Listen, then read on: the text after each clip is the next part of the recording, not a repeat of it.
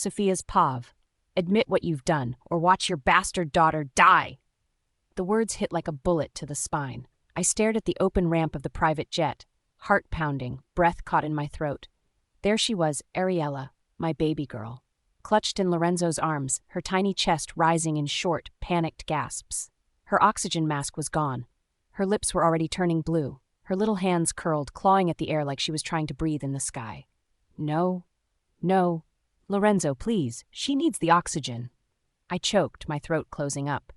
He stood just feet from the edge of the hatch, calm and detached, like he wasn't dangling a 6-year-old over a crocodile-infested river thousands of feet below.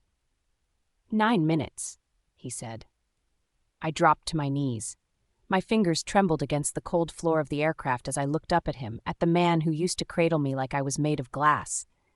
His face was now made of stone, not a flicker of mercy. He used to promise me the world. Now he promised to rip my heart out of it. Please, Lorenzo, I don't know what you're talking about, I sobbed. You kidnapped Renata, he thundered. Her name hit harder than a slap. Of course it had to be about her. Renata, the woman who dug her claws into his bed and his heart. His mistress, his obsession, the one who poisoned my home. I didn't, I whispered, voice cracking. I swear to you, I didn't touch her. He gave me a chilly smile, making my blood freeze. 8 minutes. Tell me where Renata is. She's your daughter too, I screamed, desperation clawing at my lungs. That's when he laughed like it was a joke. She's not mine, he said, voice like venom. And I've got the DNA test to prove it. You're such a filthy whore. You don't even know who her father is. My eyes snapped to Ariella. Her lips were purple. Her chest stuttered, struggling to rise. Her legs kicked weakly. Her fingers reached for the oxygen mask swinging in his other hand. I dropped lower, onto my knees, forehead nearly to the floor. My voice trembled. I swear I don't know where Renata is. Please just save my daughter, I cried, barely able to breathe. Please. Lorenzo moved then, stepped forward and grabbed my arm in a vice grip, jerking me upright. You're pathetic and a terrible liar, he spat. And then the slap landed, blinding and sharp. My vision burst into stars. My left ear rang, then went numb. There's enough evidence to bury you in concrete, he hissed. I looked up at him, my skin burning, my soul barely holding together. You were the last person Renata texted, he continued. The hotel camera footage shows someone in your jacket dragging her by the wrist. Her bracelet? Found near your bedroom. Her blood? On a scarf in your closet. He stepped closer, his face inches from mine. There's a threatening voice note from you a few hours before she went missing. I shook my head violently, tears spilling fast. I didn't. None of that's true. I didn't even see her. 7 minutes. Mommy? Ariella whimpered. The sound gutted me. I looked at her, struggling in his grip, the blue deepening around her mouth, and the oxygen mask just out of reach. She was wearing the little pink dress he bought her, back when he still called her princess. She's not mine. He muttered again, eyes dark with fury. She looks nothing like me. Renata showed me the real test, the one you switched. She's a bastard just like her whore mother. I let out a broken sob and sank lower. This couldn't be happening. I remembered the day I surprised him with plane tickets for our anniversary. A trip to Japan. I planned every detail. The same hotel from our honeymoon. A private chef, the garden suite with the view of Mount Fuji. I spent 2 months organizing it. But he never showed up. I waited in that dress all night. When I called the airline, they told me the tickets had already been used. He took Renata. I remembered Ariella, 2 weeks later, standing in front of the door in her tiny Disneyland princess dress, waiting. She was so excited. He'd promised. He never came. I spent the evening wiping her tears and hiding mine. Lorenzo didn't call. He was with her again. He used to love me. No, he used to worship me. He once sat beside my hospital bed for 2 weeks after I got hit by a car. The cold and ruthless mafia don who showed no mercy to anyone had once begged for mine. He proposed, apologized publicly, promised me the world. For a year, he pursued me with relentless devotion. I refused him at first. I didn't want the blood-stained world of the mafia. But he swore he'd change, promised to leave it all behind. He saved me once, too. Outside the city, when 2 men tried to drag me into a van, Lorenzo arrived and nearly killed them with his bare hands. As an orphan, I'd never had anyone. But Lorenzo? He became everything. He gave me luxury, security, and love. Our wedding was a fairy tale, and when I got pregnant, he treated me like I was made of porcelain. When the doctors diagnosed Ariella of having a weak heart and needing constant oxygen, he'd held us both and consoled us. "I'll never let anything happen to Ariella," he once told me. And for a time, he kept that promise, until Renata arrived. She didn't just seduce him, she destroyed me piece by piece. She faked DNA results, told him Ariella wasn't his. She doctored messages, made it look like I was feeding information to his enemies. She even forged documents blaming me for the death of Lorenzo's younger brother. And somehow he believed her. He didn't divorce me. No, he vowed to ruin me. I remember our last anniversary. He gave me a pearl necklace. I thought it was an apology. I thought he'd finally seen the truth. But when he clasped it around my neck, he pulled until it cut my skin. "You'll pay with blood for every humiliation, Sophia," he whispered. "You and your bastard daughter." He locked me outside that night, bleeding and crying, and while I shivered against the cold tile, I heard him and Renata on the patio as they had sex. He made sure I could hear every breath, every moan, every reminder that I was nothing. By the time I realized Ariella was struggling to breathe inside, it was too late. She was rushed to the hospital, barely alive. She's been on oxygen ever since, because he was too busy punishing me to notice our daughter was dying. The sound of a phone rang through the cockpit. One of his men answered, then passed it to him. Lorenzo pressed it to his ear. His expression froze. His grip around Ariella tightened. Then his jaw clenched. His entire body began to tremble. "She's been found, boss," the voice on the other end said. "In the trunk of Sophia's old car. She almost died of suffocation." His eyes slowly lifted to mine. They were filled with pure rage. "You put her in that trunk," he said quietly. "You tried to kill her. Now I'll return the favor." "Lorenzo, no, please, I didn't." He stepped toward the open ramp and slammed it shut. "You're a filthy liar," he hissed at me, then turned to his men. "Land this jet." The plane touched down with a screech of wheels and a scream trapped in my throat. Lorenzo didn't even look at us as he stepped over Ariella's trembling body. He crushed her oxygen mask beneath his shoe like it was made of plastic and not her lifeline. He walked out onto the tarmac toward a waiting car. "I'm going to rescue Renata. Have an apology waiting for her by the time I get back," he stated coldly. I grabbed my daughter, pressed her close, and ran to my car. With shaky fingers, I started the car and drove to the hospital. "Hang in there, baby," I said, whimpering as I stared at her blue lips. I grabbed my phone and dialed a number. My fingers were shaking so hard I almost dropped the phone. "Sophia, what's wrong?" A worried voice asked on the other end of the line. "Grandpa, I need your help," I said in a shaky voice. 6 months ago, I saved a man who almost collapsed on the highway. Later, the man traced me using the beauty mark on my cheeks and found out I was his granddaughter. He asked me to return and claim my inheritance, but I refused. Back then, Lorenzo hadn't gotten this bad. He was with Renata, but he told me she was just a fling. He'd get over it. Other men in the mafia had mistresses. "You're the one I love," Lorenzo would always say. And like a fool, I believed him. Instead of going home, I had asked my grandfather to help me boost my husband's company. But after what he's pulled today, it's very clear he's not the man I married again. "Ask anything, Sophia, I'll do it," my grandfather said. "I need to cancel our identities," I whispered. "Mine and my daughter's. I want us erased. That's the condition I have to return and inherit the family's properties." There was a pause. "It'll be done in 7 days." I ended the call and looked down at my little girl in the car. Her lips were pale, her body weak. I kissed her forehead and whispered into her hair, 7 more days, baby, 7 days, and our nightmare ends." "Sophia's Pav." "Mommy," Ariella whimpered softly. "Ariella," I called her. "Just hang in there, baby." She smiled at me weakly. Her eyes looked weak and her lips were pale. "Mommy, I'm fine. I love you," she stuttered. Her body was freezing. When I got to the hospital, I screamed like a mad woman. "Get out of the way," I yelled. The nurses ran toward me immediately with a stretcher as they wheeled her away. I tried to join them in the emergency room, but they stopped me. "Please wait outside, miss," they said to me. Those 45 minutes were the longest of my life. I paced, sat, stood, cried, prayed, then did it all again. Eventually, the doctors stepped outside with the nurse. "We've stabilized her," they said to me. "How's she?" Can I see her? I asked, trying not to panic. She's been stressed and without oxygen today. She needs to rest. I also advise you to do the same before you collapse. You can come back tomorrow. She'll be better by then.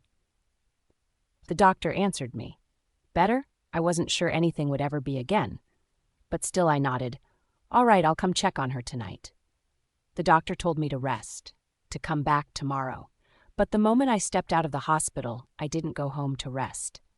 I didn't even realize I was still running on fear.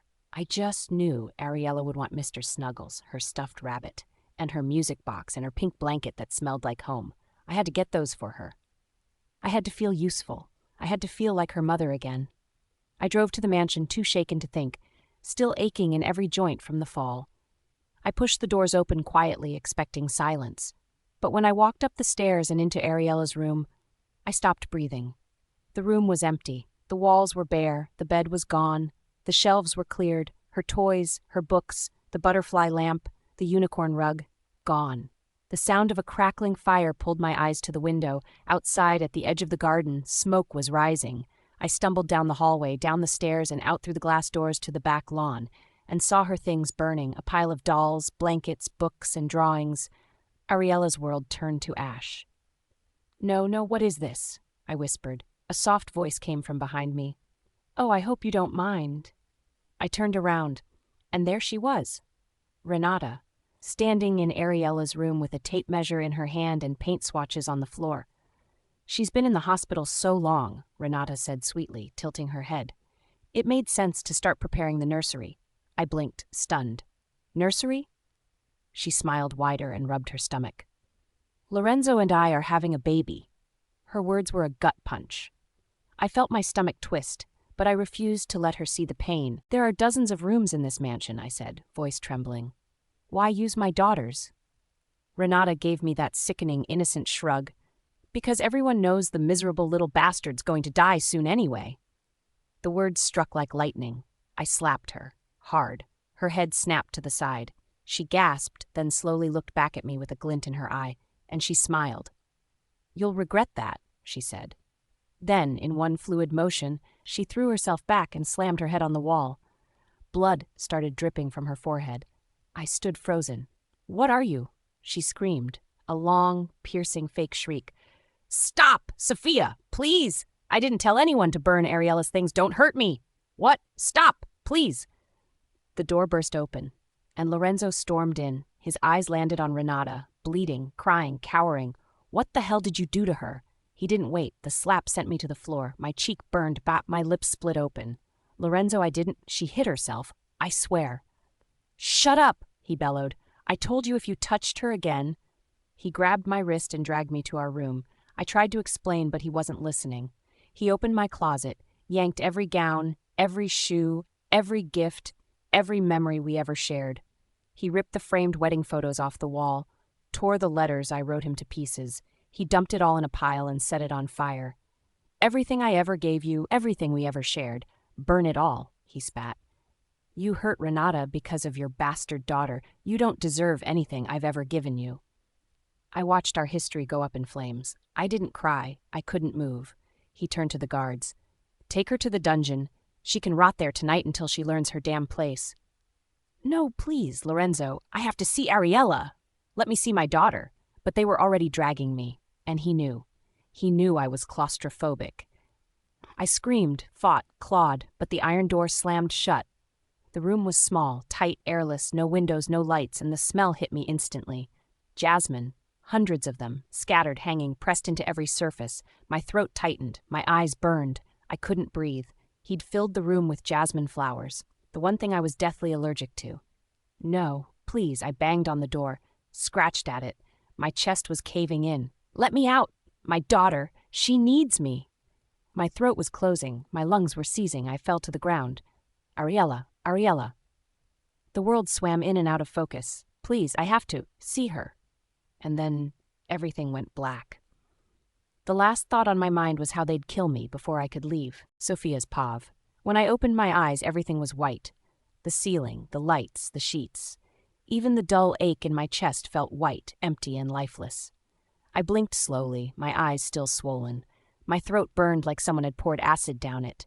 My head throbbed, pulsing with the rhythm of my heartbeat. "You're awake," a voice said gently. I turned my head toward the figure in the white coat. It was a doctor with kind eyes and a tired face. "You were severely allergic to something in the air. Jasmine, I believe," he said, flipping through his chart. "You're lucky someone found you when they did. I didn't feel lucky. I felt hollow." "How are you feeling?" he asked. "Like I'm still dying," I rasped. He gave me a small nod. "You've suffered quite a bit of trauma, but that's not all." I frowned. "What do you mean?" He looked at me carefully, like he didn't know where to begin. "You're 3 weeks pregnant, Mrs. Moretti." The room swayed. Pregnant? My lips parted, but no sound came out. How could I be pregnant? The memory hit me like a slap. That night, the stench of alcohol on his breath, the way he stumbled into the room, calling me Renata, the way he pinned me down, too drunk to see the difference. I had screamed, begged, tried to push him off, but he'd already made up his mind. "I want to terminate it," I said.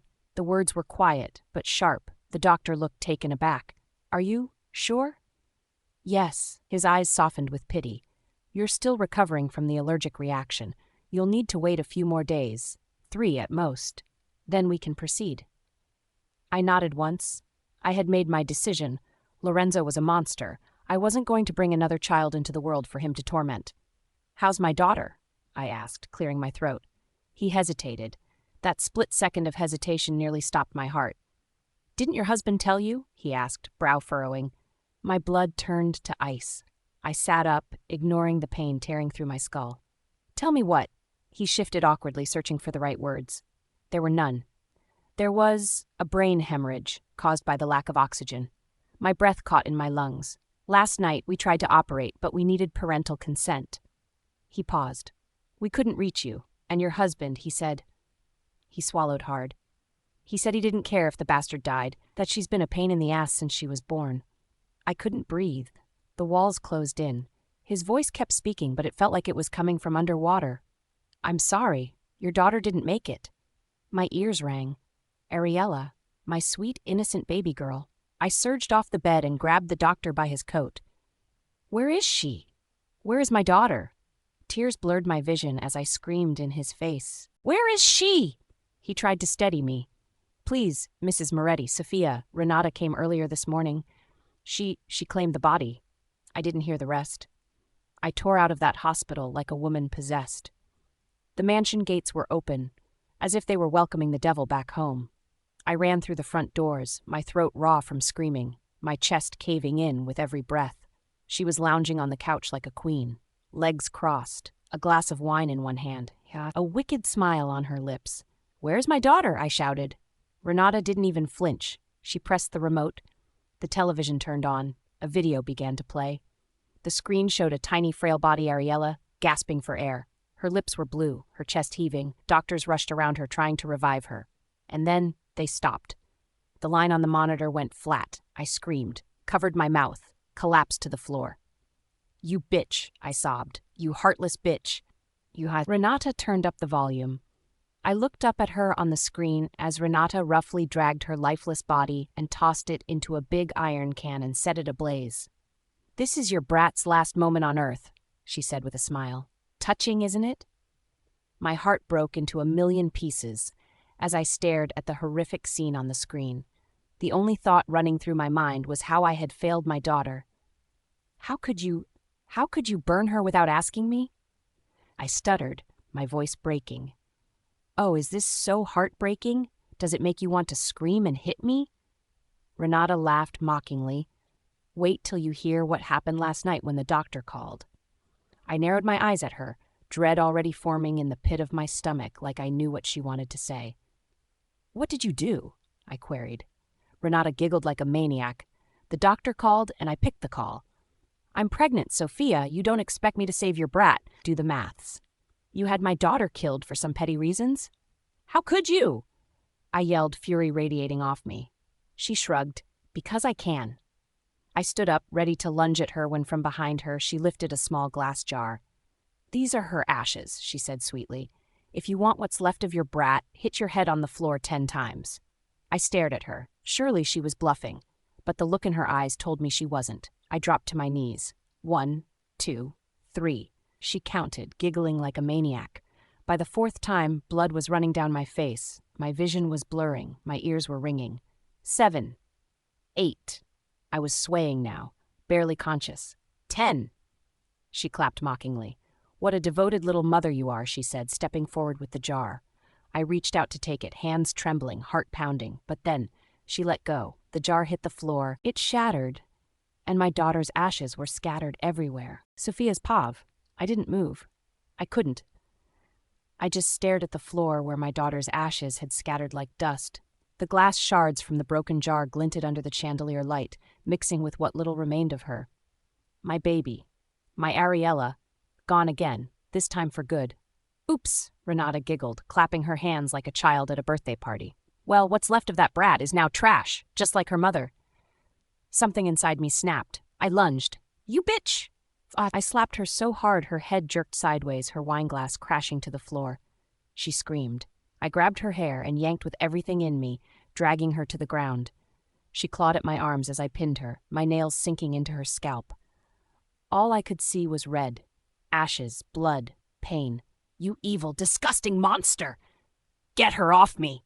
Renata shrieked. 2 of Lorenzo's guards burst into the room and ripped me off her. My legs kicked. My nails were still full of her hair. She scrambled behind the couch, sobbing and shrieking like she hadn't just shattered the last thing I had left. Lorenzo stormed in seconds later, eyes wide as he rushed to Renata's side. Renata?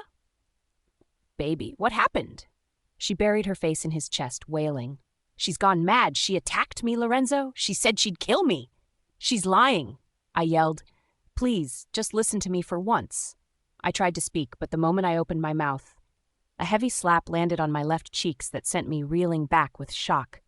Then another, and another, and another, until I lost count and all I could taste in my mouth was blood. My ears rang.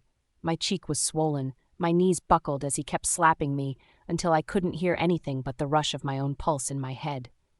Tears streamed down my face. I looked up at the man I once loved, the man who used to kiss my hands and promised to protect me forever. You never learn, he muttered. It seems I will stop paying your bastard's hospital bills since you're so stubborn. You can stop paying her hospital bills, I whispered through cracked lips. You don't need to anymore. His face darkened as he spat. How do you intend to afford it, huh? By your continuous whoring around? She's dead, Lorenzo, I said, the words tearing out of me like knives. Ariella's gone. He froze. For a split second, he hesitated. Renata pulled away from his chest and gasped, her voice thick with fake shock. That's a lie! She's lying. I visited Ariella this morning. That's why she attacked me. She told me never to go near her daughter. You liar. You didn't go near that hospital. I tried to speak again, but Lorenzo interrupted me. You have a wicked heart, Lorenzo snarled, eyes burning. How dare you say that? You'll say anything, just to make her look bad. Her ashes are right there on the floor, I screamed, pointing at the shattered remains near the couch. That's our daughter, your daughter. Renata held up her hand, a small pathetic burn on her wrist. She burned me. She even burned papers and said they were Ariella's ashes. You lying bitch. But it was too late. Lorenzo's fury snapped again. Maids, sweep it up, throw it out. I don't want to see that filth on my floors. My world crumbled. No, please, don't touch it. That's my baby. That's my daughter, I screamed, thrashing against the guards. Please don't sweep her away. Please. I broke free for a second and crawled toward the ashes, my fingers reaching. But Lorenzo grabbed me by the hair and dragged me backwards toward the kitchen. You really don't learn, do you? Lorenzo, no, please. He yanked my hand and slammed it onto the hot stove. The scream that ripped from my throat didn't sound human. I writhed and kicked, but he pressed harder until the skin sizzled and the pain exploded like lightning through my spine. I crumpled to the floor, gasping, shaking. But just as I saw the maids sweeping up my daughter's ashes, I ignored the pain and ran toward them. Stop it! I yelled, trying to grab their broom. Hold her down, she's truly gone crazy. Renata cried. The guards held me as I thrashed in their arms, sobbing profusely as the maids gathered my daughter's ashes and emptied them in the trash. No, I cried, my heart shattering. I was going to let you off this time, but since you insist on continuing your charade, I will teach you a lesson, Lorenzo said. But I wasn't looking at him. I was crumpled on the floor, massaging my burnt hand as I stared into space. "Beat her up," Lorenzo ordered. Suddenly, I recalled the doctor's words. "I'm pregnant," I screamed. "I'm pregnant, Lorenzo. Please, don't." He stared at me for a second. Then he laughed. "I've never touched you," he spat, "so you can't be. And if you are, another bastard, I'll make sure it doesn't make it out. No, please, please, not again." But he was already moving, his foot slammed into my stomach. I screamed so loud the windows should have shattered. Another kick and more followed as I curled up into a ball on the floor. I tasted blood. I felt something rupture inside me. "Stop, please, stop," I sobbed. "You think I'm stupid? You think I'd raise another bastard?" he roared. Another kick. "Lorenzo," I whimpered. Blood soaked through my dress, down my thighs. Pooling on the cold tile, he stood over me, chest heaving. I stared up at him through blurry eyes. His face, once my salvation, now looked like hell itself. "You killed her," I thought, "and now you've killed the only piece of me I had left." The pain swelled, my vision spun, and then darkness, Sophia's pav. When I opened my eyes, I wasn't sure if I was alive. I felt nothing. And yet, I felt everything. Pain pulsed beneath every inch of my skin. My abdomen throbbed like something had been ripped from it. My head pounded against the tightness of fresh bandages, and my hand felt like it was still on the stove. I turned my face slightly, blinking against the white light flooding the hospital room. I recognized the dull scent of antiseptic, the steady beep of machines, the weight of grief settling into my bones before the words were even spoken. The doctor was already there, standing by the window, clipboard in hand. His expression was tight, unreadable at first, until his eyes met mine, and I saw it, pity. "Mrs. Moretti, I'm sorry." He didn't have to finish the sentence. I already knew. The baby was gone. I didn't cry. I didn't ask for details. I didn't even flinch. "Can I be discharged?" I asked, my voice hoarse. He blinked, surprised. "You just came out of a second trauma. You need time to heal. The burns on your hands still—" I said I want to leave. He hesitated and looked down at his clipboard, then finally nodded. By the time I walked out of that hospital, I was limping slightly, and every step sent another wave of fire through my ribs and legs. But I didn't stop. I hailed a cab and gave the address I had memorized on my phone. The law office was quiet, the kind of place where people walked in broken and walked out free, or at least with a settlement. I didn't want money. I didn't want to just erase my identity. I wanted to cut all ties with him, and that started from an official divorce. "I want to file for a divorce," I told the man behind the polished desk. "I need the documents to sign. Now." The lawyer looked at me with faint curiosity, like I was just another woman in a long line of desperate clients. He asked me my name, my husband's. I gave them to him. He typed for a moment, then frowned. "Mrs. Moretti," he began slowly, "according to the civil record, you and Mr. Lorenzo Moretti have been divorced for 2 years." My heart stilled. "That's not possible." "It is because Mr. Lorenzo Moretti is currently married to Renata Giordano." He turned his screen. The scanned document stared back at me. There was my signature, my full name and his details, and the date, 2 years ago. Right around the time he had coaxed me into signing what he said were joint account papers. I had trusted him. I was still his wife. We were still something. He had lied to me, deceived me, kept me under his control like a prisoner with no idea I was free to run. He had married Renata, and I had been nothing more than a shadow woman in my own life. My breath hitched. I stood up, but the floor seemed to tilt beneath my feet. My legs buckled slightly, and the lawyer rushed to help me, but I waved him off. "Thank you," I whispered. I need to leave." As I walked out, I was glad to finally be rid of him, even though he had done it deceitfully. The sun was already setting when I stepped out of the cab, my mind numb, my body screaming, and my soul hanging on by a single thread. The mansion was quiet when I stepped in, but not for long. I walked through the front doors with the divorce certificate in my hand, still warm from the printer. I didn't hide it. I wanted him to know that I found out about his deception. Lorenzo was in the living room, glass of whiskey in hand. He looked up. "Where have you been?" he asked me. "I know everything," I said, lifting the paper. "You divorced me 2 years ago. You lied.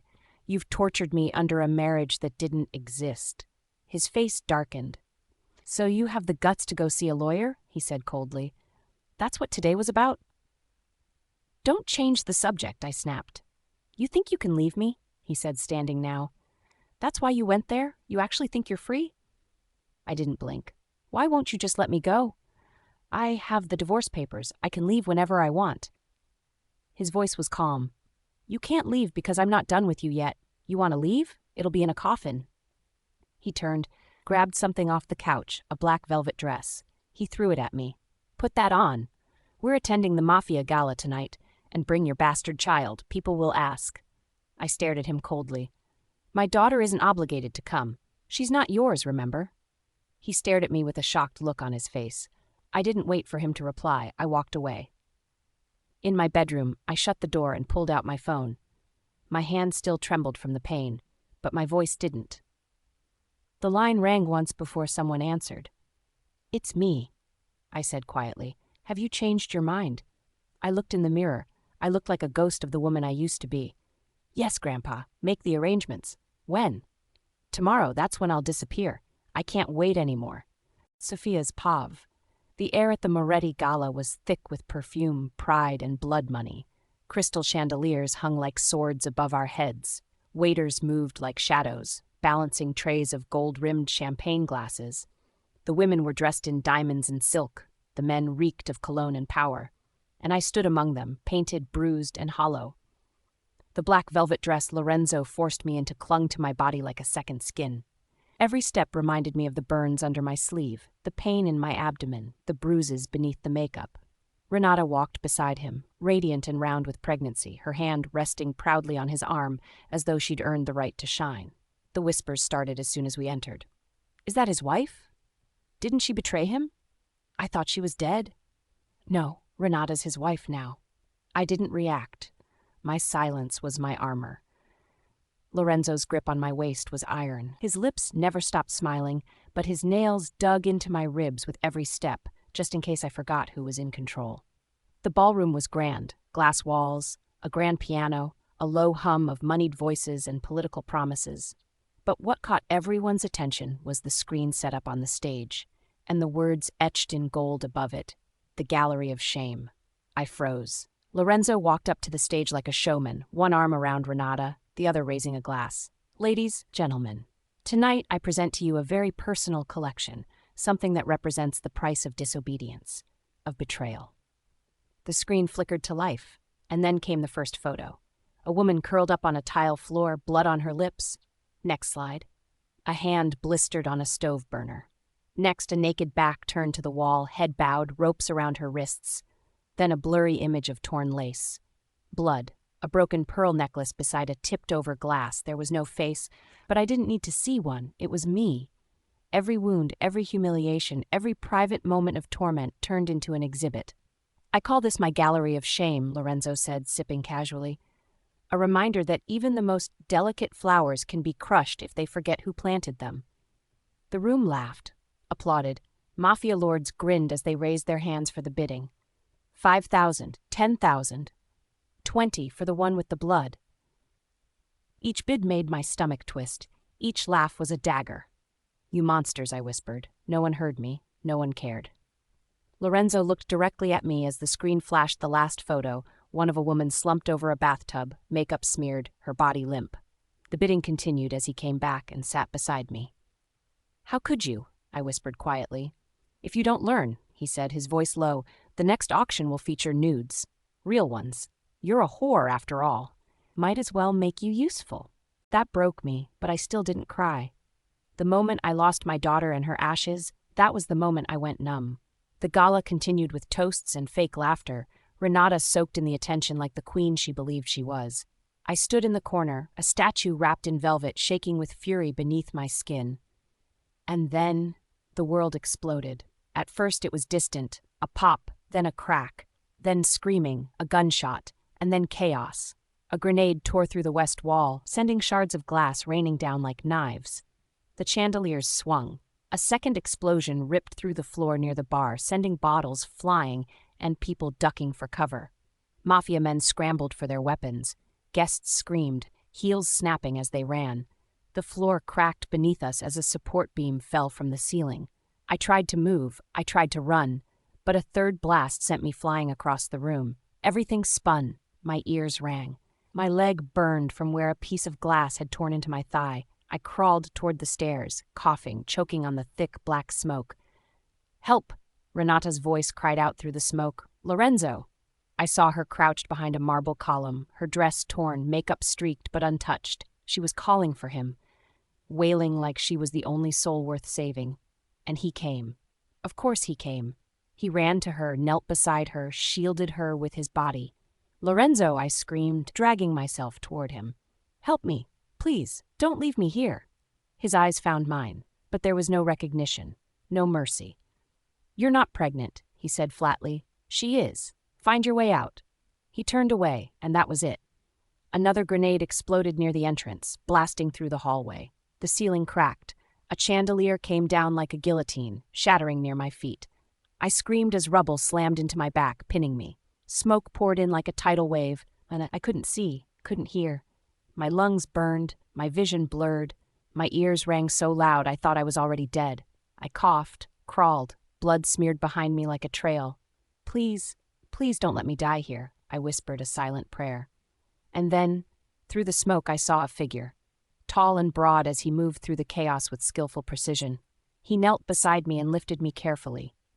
His face was blurred by the smoke, the backlight of flames turning his silhouette into something almost angelic. "It's over now," he said, his voice sounding vaguely familiar. "I've got you." I tried to speak, tried to push him away. He's probably one of the attackers and wanted to kidnap me. "Don't touch me," I whispered. "Your grandfather sent me. They've been waiting for you, and they've promised to bring hell to anyone who's ever laid a finger on you." Lorenzo's pav. The fire was still burning when I dragged Renata out of the ballroom. My lungs burned, my ears were ringing, her dress was torn, and her makeup had melted off, but she clung to me like I was her last breath. I held her close as another explosion went off behind us, shaking the ground. That chandelier could have sliced her in half. She coughed into my chest. "You saved me." "Of course. I'd never let anything happen to you and our baby," I said. My eyes scanned the smoke, the chaos, the crumbling building, but I didn't see her. "Sophia, where is she? Why wasn't she outside yet?" She'd been here. I remembered hearing her scream my name while I held Renata. She'd begged for help. I stood outside that wrecked building and watched it burn, people shouting, sirens screaming in the distance, but all I felt was heat in my chest, and not from the fire. Where the hell was she? I pulled out my phone and called her number. It rang once, twice, then voicemail. Again, nothing. I sent a text. "Come home now, you disappear, and I'll make your life worse than hell." It was delivered, but she didn't read it. I clenched my jaw and shoved the phone in my pocket. "Bastard," I muttered. "Ungrateful little snake." "Lorenzo." Renata touched my arm. Her voice was soft. "I feel so sick." I ran a hand through my hair. "I have to go check if Sophia got out safely." "All right, hurry and save her. I'll head to the hospital," Renata said. I quickly rushed toward the building when Renata screamed and stumbled. She almost fell if I hadn't rushed back quickly. I caught her in one fluid moment and held her, my heart racing in my chest. "What's wrong?" I asked her worriedly. She shook her head. "No, don't worry. I'm fine. Go find Sophia." I frowned at a loss of what to do. Then I hardened my face and texted one of my men. "Sophia is inside. Find her. I won't have her dying a merciful death." Then I carried Renata bridal style and drove her to the hospital. When I got to the hospital, there were a lot of people there, probably from the attack. "I need a doctor," I thundered. Some nurses dropped what they were doing and rushed over with a stretcher. They wheeled Renata inside the emergency ward while I remained outside. My phone rang and I picked up the call. "Boss," my right-hand man Enzo called over the phone. "We can't find Sophia." "Find her. Tear that place apart, and while at it, make sure you capture the people who ruined my night," I ordered. Shortly after, the doctor came out with his chart. "Mr. Moretti, she's fine. She's just a little shaken up, but there's nothing else wrong with her," the doctor said. "And the baby?" I asked. "The baby is fine." I entered the ward and saw Renata looking pale. "I'm sorry I stopped you from going to rescue Sophia," she apologized. I gritted my teeth. "She will be found. Not even death can save her from me. I still have a lot of punishment for her." I just wanted to ask now that Sophia has found out we're married. Are we going to make it public soon? Renata asked me. I frowned. The thought has never crossed my mind. Fortunately, my phone beeping stopped me from answering. It was a message from Enzo. He's caught one of the people who was involved in the ambush. I have to go, baby girl. I'll be back soon, I said. I left the hospital in a hurry and arrived back at what used to be my most prized location, my gallery. Enzo was standing outside with a grim look on his face. We lost some people in this attack, boss, he said. 3 of your trusted allies. Where's the bastard you caught? I asked. Enzo took me to the back where the man was tied up. He's one of your rival's men, Enzo said. Who sent you? I asked calmly. The man refused to reply and spat on my shoes. Go rot in hell, he snapped. I took the gun from Enzo and made sure the silencer was intact, then I shot the man on his right leg. As he groaned in pain, I stepped on the bullet wound, causing him to scream louder in agony. Start talking, I snapped. Your wife sent us, he cried. She wanted to die to also take your mistress with her. A low growl escaped my lips as I stared at Enzo. Find Sophia now. Enzo cleared his throat. A woman's body was brought out earlier, burnt beyond recognition except her ring. I think it's your wife, boss. I staggered as though I'd been punched in the gut. No, she can't die. Sophia's pav, silk sheets and a warm duvet.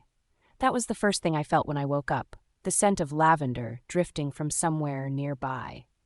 For a second, I wondered if I'd died. But then the pain reminded me I was still alive. My hand bandaged, my abdomen sore, my ribs ached with every breath, and my head throbbed beneath a thick layer of gauze. My body felt like it had been rebuilt with shattered bones.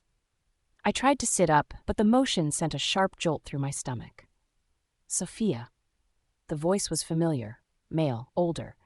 I turned slowly, and there he was, a man in his late 60s, maybe early 70s, tall, broad-shouldered. He had silver hair slicked back neatly, a face full of deep lines, and eyes that shimmered with emotion. He was crying. He stepped forward and fell to his knees beside my bed, grabbing my hand gently in his. My sweet girl, what they did to you. If only we had found you sooner. I stared at him in confusion. His features were unfamiliar, but his eyes, there was something hauntingly familiar in them. Then it hit me, like a sudden gust of memory, 6 months ago. I had been walking home from a cheap pharmacy, holding Ariella's medicine, when I'd seen a man collapse on the side of the road. Everyone passed him by like he was invisible. But I stopped, I ran to him, I called for help, I waited by his side. He'd stared at my face with strange wonder even while bleeding. That mark on your cheek, he said hoarsely. Only my bloodline has it. I thought he was delirious, but he insisted. He demanded a test. Told his men to track me down, and days later a man in a suit came to my door with DNA papers. He was my grandfather. I blinked at him. You're real? He nodded with tears streaming down his face. Yes, Sophia, I'm real, and I swear to you, you're never going back to those monsters. He turned toward the door and motioned to someone. The man who entered looked to be in his 40s, tall, with the same eyes, only he carried years of guilt and regret. He looked at me like he was seeing a ghost. Sophia, his voice cracked. You look just like her, just like your mother. I didn't know what to say. He stepped forward, slowly, cautiously. I didn't know I had a daughter. I didn't know you existed. The way his voice broke, it didn't just sound sad. It sounded like guilt wrapped in years of silence. How did you know my mother? She died giving birth to me. I frowned. He nodded. Yes. Once I was in trouble and your mother saved me. We had relations, but I had to leave for work. When I returned, I couldn't find her. I didn't know she had been pregnant or that she died giving birth to you. Can you ever forgive me? He whispered. I looked between them. The grandfather who wept like a man who'd lost everything. The father who spoke like he'd finally found redemption. I don't need apologies, I whispered. I just need help. They nodded, their faces hardened. I want to destroy them, I said. Lorenzo, Renata, everyone who helped them. My father nodded once. You will. But first, you must heal. My grandfather pressed my hand. You are safe now. You are home. Later that night, I was taken on a slow tour of the castle. And that's what it was, a castle. It had high vaulted ceilings, antique chandeliers, dark walnut floors. The windows were tall enough to swallow sunlight, the halls quiet with power. Every inch whispered money, old, ancient money. This was always meant to be yours, one of the housekeepers told me softly as she helped me walk. My bedroom looked like something out of a royal novel. Soft lighting, silk curtains, a balcony overlooking a sprawling garden, a canopy bed, a marble tub. I felt like I didn't belong here. Not after where I'd come from, not with blood still crusted under my nails. Still, I sank into the mattress and let myself breathe. After the tour, my father came to my bedroom. His eyes were still filled with sadness as he stared at me. "How are you feeling?" he asked me. I shrugged. At least I'm not in Lorenzo's house anymore. My father's face hardened. "You'll never go back there, princess. I swear on my life." My eyes were filled with tears. It felt good to finally be with my family. "Thank you so much." My father shook his head. "No, princess, this is something we should have done a long time ago. You deserve everything." Suddenly, I remembered I had seen a figure rescue me from the explosion. "Someone saved me. Who is that?" I asked. My father smiled. "One of our trusted allies. You'll meet him soon." My father stood up and kissed my forehead as he turned off the lights. "Try to rest, princess. There's a lot of time to do what you want." Then before he closed the door, he added, "Sophia Moretti died in that ballroom. The world thinks she burned with the rest. From now on, you're Sophia Calderone, and Calderons don't kneel. We burn back." "Lorenzo's Pav, run a fucking autopsy on the body," I snapped. The morgue was cold, sterile, and it smelled like bleach and steel. The covered body on the table didn't move. Of course it didn't, but I still couldn't believe it. I stood rigid beside the doctor, fists clenched behind my back as I stared at the burnt corpse. The only thing remotely identifiable was the ring, the wedding ring I'd given her hand 7 years ago. Still intact, still glinting. Just like she'd promised. "Till death do us part," she'd said, smiling like a fool, crying like I was her whole world. That was before she ruined mine. "I need confirmation," I said again, more tightly this time. The doctor, a balding man in his late 50s, nodded nervously. "We've already started DNA verification. The result will take another 48 hours. I advise you to be patient, Mr. Moretti." Patient? I'd buried enemies with fewer words, but I nodded anyway. Then I turned and walked out of the hospital, where Renata was waiting in the back seat of the car. Her eyes were red and puffy. She dabbed at them with a silk handkerchief like a grieving widow. "This is all my fault," she whispered when I slid into the car beside her. "If I hadn't screamed that night, you could have saved her." I stared at her, then out the window. The streets were wet, foggy, miserable. "She's not dead," I said flatly. Renata flinched. "She staged it. I know her wab. She wants attention, sympathy. It's probably her way of punishing me for auctioning those pictures. But the body, anyone can wear a ring." Renata said nothing after that. When we got home that evening, the mansion was quiet. I kicked off my shoes, loosened my tie, and settled into the lounge. "Bring my tea," I told the maids. 5 minutes later, it arrived on a silver tray. I took one sip and spat it out immediately. "What the fuck is this?" I growled. The maids froze. "This isn't my tea." One of them bowed her head nervously. "I'm sorry, sir. Madame Sophia, she was the one who always prepared it. She traveled to the provinces to buy the herbs herself, only she knew how to brew it the way you liked." I said nothing, just stood, walked over to the tray, picked up the cup, and hurled it across the wall. The porcelain shattered. "Get out," I muttered. They scrambled away. I sat there for a while, the silence growing too loud. Eventually, my phone rang. It was my father. "You need to meet me tomorrow," he said immediately. "The attack at the gala has rattled some of our investors. We need to settle their nerves." "I'll come." He hung up. Later that night, I went to the master bedroom. The lights were dim, the air was dry. I opened the closet, empty. No clothes, no scent, not even her perfume bottle. I checked the drawers. Nothing. Even the pictures were gone. Our wedding portrait, the silver-framed photo of her and Ariella laughing in the garden, the blanket Ariella used when she was a baby, the stuffed bear she couldn't sleep without. All gone. "Where the fuck is everything?" I muttered. I remembered I had gotten rid of a few things, but then how did it feel like everything else was gone? The mansion felt hollow, like it had been purged of a ghost. But I didn't allow myself to dwell. The next morning I went back to the hospital. The doctor met me in his office. He handed me a sealed envelope. I tore it open. Sophia Moretti, positive match. My vision swam for a second. She's dead? The doctor nodded. Yes, Mr. Moretti. I'm very sorry. I dropped into the chair like someone had cut my strings. And Ariella? I asked quietly. How is she? The doctor's face changed, his brows furrowed. I'm surprised you're asking. Ariella passed away several days ago. I looked up slowly. What did you just say? She suffered a major brain hemorrhage. We called you that night. Her condition was critical. We needed your consent for emergency surgery. But you... He paused, eyes narrowing. You told us to let her go, that you didn't care. My throat tightened. That's a fucking lie. We recorded the call, Mr. Moretti. It's standard protocol for cases like this. He pressed a button on his computer. The audio crackled to life. Yes, this is Lorenzo Moretti, said a voice. I don't care anymore. That girl has been a pain in the ass since she was born. My blood went cold. That's not me, I said. That's Enzo. The doctor raised an eyebrow. We called your personal phone number, sir. How did he get your phone? I grimaced. That's what I'd like to know, too. And the body? I snapped. Where is she now? Your wife collected it. Sophia? No, Renata? She said she's your wife and the rightful person to claim the body, the doctor explained. I frowned.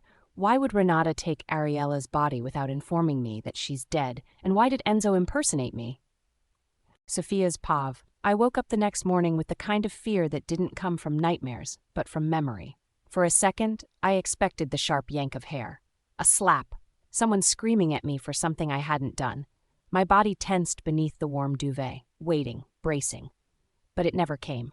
No footsteps stomping toward me. No venom laced in someone's voice. Just silence. I opened my eyes slowly. Morning sunlight filtered through silk curtains, brushing the room in soft gold. I blinked at the ceiling above me, ornate and delicate, nothing like the cracked paint and moldy corners of the room I used to live in.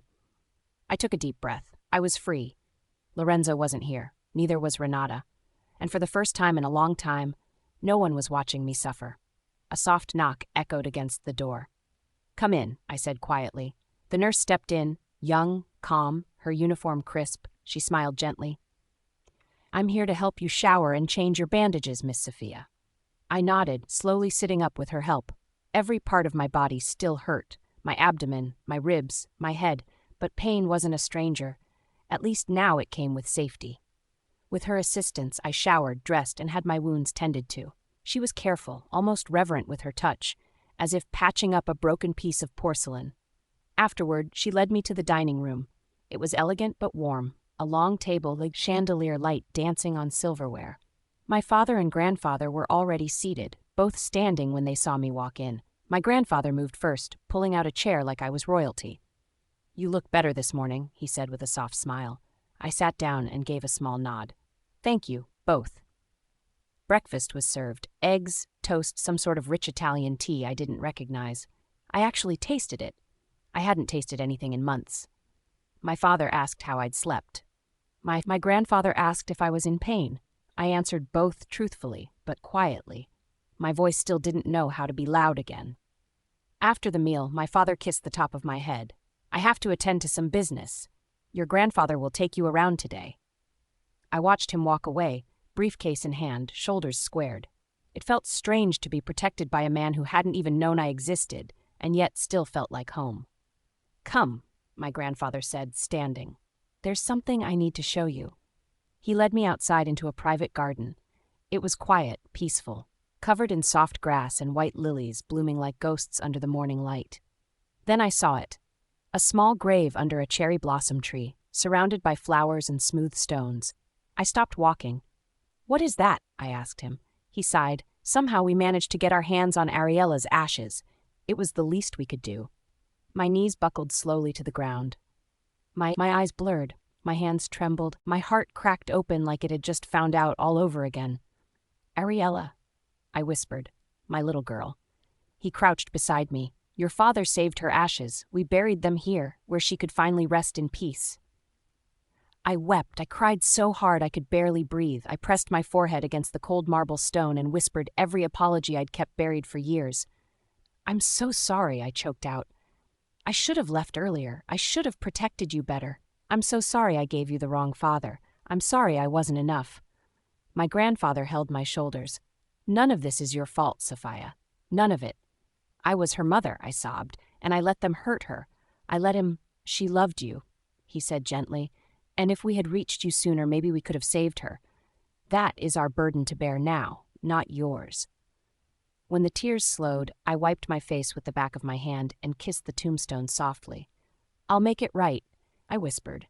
"I swear to you." Then I turned to my grandfather. "Thank you so much." My grandfather helped me up as he nodded. "It's the least we could do. Now that you've found closure, it's time to start afresh." The next few days were nothing like the life I used to know. I trained, slowly but steadily. My body was still healing, but that didn't stop my grandfather from teaching me how to hold a gun, how to shoot one, where to aim, how to breathe, how to kill if needed. I also had a private instructor who taught me the foundations of business strategy, financial warfare, and how the Calderones kept control without spilling blood. I studied harder than I ever had in my life. My bruises faded, my strength returned, and every day I looked more and more like the woman Lorenzo tried to destroy, but couldn't. At the end of the week, my father visited me with a box in his hand. He opened it slowly and held out a ring, heavy, gold, with the Calderon insignia engraved at the center, a lion wrapped in thorns. "This belongs to you now," he said. "You carry our name, our blood, and soon the world will know it." I slipped it on. Then he exchanged a look with my grandfather. "There's one more thing," my father said. "The man who rescued you, the one who pulled you from the rubble." My heart skipped. Who is he? He's not just an ally, he's someone we trust with our lives, and more importantly, my father smiled faintly, he's someone who wants to see Lorenzo fall just as much as you do. I held my breath. My grandfather stepped in. "His name is Matteo De Luca, and he's waiting to meet you." Lorenzo's Pav. When I left the hospital and drove toward the mansion, I couldn't get the doctor's words out of my head as I kept thinking. Why would Enzo and Renata hide something like this from me? I got to the mansion and ignored the greetings from the staff as I went straight to Enzo's quarters. He was in the lounge, sipping something from a glass, scrolling through his phone like he hadn't been hiding something from me. "You picked my call the night Ariella died," I said, my voice low and cold. He looked up. "Boss, you told the doctor not to go through with the surgery. You said, and I quote, 'Let her die.' That was your voice." Enzo's brows furrowed. "Wait, what?" "No, boss. Renata said you." He froze mid-sentence, clutching his throat. "Enzo?" I stepped forward, watching confusion as panic flooded his face. "What's going on?" He dropped the glass. It shattered. He collapsed to his knees, gasping for breath. His face turned bright red, then purple. "Somebody call a doctor," I shouted, grabbing him. His body convulsed. Blood foamed from the corner of his lips. He was trying to say something, trying to speak. Then silence. His body went limp in my arms. The doctor came out minutes later. "I'm sorry," he said. "Don't say it," I growled. "He died before we could stabilize him. Fast-acting poison." I stared past the man, my fists clenched at my sides. He was fine this morning. He was about to tell me something. And now he was dead. I wasn't a fool. That wasn't a coincidence. I slammed open the bedroom door. Renata sat on the edge of the bed, wiping fake tears from her face. She looked up, startled. "You lied," I said. She blinked. "What?" "You claimed Ariella's body behind my back. You cremated her before I could see her. Why?" I was just trying to help," she stuttered. "To help? By hiding the fact that Ariella is dead?" I queried. She shrugged. "You never treated her well because she's not your daughter. I wanted her to have a proper burial." "What happened to Sophia? Who told you her mother couldn't give her that?" I asked. She frowned. "You barely gave Sophia breathing space. She was losing her mind and couldn't handle burying her child." I frowned. "Why does it feel like there's more to this story? How did Enzo get my phone the night Ariella died? How did you know about her death and I didn't?" I stepped closer, just one step, and suddenly she let out a scream and grabbed her belly. "I'm bleeding," she whispered. "Lorenzo, the baby." I stared, frozen. Blood spread through her dress. Shit. Once again I was standing in front of the emergency ward twice today. First, Enzo, now Renata. "She's stable, but she needs monitoring overnight. The bleeding was from stress," the doctor said when he stepped out. I nodded, still numb. Sophia was dead. Enzo was dead. Renata was bleeding. Ariella was dead and cremated without my permission. Nothing made sense anymore. My phone rang. "My father." "I'm waiting at the office," he said. "Come now." He poured me a drink the moment I walked into his study. "No welcome?" I muttered. "You've embarrassed us," he said. "The auction attack weakened our name, and now your personal mess is making you sloppy." I didn't respond. "The birthday gala for your grandfather is next week. No mistakes, no chaos." I nodded once. "And now that Sophia is dead, it's time to make Renata your wife. Officially. The family needs stability." I stared at him. I just found out Sophia is dead and Ariella has been dead and buried for days. My right-hand man is dead. I haven't had time to think. "You don't get time to think," he snapped. "You show control or you lose everything. Besides, didn't you say Ariella isn't your daughter?" I looked up. "That's what Renata said," I said slowly. "She showed me the test." My father laughed, loud and sharp. "And you believed her? Just like that?" I didn't answer. "Did you take the test yourself? Did you even see the original report?" The room suddenly felt smaller. "She wouldn't lie," I said, but my voice was hollow. "With everything I found out today, it seems something has been going on and I haven't found out the truth." "She's got everything to gain if that girl disappears," he said. "Open your damn eyes, Lorenzo." My hands trembled slightly as I stood. "I need to see something," I whispered. I went back to the hospital, straight to the morgue. The staff hesitated when they saw me. "I want another DNA test," I said, "between myself and Ariella Moretti." "Sir, her body was cremated by your wife's order," one of them said. "You took blood samples before that," I said. "Pull them." They nodded slowly. "It'll take a few days." "I don't care," I said. "Just call me when it's ready." I stepped out into the hallway and leaned against the cold wall. If that little girl was mine, and I let her die thinking she wasn't, I closed my eyes, jaw tight. I'd tear this whole world apart. Renata's pav, the sterile white walls of the hospital room made my skin crawl. I hated hospitals. The smell, the lights, the questions. Everything about this place made me feel exposed. My phone buzzed under the covers. I glanced at the door. Empty. I answered in a whisper. That was close. The man's voice on the other end was calm, cold. "Yeah, good job with the blood."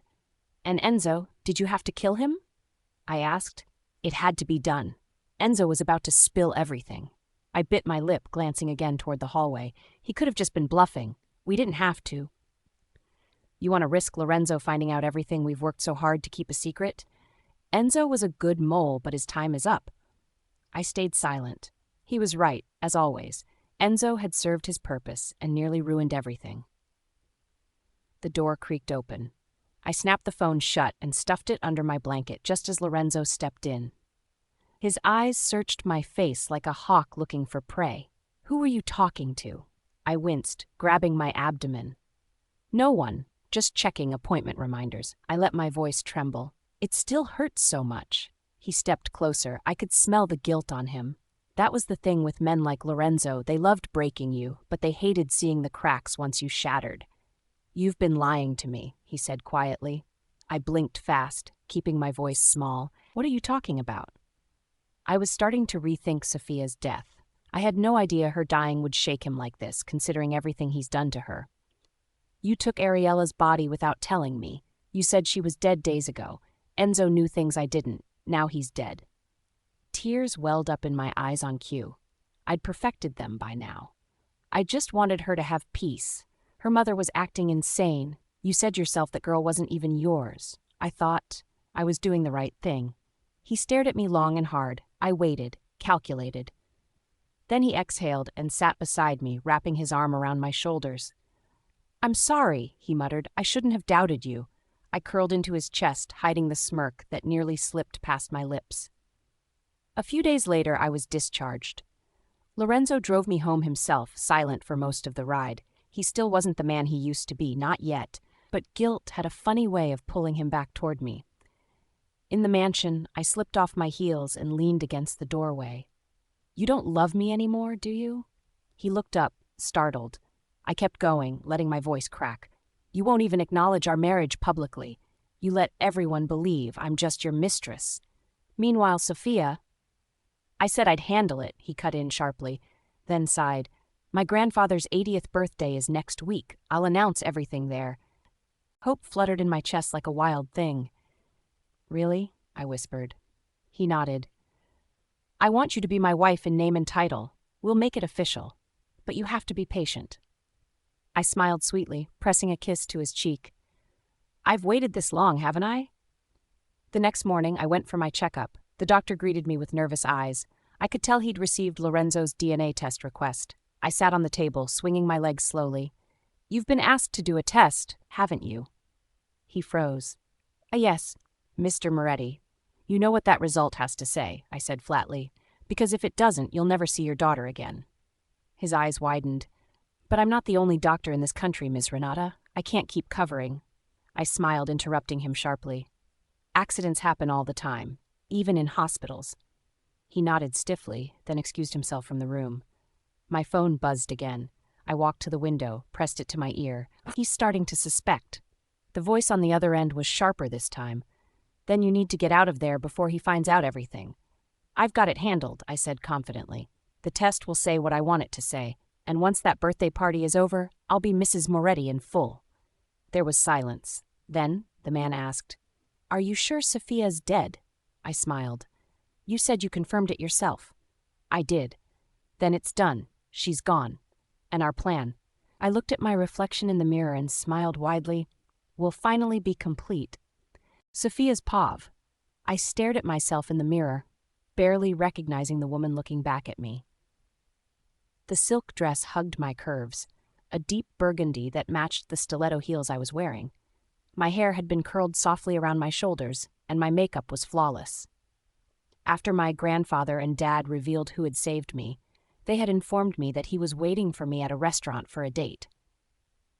"Good luck, princess," my father said as I descended the staircase. He smiled proudly, his eyes glassy. "You look like her." I didn't ask who. I knew he meant my mother. My grandfather kissed my cheek. "Call if anything feels wrong, but I trust Matteo." I gave a small nod. "I'll be fine." The driver held the car door open, and for the first time since escaping death, I stepped out of the Calderon estate. Into the world, into the light. The city looked different tonight, less terrifying. I wasn't just Sophia Moretti anymore. I was Sophia Calderon. When we arrived, the valet bowed and opened my door. I stepped out in heels, the clicking of my footsteps echoing against the marble steps of the five-star restaurant. Everything had been reserved. The maitre smiled. "Miss Calderon, he's waiting upstairs." The elevator took me straight to the rooftop. I stepped out, and there he was, Matteo De Luca. He was sitting at a private table under fairy lights, backlit by the city skyline, tall, broad, and sinfully handsome, a tailored dark suit wrapped around his body like it was made for him. His dark hair was slightly tousled, and he had this calm, dangerous smile that made my heart stutter in my chest. Well, he stood and walked toward me with effortless grace. "The phoenix rises from the ashes." I blinked. "What?" He grinned. "The last time I saw you, smoke was everywhere. Couldn't even see your face properly. And now here you are. Officially." He offered his hand. I took it, hesitantly. His touch was warm. "Matteo De Luca," he said with a slight bow. "Sophia Calderon," I replied. He raised a brow. "Moretti really is dead, huh?" I smiled. "Just a little." He pulled out my chair for me, and we sat down. Waiters appeared out of nowhere, serving wine and courses I couldn't even name. But it didn't matter. I wasn't here for the food. "Thank you," I said after a moment. "For rescuing me." He tilted his head. "I didn't do it for free. I saw potential. I knew who you were, Saf. I've waited years to take Lorenzo down, but never had the right bullet. Until now." His words were sharp, but they didn't scare me. Not anymore. "How do you know my family?" I asked. "They saved me. When I was a child, I lived on the streets. The Calderons took me in, trained me, gave me a purpose. I owe them everything." "And Lorenzo?" I narrowed my eyes. Matteo's smile faded. His expression turned cold. "Lorenzo Moretti's father raped my mother when she worked in their estate," he said simply. "When she got pregnant, he ordered her to abort the child." My mouth parted slightly, shocked. "She didn't. She ran. The doctor who was supposed to end my life helped her escape. I was born in hiding, raised in poverty, and years later they found us." I swallowed hard. "They?"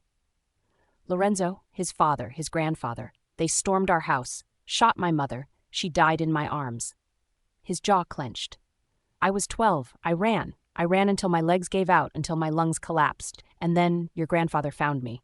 Everything inside me twisted. I'd thought I knew what darkness was. But Matteo's voice, the weight behind his words, he'd lived in a deeper hell. I took my mother's last name, he continued. Built my empire from nothing. Blood, guns, trade, politics. I became a ghost with power. And now? I asked quietly. Now, he leaned closer, voice low and dangerous. Now I crush the Morettis, brick by brick. And lucky me, I have their greatest weakness beside me now. I blinked. You mean Renata? He smirked. Her too. But I meant you. Why me? Because Lorenzo believed you were weak. And yet here you are, reborn. A grieving mother with nothing left to lose is the most dangerous weapon of all. I shivered. Not from fear, from the truth of it. You think I'm a weapon? I think you're my favorite one. I stared at him, unsure whether to slap him or kiss him. He raised his glass. To revenge? I picked up mine. Not yet. His brow arched. I want to destroy everything he's built first, I said. I want to make him bleed financially. I want to watch his name rot. Then, when he has nothing left, I'll bury him with the truth. Matteo's smile widened. Now you're thinking beautifully. We clinked glasses. And as for Renata, he added, I have dirt, plenty of it. Her secret meetings, her pregnancy. Not yet, I said. Let her think she's safe. We'll deal with her after. He reached forward and brushed a strand of hair from my face. You're good at this. I've had a good teacher, I murmured. Who? Lorenzo, Sophia's Pav. I got home from dinner with Matteo and went straight to my grandfather's study. My father was already there, sipping espresso and reading reports. The moment I walked in, they both looked up. I need to talk to you both, I said. My grandfather sat forward. How did it go with Matteo? I sat down across from them. It went well. More than well. He told me everything. Why he hates Lorenzo's family, how our family saved him, and how much power he's gained. My father's eyes narrowed. Did he tell you about his mother? I nodded. She was thrown out when she got pregnant. They tried to have her abort Matteo, but he survived and they killed her instead. Now he wants revenge just as badly as I do. My grandfather sighed. He's waited a long time, just like we have. He wants us to strike during Lorenzo's grandfather's 80th birthday banquet, I added. It's in 2 days. And what do you want to do, princess? My father asked. I want to crush Lorenzo's company first, then destroy what's left of his life after that. The truth about Renata and everything else, that comes last. I want them to be ruined before the world even knows why. My grandfather chuckled. She's a Calderon, all right. But we haven't gotten the invites to the banquet yet. I don't know if they'd invite us, I said. My father placed a hand on my shoulder. Don't worry about the invites to the banquet, just we'll handle it. The next morning, I was dressed in a sleek black suit as my father and grandfather took me to the Calderon Enterprises tower. My stomach twisted a little as I stepped out of the car. I'd never run a business before. I was walking in as the Calderon heiress. Everyone in the building paused when I entered. Some gasped, some whispered. And when we got to the boardroom, it was already filled with top executives and shareholders. The room went dead silent when I walked in with my grandfather and father on either side. This is Sofia Calderon, my grandfather announced. My granddaughter, the rightful heiress to our legacy. I could feel the tension shift. Some people looked at me with awe, others with doubt, and then someone scoffed. A short, red-faced man in a navy blue tie stood up from the table. With all due respect, sir, a woman can't run this company, especially not one with no experience. We're tied to mafia families, our deals are dangerous, and this girl... I didn't let him finish. I walked to the table, picked up a letter opener, and in one swift move threw it across the room, piercing the center of the wall chart with perfect aim, missing the man's forehead by mere inches. The room went still. I may not have a history in boardrooms, I said, calm but clear, but I was raised in fire. I've survived worse than any of you could imagine. And if anyone here thinks I don't have what it takes, feel free to resign today, but be ready to leave in a body bag. The man sat back down, eyes wide. No one else spoke. My grandfather smiled proudly. Meeting adjourned. Afterwards, my father clapped me on the back. That was impressive. Very Calderon, my grandfather added. You handled that better than most men I've seen. They handed me a black envelope. The invitation was thick, expensive, golden trim and the Moretti crest. Your official invitation to the party, my father said. It's time for the world to see you again. I took it in my hand and smiled. Then I need the perfect dress. I arrived at the luxury mall with one mission, to look unforgettable. I browsed through store after store until I saw it. A silver dress hanging like royalty on a mannequin. It was unique, off-shoulder, high-slit, made from velvet and silk, dripping with gold embroidery. The tag said it was the only one of its kind. I tried it on and stared at myself in the mirror. For a second, I didn't recognize the woman staring back. Just then, I heard a familiar voice echo from outside the changing room. "I want that dress," the woman said. "Charge me double if you must. I'll take it now." The staff hesitated. Someone's already trying it on." "I don't care. I want it," she snapped. I stepped out slowly. Renata's eyes landed on me. She froze. Her lips parted, but no sound came out. I crossed my arms and gave her a cool look. "What's wrong, Renata? Seeing a ghost?" "You're supposed to be dead," she gasped. "Maybe I am," I shrugged. "Maybe I came back just to haunt you." Her face twisted in rage. "Take off that dress. You can't afford that. How dare you show your face here? Why won't you just die?" I walked forward slowly, each step echoing on the marble floor. "You don't get to tell me what I can or can't do anymore," I said calmly. "Not here. Not ever again. You don't belong in a place like this," she snapped. "You're nothing." I slapped her. She stumbled slightly, eyes wide with shock. I stepped closer. "You don't get to call me names. You don't get to raise your voice at me. And the next time you try to disrespect me in public, Renata, I'll ruin you before you even know it's happening." Her lips trembled. "Lorenzo will—" I slapped her again. "Lorenzo won't do anything," I interrupted, "because the next time he sees me, I won't be the woman who begged for mercy." She glared at me, cheeks red. "You're bluffing." I slapped her for the third time. "This is just the tip of the iceberg, Renata. If you know what's good for you, then avoid me." I turned to the cashier and handed over my black card. "Wrap it," I said. "I'll take it." As I walked out of the boutique, I didn't look back. Lorenzo's pav. I was pacing the sitting room as I stared at my watch. The doctor was supposed to call me hours ago. Just then, my phone rang, and I picked it up hurriedly. "Mr. Moretti," the doctor said on the other end, "the DNA test result is ready. You can come pick it up." My stomach twisted. But before I could grab my keys, Renata burst into the living room. Her face was tear-stained, and she looked like she'd been crying for hours. "Lorenzo," she sobbed. "Please, we need to talk." "Not now," I groaned inwardly. I brushed past her without stopping. "Later. I have something to take care of." "But—" "I said later," I snapped, grabbing my coat and slamming the door behind me. I drove to the hospital like a madman. I parked half on the curb and didn't care. My heart was hammering in my chest as I stepped into the corridor. The nurse led me to the same office I'd been in before. The doctor handed me an envelope without a word. My fingers were stiff as I tore it open. I read it once, then again and a third time just to be sure my eyes weren't playing tricks on me. Result: negative. No biological match between Lorenzo Moretti and Ariella Moretti. It felt like the world stopped again. Ariella wasn't mine. Renata was right. She's always been right. Everything I'd felt, the confusion, the guilt, the rage, the moments where I thought maybe, just maybe, Sophia wasn't lying, they all vanished in a heartbeat. She really was a whore. She gave birth to another man's child and dared to accuse Renata. She made me question myself, doubt my loyalty, mourn a child that wasn't even mine. I crushed the paper in my hand. I could have laughed if I wasn't so filled with rage. "Mr. Moretti, is everything all right?" the doctor asked, clearly uncomfortable. I stood without answering and stormed out. The hospital doors slammed behind me, but the fury in my chest didn't calm.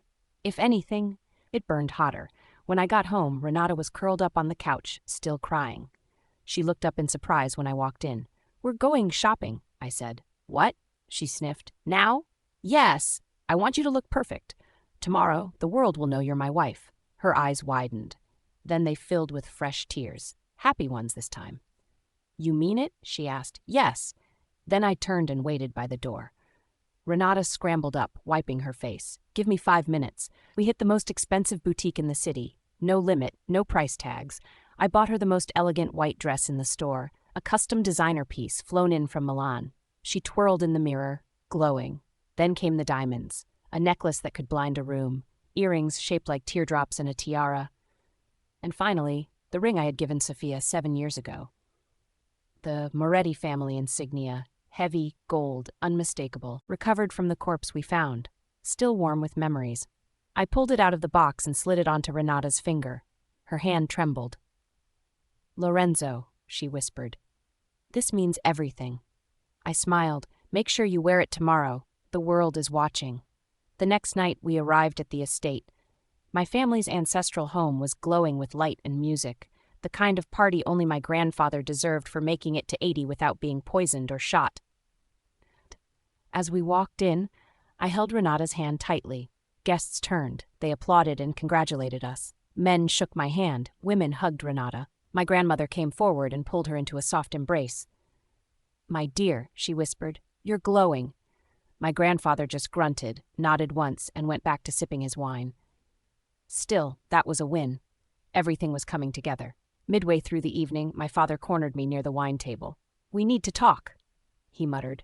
I raised an eyebrow. "Now?" "Yes, something's off." He pulled me aside and leaned in close. "One investor now owns more than 50% of your company's shares. We can't trace who it is. All anonymous transactions." I stiffened. "That's impossible." "Nothing's impossible," he said darkly. "But we won't talk about this now. After the party, we'll dig." I gave a slow nod, unease prickling my neck. Back in the ballroom, it was time for gifts. Every guest approached the head table to give the old man something meaningful: paintings, rare cigars, ancient coins. Then Renata stepped forward. "I have a different kind of gift," she said, placing a velvet box on the table. Everyone leaned in. The box opened, and inside was an ultrasound picture. 2 tiny dots. Twins. A gasp echoed in the room.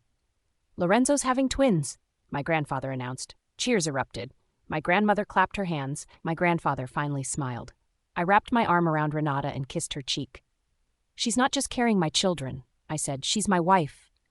And the woman who died, Sophia, was never a wife to me. She was a liar, a whore who carried another man's child." Silence, then even louder cheers. The crowd ate it up. My grandfather raised his glass. "Renata shall receive 20% of the family shares." More applause, more celebration. And then the doors opened. A soft, cold breeze swept in. A female voice echoed through the hall. "I also come bearing gifts." Everyone turned. I turned, and time stopped. There she stood, Sophia, dressed in a silver dress. Her hair was done in elegant waves. Her makeup was flawless, but she wasn't alone. A man stood beside her. His hand rested lightly at the small of her back. Sophia's lips curled into a smirk, and my blood went cold. "She's alive, and she's with another man." Sophia's Pav. The silver dress hugged my body and brought out all my curves.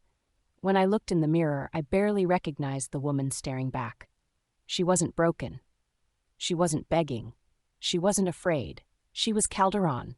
I smoothed my hands down the dress, adjusted the diamond earrings, and stepped out of the room. The heels clicked on the marble floors as I descended the grand staircase. My father and grandfather were already waiting near the door. Matteo stood between them, dressed in a dark velvet tuxedo. Black shirt, no tie, the top 2 buttons undone. His hair slicked back, and that signature dangerous smirk played on his lips the moment he saw me. "Well, well," he said, stepping closer. "If I had known ghosts looked this good, I'd have died sooner." I rolled my eyes but smiled. "Don't be dramatic." "Princess," my grandfather said with a proud gleam in his eyes. "You look like a queen." My father kissed my cheek. "Be careful, that family's worse than wolves." "I'll be fine," I said. "I have Matteo." Matteo held out his arm, always beside her, always watching. My grandfather narrowed his eyes at him. "You better be." We walked out together. The Moretti estate looked like something out of a royal documentary. Floodlights illuminated the stone walls. Guests in gowns and tuxedos sipped champagne beneath canopies of gold-trimmed fabric. Laughter and classical music floated into the night air. But when I stepped through those gates with Matteo beside me, the world paused. All eyes turned to us. Whispers followed like perfume trails. "Is that Sophia? She's supposed to be dead. Oh my God." We walked past the stunned guards. Matteo flashed the envelope, sealed in black and gold. "I have a gift for the celebrant," I said calmly. The room erupted into chaos. Lorenzo's grandfather, seated like a king at the center of the ballroom, shot to his feet and pointed a trembling finger. "You," he roared. "You have no right to be here." Guests murmured in shock. Lorenzo's grandmother covered her mouth. "How dare you show your face in this house?" the old man shouted again. "And with another man, no less. You're not invited." Matteo stepped forward unfazed. Actually, we are. He handed over the black invitation. One of the guards passed it to the old man. He looked it over, his hands shaking.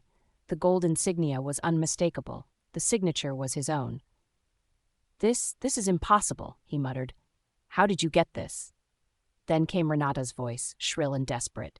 She stole it. I bumped into her yesterday at the mall. She attacked me and took the invitation. I was going to tell you, but... Lorenzo cut in, glaring at her. Why didn't you tell me? I tried, she cried. But you said you were going out. You didn't want to listen. I stared at the both of them, then scoffed.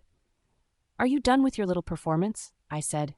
Because I didn't steal anything. We were invited, legally, officially. Just accept it. The guests watched with wide eyes, some amused, some horrified. The grandfather's face turned red. This is my house. I won't have this shame under my roof. Guards! Throw them out. No one is touching her. Matteo's voice cut through the noise like a blade. The guards hesitated. His voice carried a dangerous aura. Lorenzo stormed forward, pushing through the crowd until he stood directly in front of me. How dare you show up here? He spat. After everything you've done, you faked your death, and now you're dragging another man to this sacred event. He looked me over, then sneered. You didn't even mourn your child. Not even a week before you crawl into another man's bed. I didn't flinch. I slapped him hard. The entire ballroom went silent. Someone gasped, glass shattered. Lorenzo stumbled a step back, eyes wide. You don't get to speak about Ariella, I said coldly. Not with that mouth. Not after what you did. He clenched his fists. You think you can walk in here and act like you belong? I don't think, Lorenzo. I know. Matteo stepped in beside me. We're not here for drama. Sophia just wanted to give her gift to the celebrant and leave. Get out! The grandfather screamed again. I don't care if the invitation's real. You are not welcome here. I stepped forward, looked him dead in the eye. Oh, we're leaving, I said. But not before everyone here sees that the woman you tried to ruin is still standing. And next time you try to bury me, you better make sure I don't dig myself out. I turned on my heel, Matteo beside me, and walked out, leaving them stunned. Lorenzo's pav. I stood frozen in place, jaw clenched so hard I thought I might break a tooth. The sting on my cheek burned, but not as much as the humiliation. In front of everyone, in front of my family. She slapped me. That woman had the guts to walk in here with another man, lie through her teeth, and then slap me? My blood boiled. I was about to follow her out when Renata grabbed my arm. Lorenzo, don't, she whispered, shaking her head quickly. Don't make a scene. I shook her off and looked away. I needed to cool off before I snapped. Whispers floated around the room like poison smoke. People stared, eyes filled with judgment, with pity, with gossip. I couldn't take it. I left the ballroom and stepped onto the balcony. I lit a cigarette and leaned against the rail, staring at the garden but not really seeing anything. That was when I heard her voice. Renata. She was on the phone, speaking low and fast, thinking no one could hear her. Yes, she's back, she said, her voice tight. I don't know how. It wasn't supposed to happen. We need to. I stepped toward her. She turned, eyes wide, phone still pressed to her ear. Who are you talking to? I asked. Renata blinked, then quickly ended the call.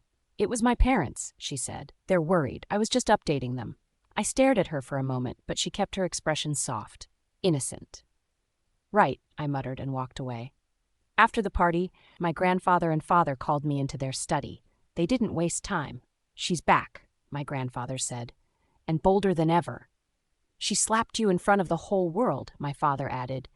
That girl's growing wings. If you don't clip them now, she'll ruin you. I know, I muttered. Do something, and fast. I nodded and left the room. When we got home, I couldn't sit still. Renata tried to calm me, but I wasn't in the mood. I brushed her off and went outside, pacing near the fountain. I couldn't stop thinking about that man beside Sophia. Who was he? Why did he look at her like she was his? I pulled out my phone and dialed Cale. Boss, he answered. I need a full report on the man who came with Sophia to the banquet. I want everything by morning. Yes, sir. I hung up and went inside. Bring me coffee, I told one of the maids. A few minutes later, they brought it in. I took a sip and spat it out immediately. What the hell is this? The maids flinched. Sir, Sophia used to travel far to get the herbs you like, one of them said. She's the only one who knows how to make it just right. I threw the mug against the wall. It shattered. The coffee splashed everywhere. Useless. All of you just wait for Sophia to do everything like lost puppies. I stormed upstairs, slamming the door behind me. I lay on the bed, staring at the ceiling, sleep refusing to come. Hours passed, but all I could think of was her face, that slap, that man beside her. By morning, I was still in a foul mood. I dragged myself to the dining room. Renata was already there, smiling weakly. I made breakfast, she said. I wanted to do something nice. I nodded slowly and sat down. Let's see if it's any good. She served me the food herself. I picked up the fork, took one bite, and spat it out. What the hell is this? Are you trying to kill me? Renata looked shocked. What? This has hazelnuts in it. I'm allergic to hazelnuts. Her face went pale. I didn't know. Exactly, I snapped, because you never pay attention. I just wanted to help. You don't even know the basics. If it was... I stopped myself. If it was Sophia, she'd have known. She always knew. Renata's eyes filled with tears. I'm sorry, Lorenzo. I didn't care. My anger had reached its peak. I yanked the tablecloth, and everything crashed to the floor. Plates, cups, food. Clean it up, I growled and stormed out. I got into the car and drove straight to the office. I needed work. Something to take my mind off her. As soon as I stepped into my office, Cale walked in. Boss, he said. Here's the file on the man who came with Sophia. I took the file and flipped it open. My eyes narrowed. Matteo De Luca. Powerful. Connected. Dangerous. Who the hell is this guy? I muttered. Before Cale could answer, his phone buzzed. He read the message and looked up at me. Also, someone called a board meeting this morning. I frowned. What? Yeah, and they had the authority to do so. The legal documents are signed. They own over 50% of the shares. My voice was ice cold. Who the hell has the nerve to call a board meeting in my company? Sophia's Pav. I woke up feeling good. The sun was out, the birds were singing, and the memory of Lorenzo's stunned face at last night's banquet played in my head like my favorite movie. His jaw had practically dropped to the floor. The silence, the whispers, the look in everyone's eyes when they realized I wasn't a ghost. It was perfect. I got dressed in a cream blazer and matching skirt, added some nude heels, and pulled my hair into a sleek bun. Clean, powerful, and simple, like the kind of woman I'd become. When I walked downstairs, my father and grandfather were already having their morning coffee. Going somewhere important? Grandfather asked, raising a brow at my outfit. I smiled. You'll find out soon enough. You look like a woman about to destroy someone, my father said, sipping his drink. Then I must look exactly right, I replied with a grin. I'll see you both later. Be safe, grandfather added, and show no mercy. I left the house with a spring in my step. At the office, Matteo was already waiting for me at the entrance. He leaned against the hood of his black car, dressed in a fitted suit and sunglasses. He looked dangerous and annoyingly charming. Ready to crush someone's dreams, he asked. I smiled. Lorenzo won't know what hit him. He opened the passenger door for me. It's time you let him know who owns him. As we drove through the city, I looked over at him. Thank you for continuing to help me. He shrugged. As much as I'm doing this for my own reasons, I can't deny I'm enjoying watching you rise. I blushed a little. Still, thank you, he smirked. You're welcome, Mia Regina. When we arrived at Lorenzo's company, the receptionist looked up and blinked like she'd seen a ghost. I didn't stop walking. Matteo stayed at my side as we walked down the long hall to the boardroom. From the corridor, I could already hear Lorenzo's voice raised in frustration. Who the hell scheduled a board meeting without informing me? He barked. I am the CEO. We didn't call it, one of the board members said nervously. We thought you did, Lorenzo scoffed. Then who the hell has the right? I stepped into the room. That would be me, I said, my voice calm and clear. Every head turned. Lorenzo's face twisted into a scowl the second he saw me. What the hell are you doing here? He growled. Get out of my company. I stepped further into the room, Matteo following beside me like my shadow. I'm afraid you're mistaken, Lorenzo, I said, placing a folder on the boardroom table. This isn't your company anymore. He laughed. You're delusional. Security. Wait, I said, raising a hand before the guards moved. Before you embarrass yourself, you might want to take a look at the documents I've just passed around. Matteo began handing the documents out, clear, stamped official. The board members started reading. Murmurs filled the room. "What is this?" one man asked. 62% of the company? "How is this possible?" another muttered. Lorenzo snatched the copy in front of him, eyes scanning the pages. His smug expression dropped. He read again, then again. His hands started to tremble slightly. This can't be." "Oh, but it is," I said sweetly. "Over the past few months, anonymous investors bought shares from smaller stockholders. That investor was me." "You set me up," Lorenzo muttered, still staring at the papers. "No," I corrected. "You set yourself up. You let your guard down. You thought I was gone. Dead. But I was busy buying what you didn't protect. Now I want to nominate a new CEO," I finished with a smirk. "This is fraud," he shouted. "You can't." "It's not fraud," one of the older board members cut in, adjusting his glasses. "These are valid transactions, all legal. The majority shareholder has the right to call a meeting and appoint a new CEO." Lorenzo's head snapped to him. "You're choosing her?" "She owns 62% of the company," the man replied. "There's nothing to choose." "I built this company with my own hands," Lorenzo shouted. "She can't just waltz in and take it." "I can," I said, "and I just did." The boardroom fell silent again. "I am now the new owner of Moretti Global," I continued, walking to the head of the table, "and also the new CEO." "No," Lorenzo muttered, shaking his head. No. "It's done," another board member said firmly. "There's no going back." Lorenzo looked around the room as if someone would save him, but no one said a word.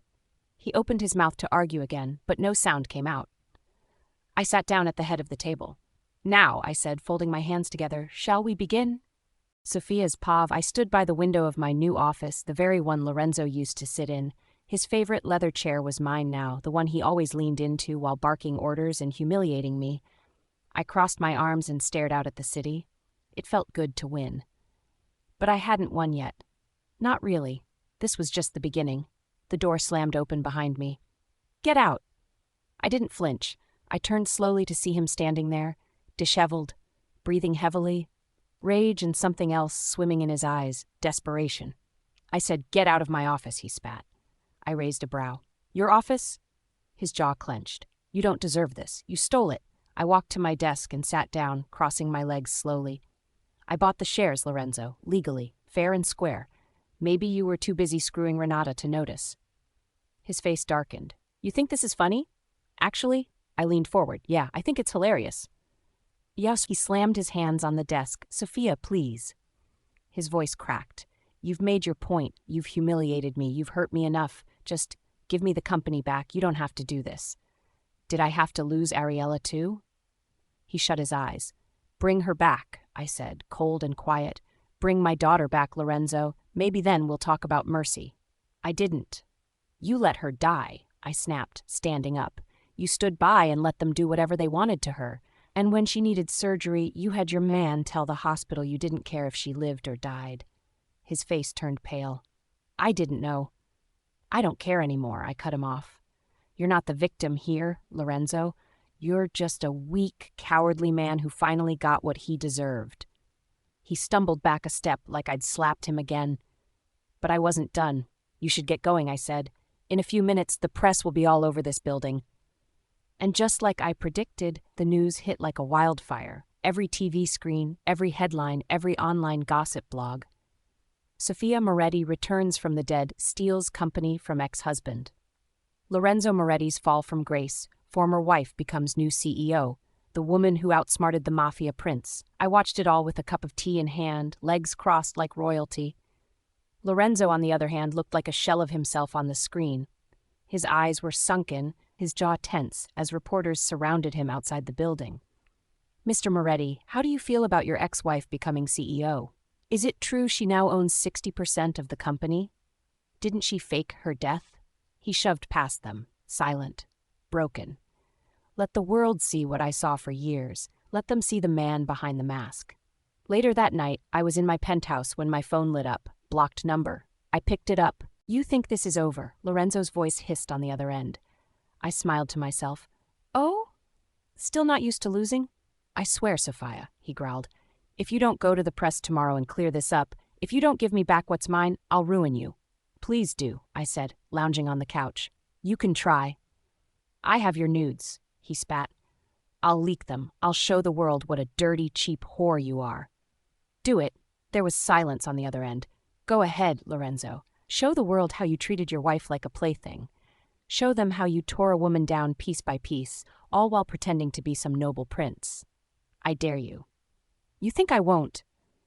"I think you've forgotten who I am now," I said. My voice was quiet, but every word landed like a bullet. "I'm the CEO of your company. I'm the woman the world is cheering for. I'm not afraid of you anymore." "You bitch." "Call me what you want," I interrupted. "But if you even try it, if you leak a single image, I promise you, Lorenzo, I will burn what's left of your life to the ground. You won't have a company. You won't have your title. You won't even have your precious Renata." He went silent. "Don't test me," I whispered. "You thought losing your company was pain? I haven't even started." Then I hung up. I dropped the phone on the table and picked up my glass of wine. Let him seethe, let him choke on his ego. He will regret crossing me. It's time he realized that truly Sophia Moretti, the timid wife, is dead. Lorenzo's Pav. The house was quiet. I sat alone, the file Cale gave me earlier still unopened on my table. I didn't want to look at it. Something deep in my gut told me that whatever was in those pages would mess with my head. But I had to know. My fingers trembled slightly as I flipped the file open. The name glared back at me like a slap. Matteo De Luca. Background, photo, fingerprints, origin. And then it hit me. Blood relation, 48, 3% match with Alessandro Moretti. My father. I blinked. My heart started pounding. Matteo wasn't just some outsider with a grudge. He was my half-brother. I shot up from the chair and grabbed my car keys. I couldn't believe it. This was insane. I barged into my father's estate without knocking. The guards didn't even try to stop me. My father, grandfather, and grandmother were already in the study like they'd been expecting me. "You lost the company," my grandfather said coldly. "To your ex-wife." "You brought shame to our name," my grandmother added. "We told you to control her. Instead, she played you like a fool," my father finished. I laughed bitterly and tossed the file onto the desk. "You want to talk about shame? Let's talk about this." They glanced at it, confused. "Matteo De Luca is your son," I snapped at my father. "Your bastard." "What are you talking about?" Grandfather frowned. "His mother was one of our maids, wasn't she?" I shouted. "You raped her, got her pregnant. And then what? Tried to kill her? You failed. But guess what? The kid survived." My father stiffened. "Say something," I yelled. "You fucked up, not me. He didn't come after us for no reason. He came for revenge."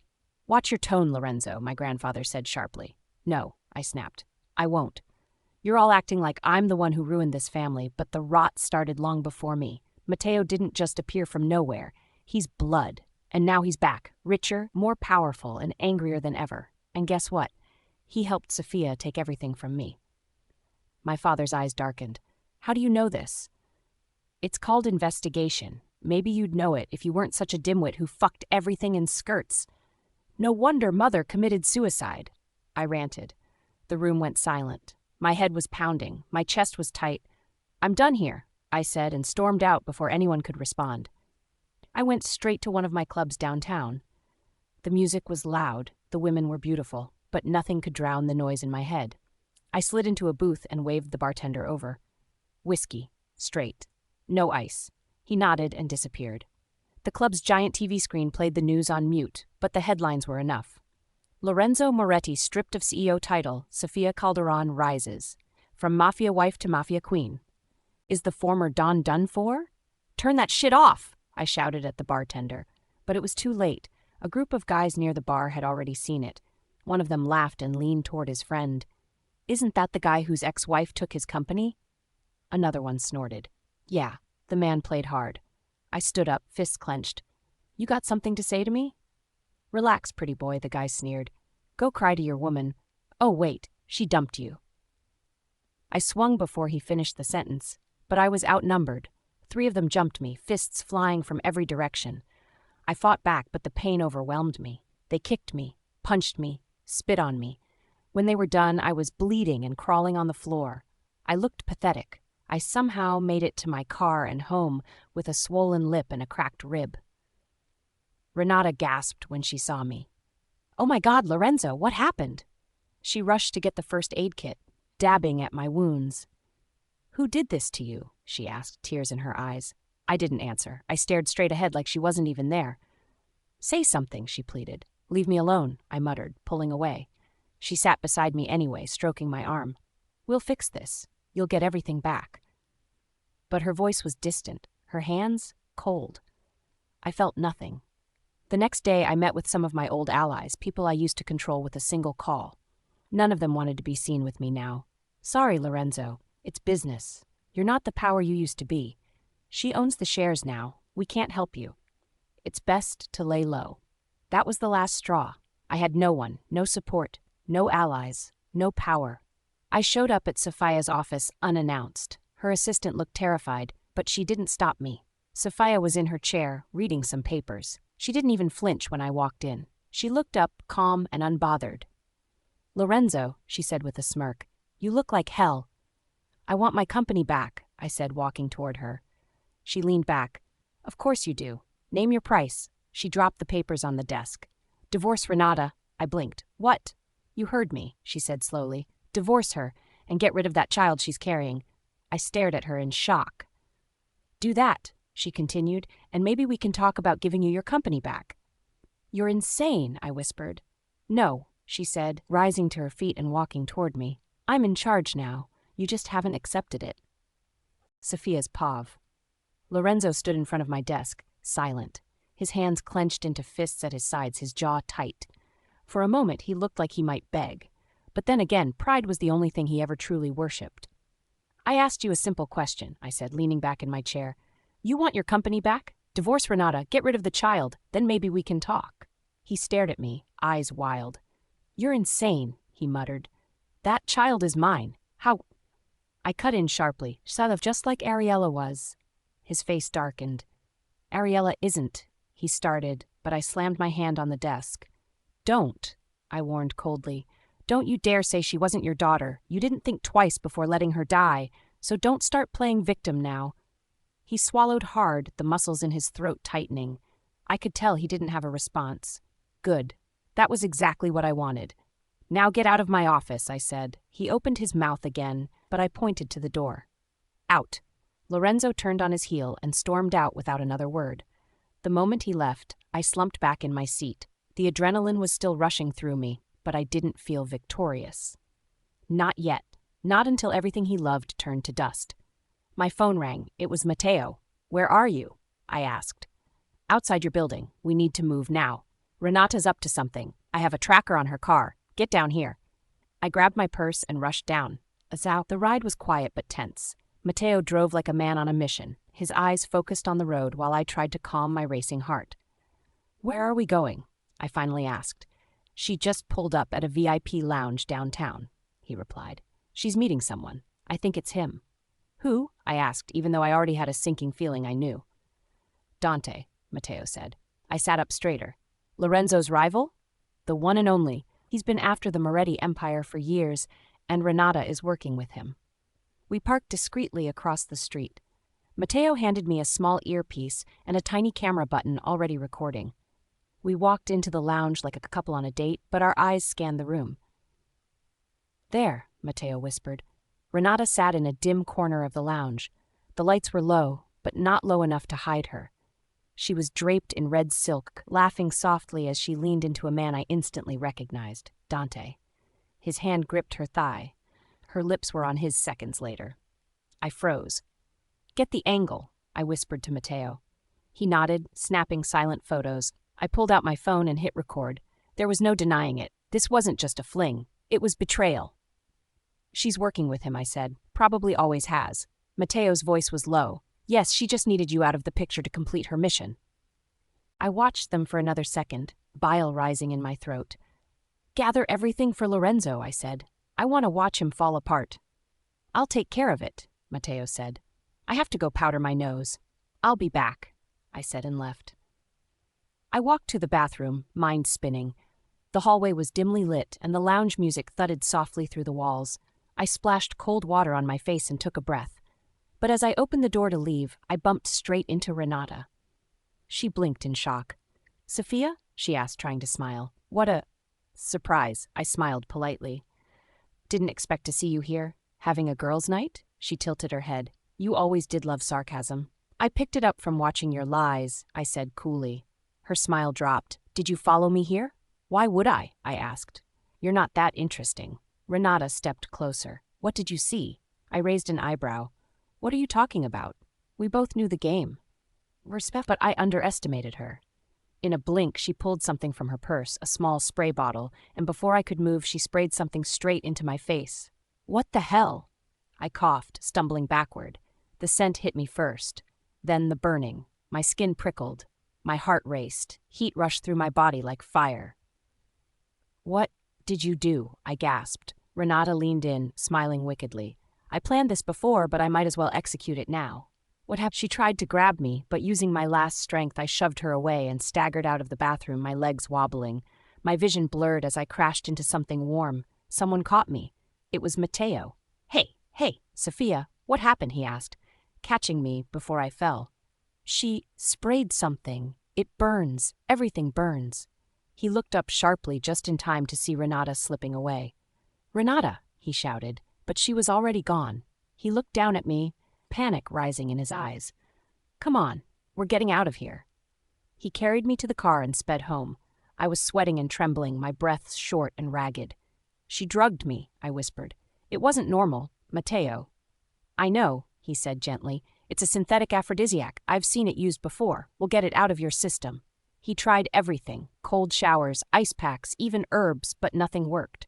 The heat kept rising. Please, I whispered, crawling toward him on the bed. It hurts. He held my face. Sophia, I can't. Not like this. I trust you, I said, breathless.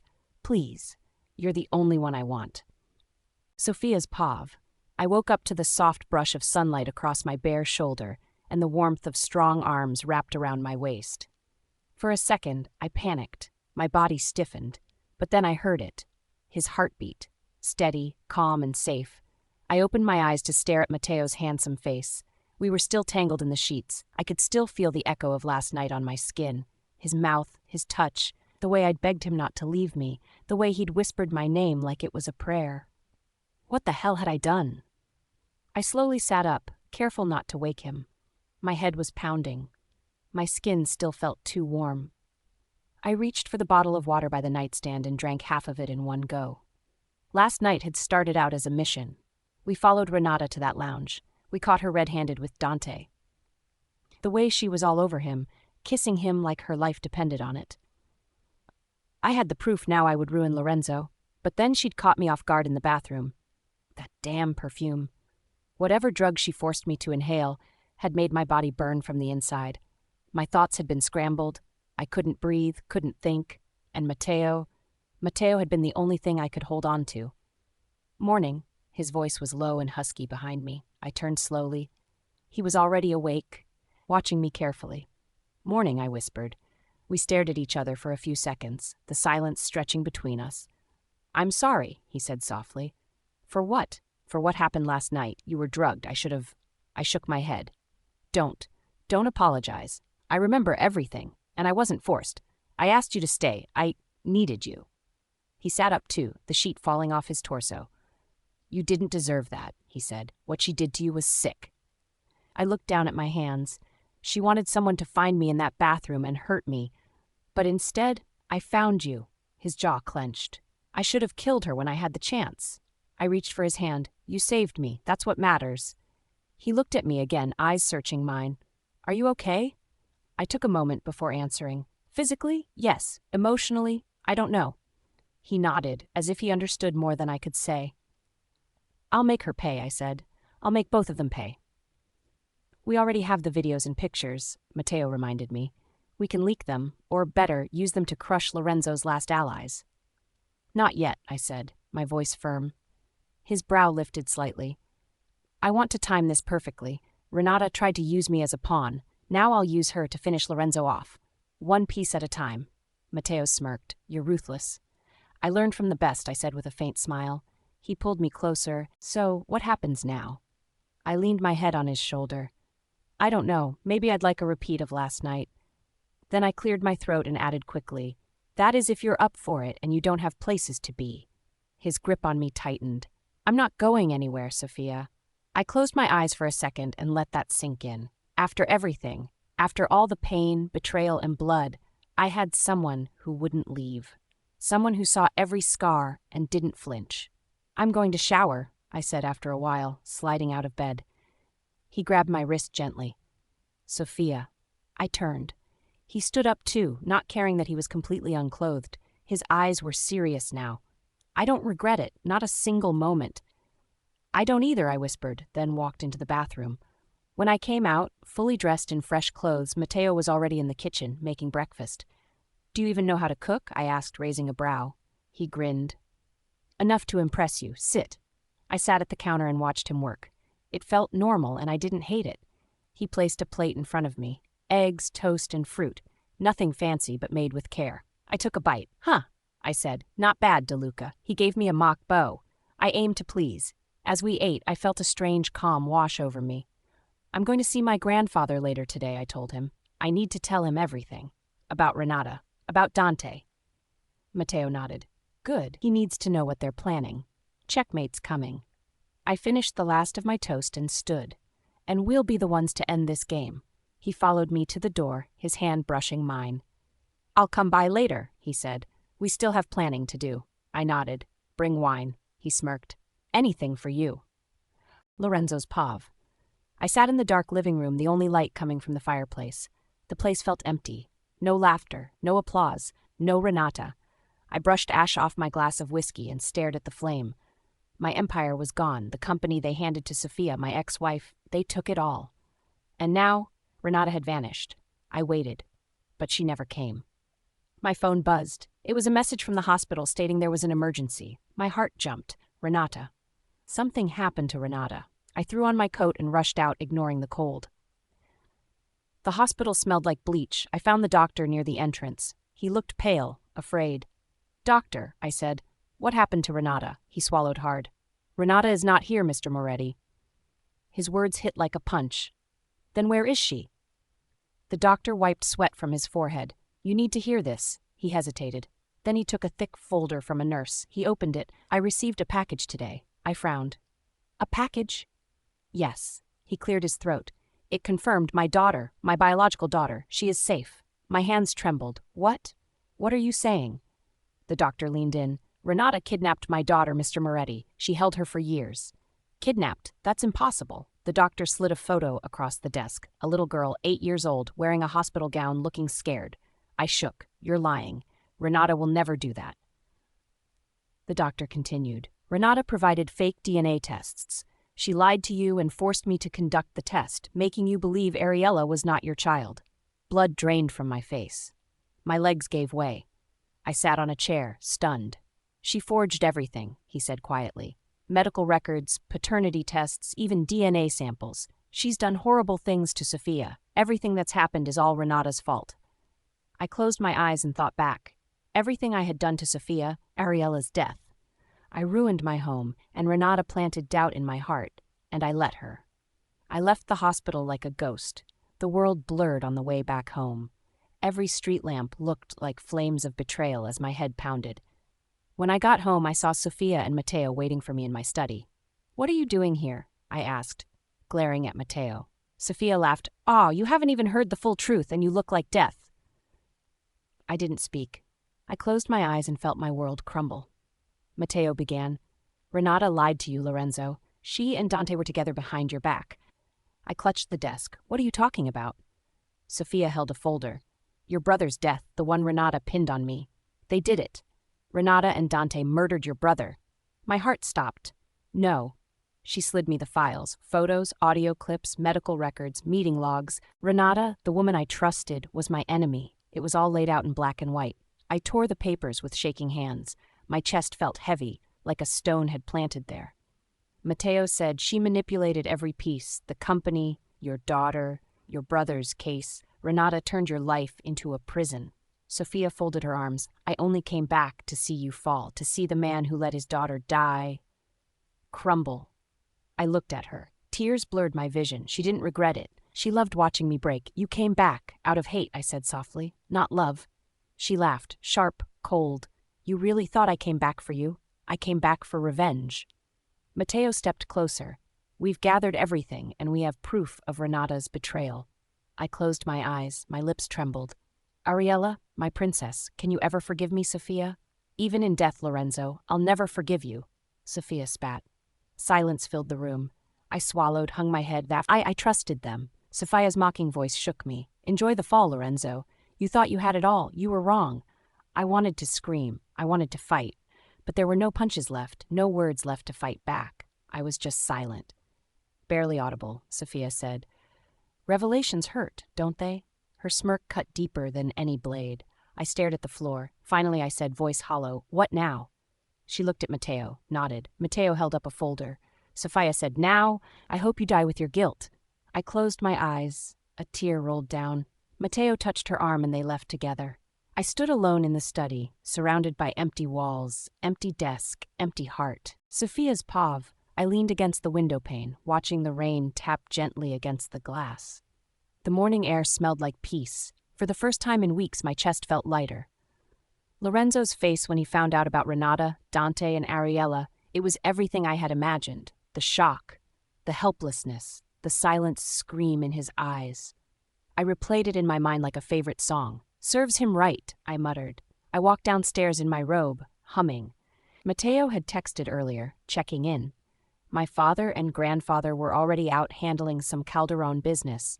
The house was quiet, except for the faint sound of the kitchen staff preparing lunch.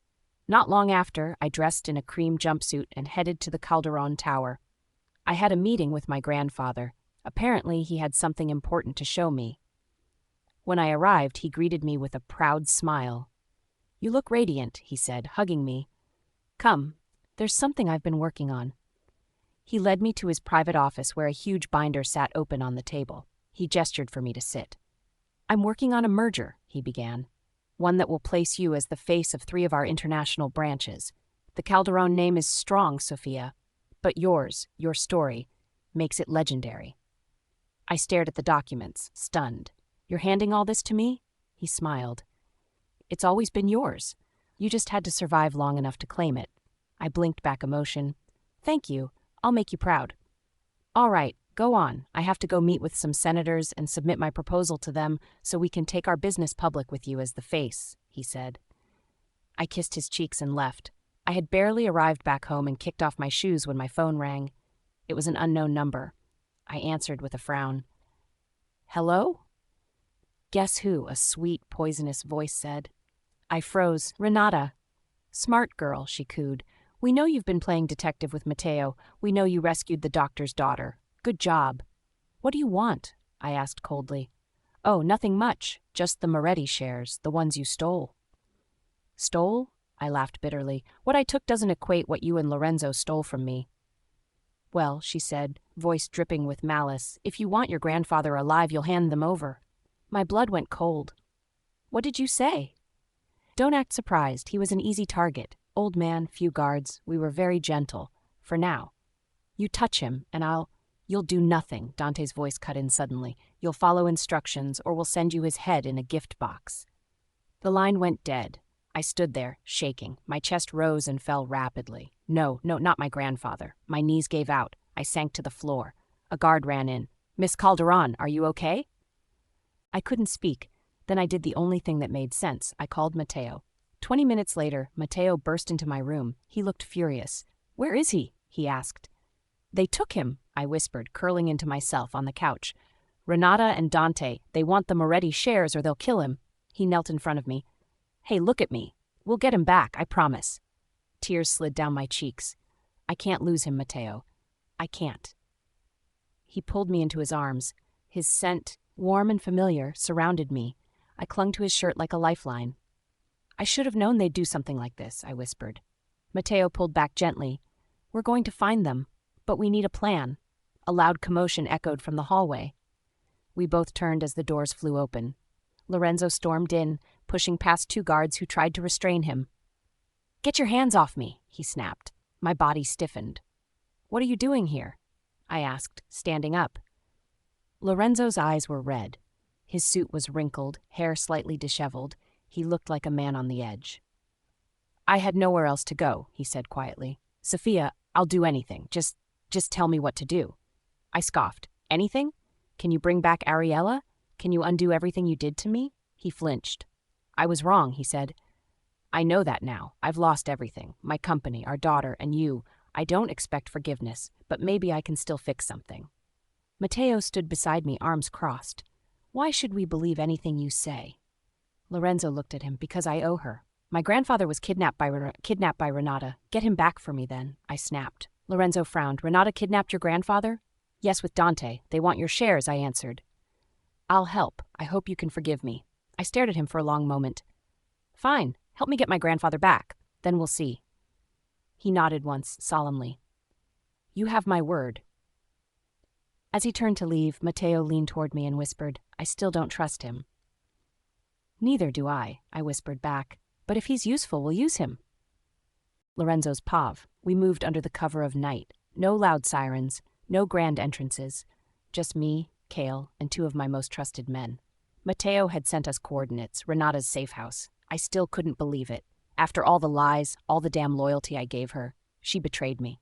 With Dante. And worst of all, she took Sophia's grandfather, just like she took Ariella. My jaw clenched so hard it hurt. I sat in the armored van, going over everything, again and again. The fake DNA tests, the doctor's confession, Ariella, my daughter. I'd let her die. No, Renata would pay. Sir, we're close, Kale whispered from the front. I nodded once.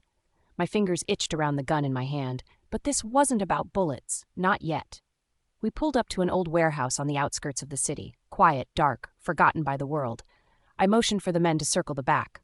I kicked open the front door. One guard raised his gun, a second too slow. Kale shot him between the eyes. The others surrendered quickly. Smart choice. Inside, in a locked room, we found him, Sophia's grandfather, bruised but alive. The man frowned when he saw us. What are you doing here? He scowled. Your granddaughter sent me, I answered. The man scoffed. Sophia will let hell freeze over before she trusts you again. She's outside, sir. Please move on before they find out that you're leaving, I snapped impatiently. He scoffed. I'm not going anywhere. Kale stared at me. He was already growing impatient. I'm sorry for what I did to Sophia, but I'm trying my best to repay her by saving you, I snapped. Well, it's never going to be enough. You killed her daughter and you almost killed her, he hissed. I know that she was my daughter too, I said sadly. He scoffed. Oh, please, you don't deserve to be a father. Then he stood up and turned to Kale. Take me to my granddaughter. As Kale led him away, I turned to the hallway. One more thing to do. Renata? I stormed down the corridor and shoved open the last door. She was standing by the window, dressed in silk and barefoot, like she didn't have blood on her hands. When she turned and saw me, her face didn't even twitch. Oh, she said calmly, you finally figured it out. I stepped inside and slammed the door shut behind me. Why?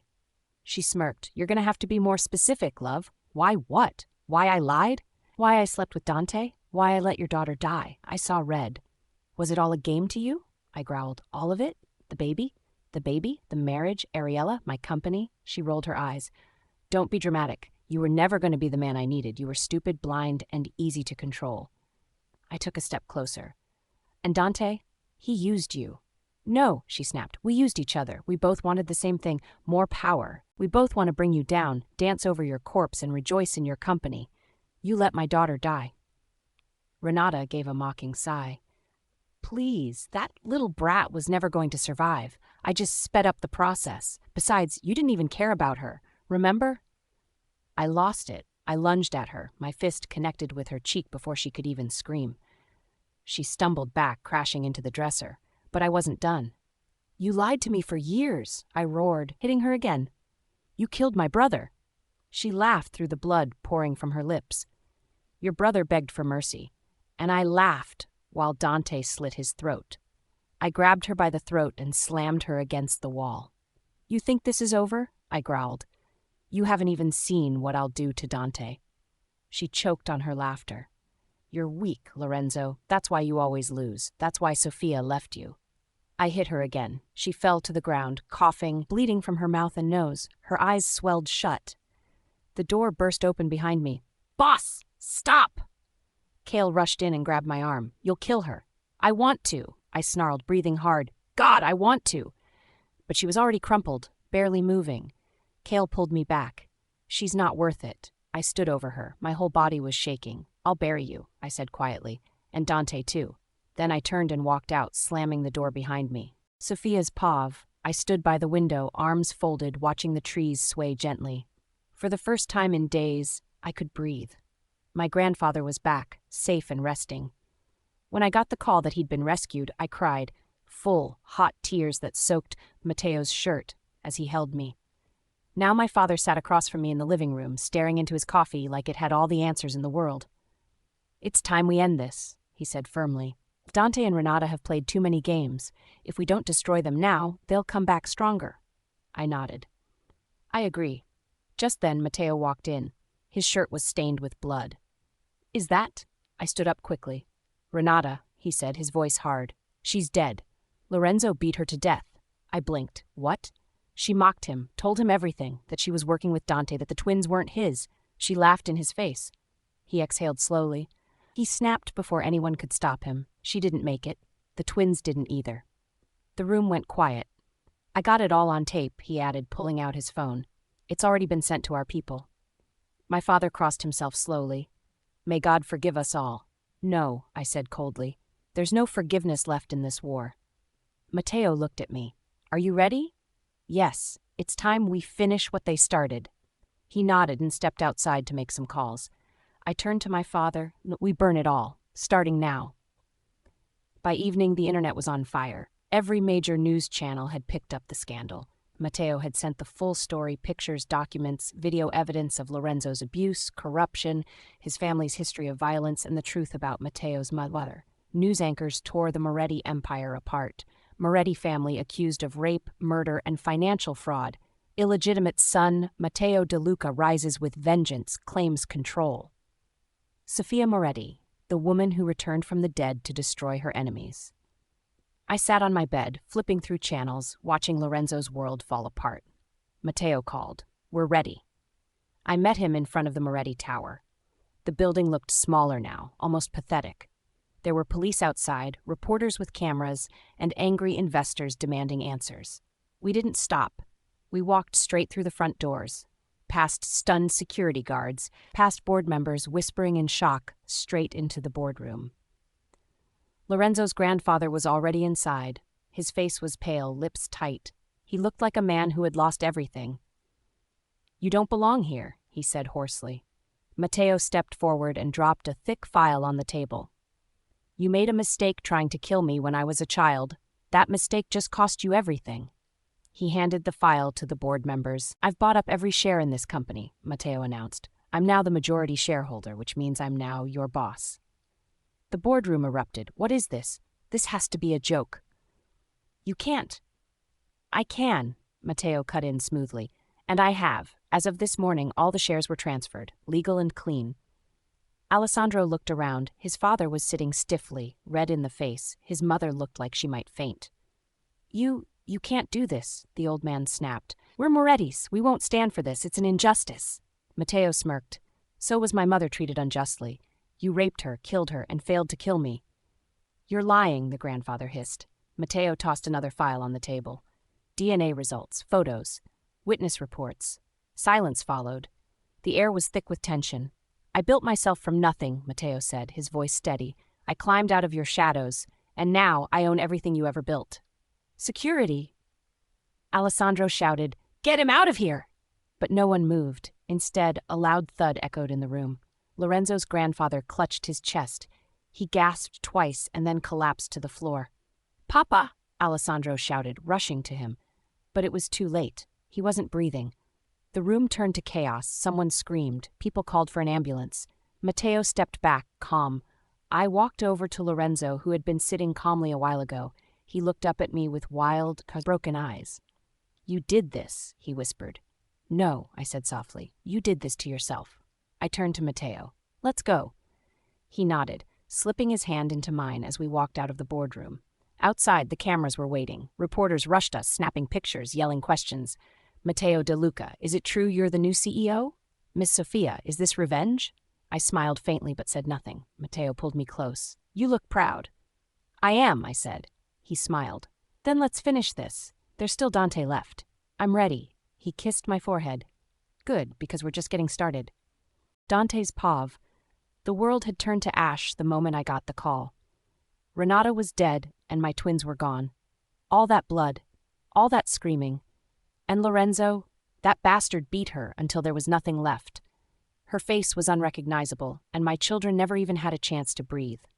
I smashed the glass in my hand against the wall of my office, blood dripping from my palm.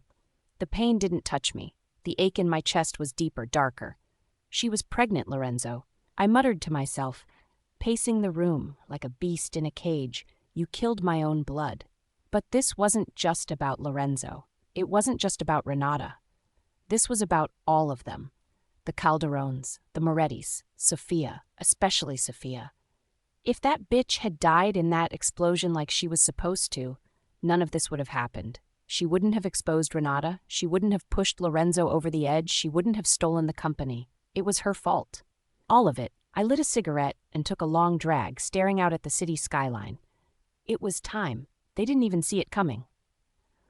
One call to a man I owned in Sophia's security detail was all it took. I'd saved his family once. He owed me. Deliver her, I told him, alive, untouched. When I walked into the dark room where she was tied to a chair, Sophia was unconscious. Her head slumped to the side, long black hair falling like a curtain around her face. She was dressed in soft silk, her skin pale in the dim light. I stared at her for a long time. She didn't look dangerous. She looked like a fallen angel. But I knew better. I walked up to her and slapped her lightly on the cheek. "Wake up, pretty girl." She stirred with a groan, blinking through the fog. The moment she saw me, her eyes sharpened. "You," she whispered. "That's right, sweetheart," I said, crouching in front of her. "Miss me?" Her face hardened. "Where am I?" "My home," I said, spreading my arms dramatically. "What's left of it, after you and your boyfriend Matteo ruined my life." Her lips curled in disgust. "You ruined your own life the day you joined forces with Renata." I slapped her hard this time. Her face snapped to the side. "You don't get to say her name," I snarled. "You don't get to act like the victim. She was mine. My twins were mine. And now they're in the ground. Because of you." Her voice was hoarse. "She tried to drug and rape me, Dante. She framed me. She lied. She murdered my daughter. She got what was coming." I grabbed her by the chin and forced her to look at me. "You should have died in that explosion, Sophia. You were supposed to. That was the plan. A clean ending. But no, you crawled out of the fire and came back for revenge." Her eyes narrowed.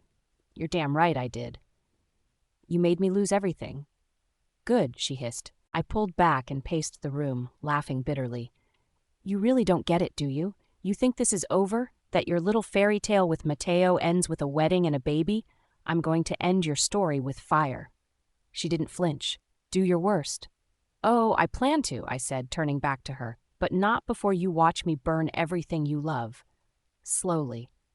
Sophia's face changed for the first time. There was fear there now, not for herself, but for the people she loved. "I'll kill Matteo," I whispered, walking up to her. "Then your father, then your grandfather. I'll rip the Calderones from the inside, and when I'm done, I'll come back for you."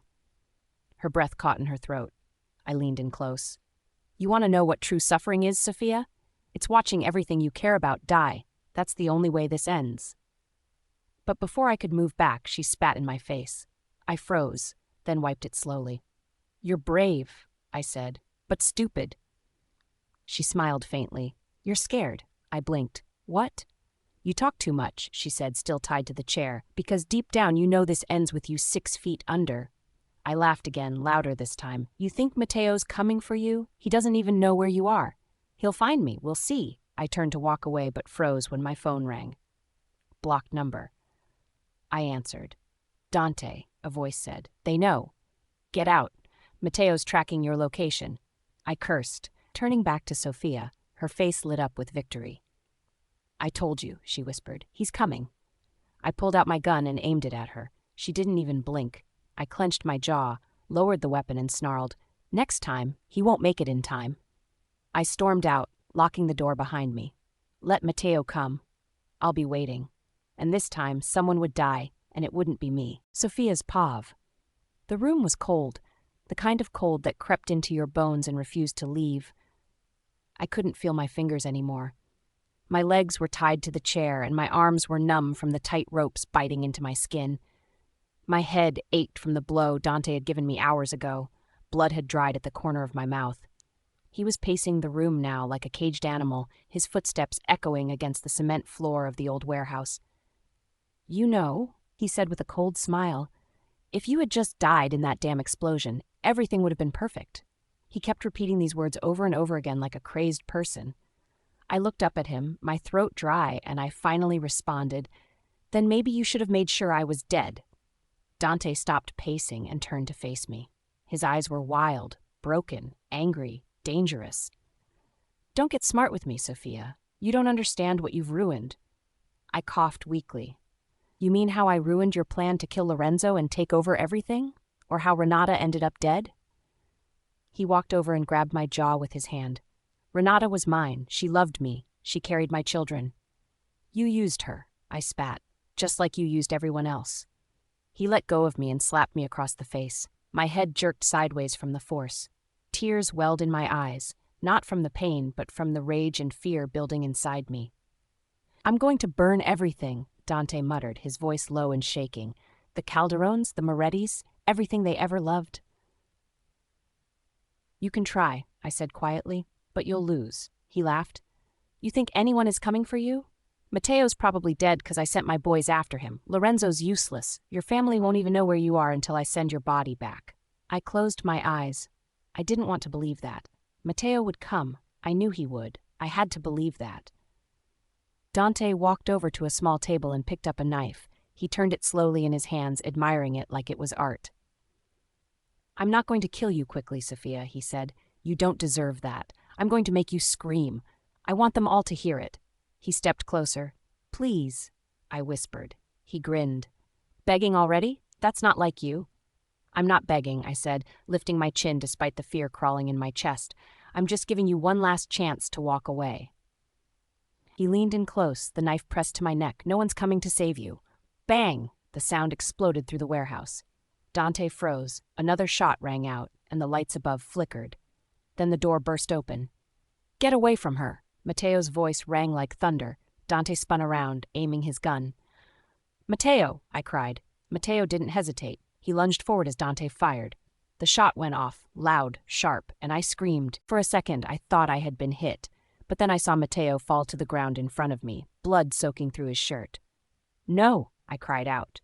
Dante stumbled back, surprised by his own shot. Matteo had taken the bullet for me.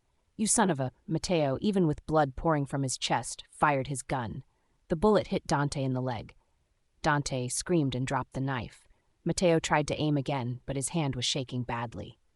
"Run, Sophia." I kicked the chair hard, falling to the side, breaking the armrest against the floor. My wrists were free.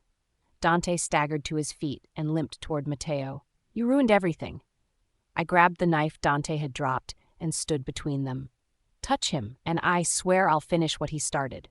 Dante laughed, delirious with pain and rage. "You won't." I didn't even hesitate. I slashed forward and cut deep across his arm. He cursed and stumbled back just as police sirens echoed from outside. He looked at me one last time, eyes blazing. "This isn't over."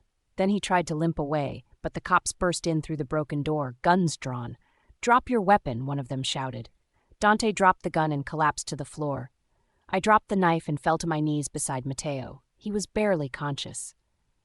"Matteo," I cried. No, don't you dare leave me." He gave me a small smile. "Told you I'd protect you." "Shut up," I said, tears running down my face. "You took a bullet for me. You idiot. You're worth it. Don't say that," I begged. "You're not dying. You're not. I love you, Matteo. Do you hear me? I love you." His blood-stained hand reached up and brushed my cheek. "You saved me too, Sophia." The paramedics rushed in. "Ma'am, we need to move." "No, don't take him from me." They gently pulled me back as they worked to stop the bleeding and lift Matteo onto a stretcher. I watched him disappear out the door, whispering his name like a prayer. Matteo had saved me. Now I had to pray he would live. Sophia's POV. The hospital room was quiet except for the steady beep of the heart monitor. The windows were closed, the curtains drawn halfway, letting in a soft glow from the late afternoon sun. I sat beside Matteo's bed, my fingers laced with his, watching his chest rise and fall. He was alive. That was all that mattered. I hadn't left his side since the paramedics brought him in. I'd slept on the uncomfortable couch, refused to eat unless he was stable, and ignored every phone call except from my family. Matteo had taken a bullet for me. No one had ever done that. No one had ever loved me that deeply, that completely. Dante was gone. The police had him in custody. Every crime, every betrayal, every sick, twisted plan of his had been exposed. The recordings we took at the lounge, the confession Dante made during the kidnapping, the links to Renata, it all came out. His name was now written in blood across headlines around the world. The world knew what he'd done, but more importantly, the world knew what Matteo had done. And I couldn't stop staring at him. Even now, bruised, pale, stitched up and exhausted, he looked like a hero. My hero. The door creaked open. A nurse stepped in and gave me a warm smile. His vitals are stable. The doctors say he's out of danger. I nodded slowly, whispering, "Thank you." She left, and I looked back at him. My hand brushed his cheek. "You scared me." He stirred a little. "Matteo?" I leaned in. His eyes fluttered, then slowly opened. He blinked at the ceiling before turning his head weakly toward me. "Hey," he said, voice hoarse. Tears filled my eyes instantly. "You're awake." "You're crying," he whispered. "You nearly died, you idiot." I laughed through the tears. "What did you expect? You've been unconscious for a week." He smiled weakly. "It was worth it." I squeezed his hand. "Don't you ever do that again." He let out a low chuckle, then winced at the pain. "No promises." I pressed a kiss to the back of his hand. "I'm so glad you're okay." "Where's Dante?" "Behind bars. He'll never come near either of us again." Matteo gave a tired nod and closed his eyes for a second. "And Lorenzo?" I looked away. "Gone. After everything, after the company fell, after the press crucified him, he vanished. No one knows where he is. Some say he left the country, and some say he's dead. I think he just couldn't face the world anymore." Matteo didn't say anything. We both knew Lorenzo's fall wasn't just from power. It was personal. He had lost everything, and I had loved him once. But that version of me died with Ariella. The rest, I didn't care anymore. Matteo opened his eyes again and looked at me. "Are you okay?" I nodded slowly. "I will be, because you're here." He smiled again, and for a while we just stayed like that, in peaceful silence. After a while he cleared his throat. "Sophia?" "Yes," I answered. "There's something I need to say." I leaned closer, brushing hair from his forehead. "I'm listening."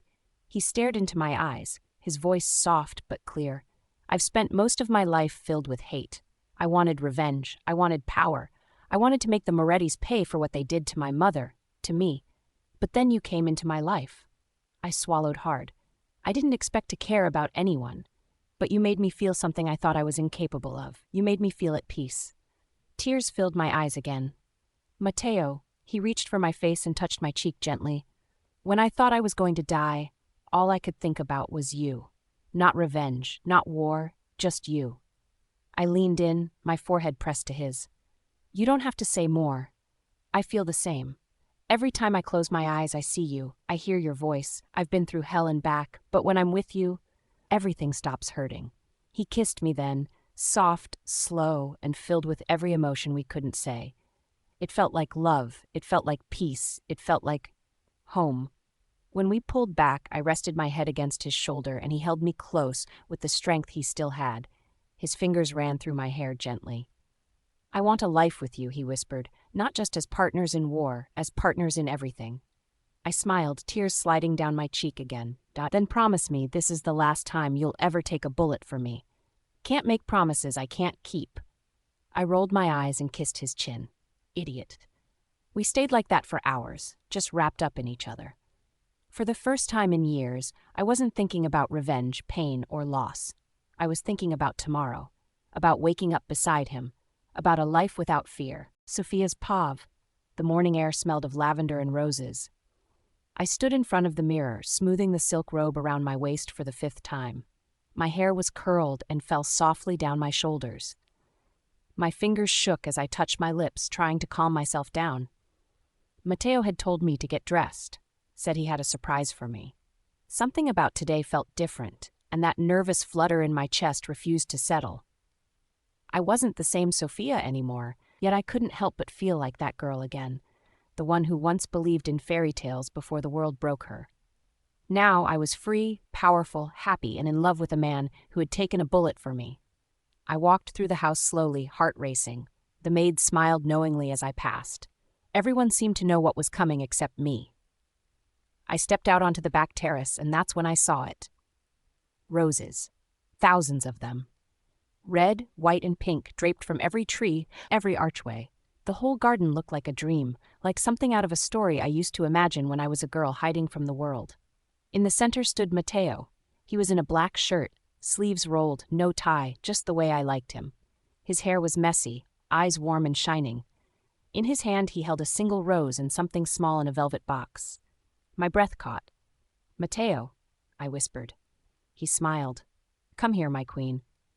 I walked slowly toward him, tears already stinging my eyes. My heart thudded like a drum. When I stopped in front of him, he didn't speak right away. He just looked at me like he was trying to memorize every inch of my face. Then he dropped to one knee. Just like that, I broke. Tears streamed down my cheeks. My hand flew to my mouth as he opened the box and revealed a diamond that sparkled like a star. "I spent years chasing revenge, Sophia," he began, voice low and steady. "I thought the only way I'd ever feel whole again was by destroying the Morettis. I built empires from blood.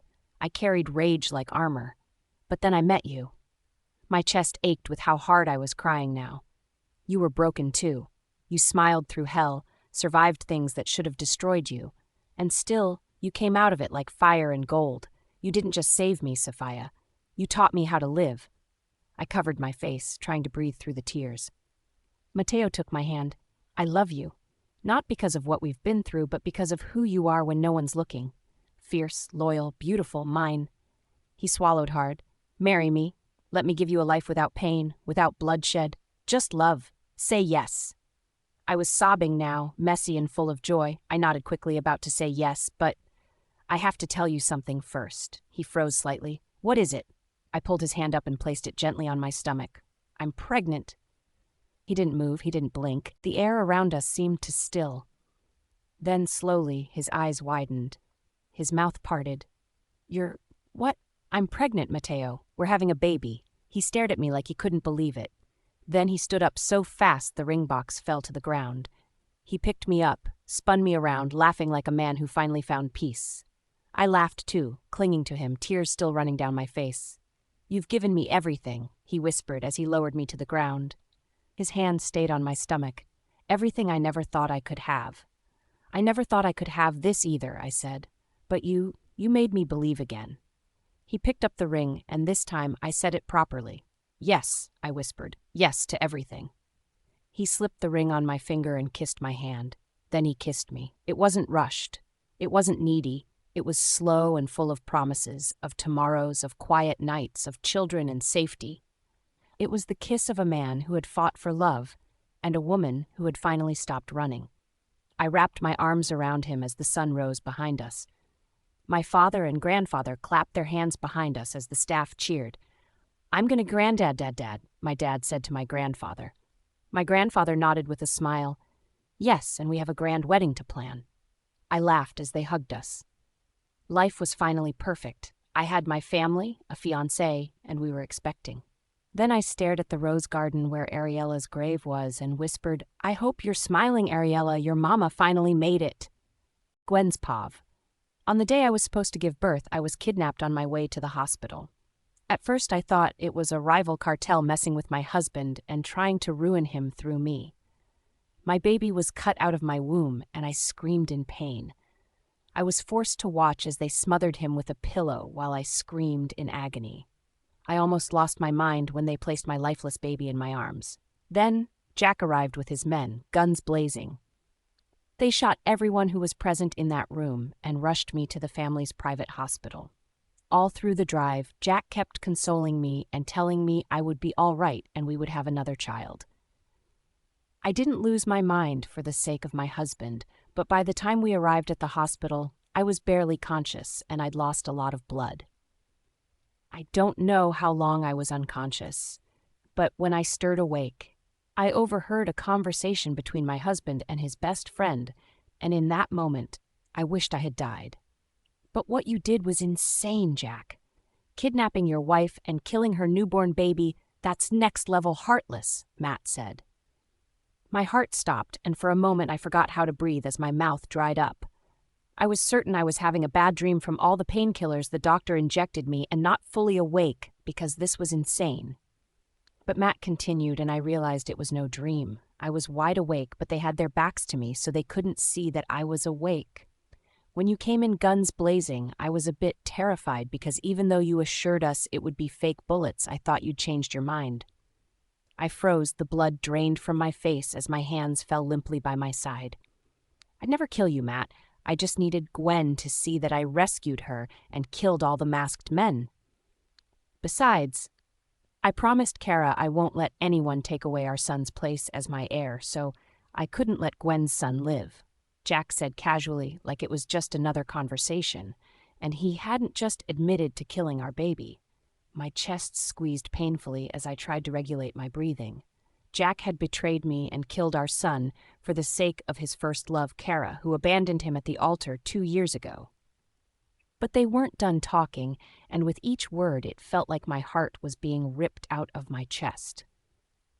But when you took her baby's umbilical cord to save Kara's son, you could have left Gwen's baby alive, and why did you have to ask the doctor to make her sterile too? Matt said quietly. My hand instantly went to my flat stomach. That explains the severe pains I was feeling there. Kara has a son for me who is dying. If I didn't use the cord to save David, he would have died. Besides, I don't need Gwen having more children when I have Kara, Jack said coldly. My ears were ringing. My chest rose, but the air didn't come. I wanted to scream, rip the IV from my arm and make him say it again, to my face. But I couldn't. I just lay on the hospital bed, body frozen, lungs burning, eyes shut tight. The voice that used to call me love now sounded like a stranger. I don't know, man. I just think what you did was pretty messed up. You killed Gwen's son with your bare hands and made her watch. What do you think she'd do if she finds out? My hand moved before I told it to. Just a flick. Pointless, pathetic. Like my body still believed there was something left to fight for. But it was too late. My baby was gone. And Jack made sure of it. Don't start this shit with me, Matt. I told you the plan from the start. I did everything so Gwen would believe and see with her eyes. Kara is my one true love, and she ran away on our wedding day because she was pregnant. She fucking panicked. If Gwen ever finds out she can't do shit, she's a fucking orphan who doesn't have anyone except me. Jack barked. Stop yelling before you wake her up, Matt hissed softly. She's pumped full of painkillers. The doctor says she's not supposed to wake up until midnight, Jack said.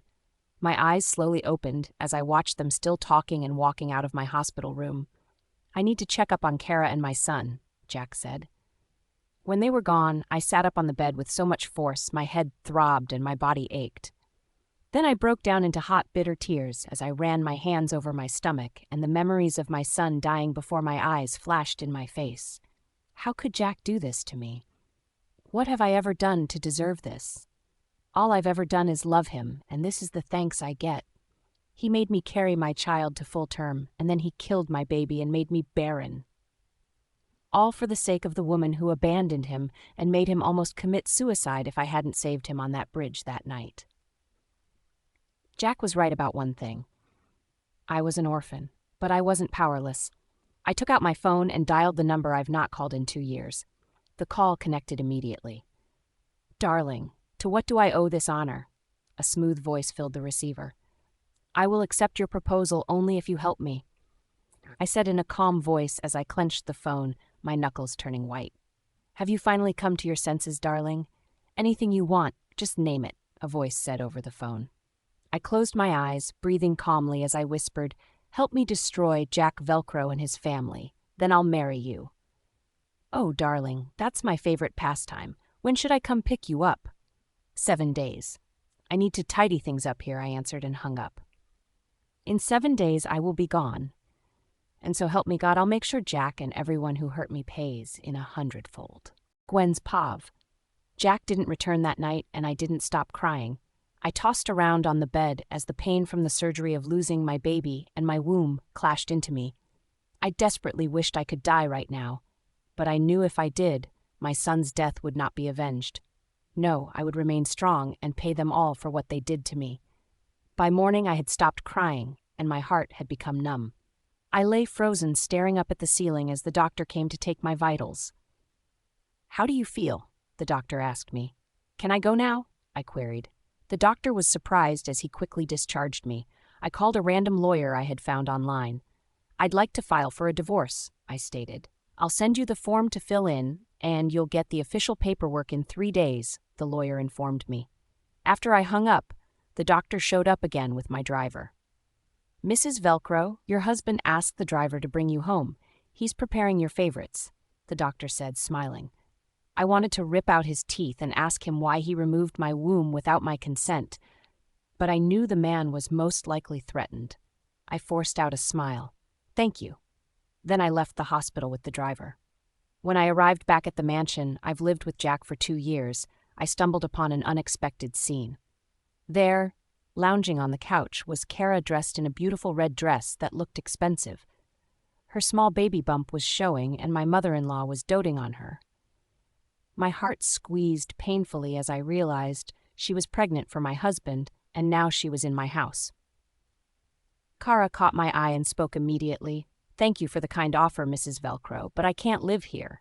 I don't want to make Jack's wife uncomfortable." My mother-in-law snapped immediately. "That orphan bitch? She has no say in this family. I don't know why my son is still married to her when he ought to throw her barren ass out." Her words were like acid, but having heard what I heard yesterday, they just felt like ice water. I stared at them and then went upstairs. But I had barely made it halfway when someone grabbed my hair. "Ow!" I exclaimed, whirling around, my scalp on fire. "You stupid girl!" My mother-in-law snarled and slapped me so hard, I tasted blood. "What do you want?" I glared at her, my eyes shining with hatred. "Can't you greet? Are you so shameless and rude that you have no respect? No wonder you were kidnapped and made to watch your child die," the woman spat. I glared at her, the tears threatening to spill at her words. "Well, ask your son. He was there. I'm sure he knows all about it," I snapped. "Why you?" She raised her hand to slap me again when Jack's voice interrupted her. "That's enough, Mom. Leave my wife alone." Jack's voice came from the kitchen. He stepped outside, wearing an apron as he glared at his mother. "How are you feeling, Gwen?" he asked me, trying to kiss me. I pushed him away, repulsed by his touch. Once upon a time I would have wanted nothing more than to melt in his arms, but not anymore. His mother has never liked me, mostly because I was an orphan who didn't have any big company or wealth to offer their family. She had said I was only fit to be a breeder, but even that seemed impossible now because of her son, and no one would know that but blame me. "Gwen, apologize to my mother and Kara." "Why didn't you greet them when you got back home?" Jack asked. I scoffed. "I didn't do anything wrong, so I'm not apologizing. What are they doing here?" "Is that how she talks to you?" his mother thundered. "Oh, I have to leave. I don't want to cause problems between you both," Kara said in a pitiful voice. "Daddy, why is that bad woman yelling?" a tiny voice suddenly asked across the kitchen. I looked across the kitchen and I saw the boy. He was a replica of Jack, a chip off the old block. He was about 2 years old, the same time when I had gotten married to Jack. What is going on here, Jack?" I asked him. And he looked me dead in the eyes and lied without a second thought. "My brother is dead, Kara is his widow, and David is his child. They have to move in with us because Kara is pregnant and can't stay alone," Jack answered. I stared at him. He was very creative with his lies. "Why is he calling you Daddy?" I queried. Jack shrugged. "He likes it. I'm not going to tell him to stop because it will make him unhappy." I nodded, just as he presented a steaming bowl of hot seafood. "I made you your favorite," he smiled. I smiled bitterly. 2 years with him, and he didn't know I was allergic to seafood. As the steam wafted through my nose, my stomach rumbled, and I heaved, throwing up on the floor. "Oh my gosh, Gwen, you should have just asked me to leave. Why are you throwing up over me and my son?" Kara said, sobbing. I wiped my mouth and glared at her. "You're far from me. How did it touch you?" But Jack suddenly grabbed my arm roughly as he forced me to my knees. "Apologize to them this instant, or I'll make you eat your vomit," he threatened. Gwen's pav. I stared at Jack with broken eyes, and his eyes were suddenly filled with remorse as he released me immediately. "I'm sorry, Gwen, it's just..." His apology was cut short when Kara whimpered. "Daddy, Mommy is sick," David's voice sounded. Immediately, Jack abandoned me and ran toward Kara. He scooped her up in his arms and caressed her forehead as he whispered in her ears. "I think it's the stench of the vomit, Jack. I feel so weak and I can't eat," Kara cried. "Clean that shit up." Jack barked at me as he walked away with David following them. My mother-in-law stared at me for a second, and then she hissed and walked out. Heaving a sigh, I cleaned up the vomit and the bowl of seafood that had poured when Jacob had grabbed me. When I was done, I went upstairs to the bedroom I've shared with Jack for 2 years without knowing he was a monster. Jack Velcro. I had met him on the night Kara abandoned him at the altar. He had almost killed himself by jumping off a bridge. That night, I saved him and we had sex. He was my boss and I let him because I've been working in his company for 2 years and I've always had a crush on him. Maybe because he was nice to me when my parents died and he helped me plan their burial, but either way, he has been a very sweet soul. When we woke up, Jack blamed himself for taking advantage of me and wanted to take responsibility for me, so we had a secret court marriage. At work, everyone thinks I was just his personal assistant. His family, especially his mother, was never in support of the wedding, and I never knew when Kara returned or when Jack started being unfaithful to me, but I knew one thing.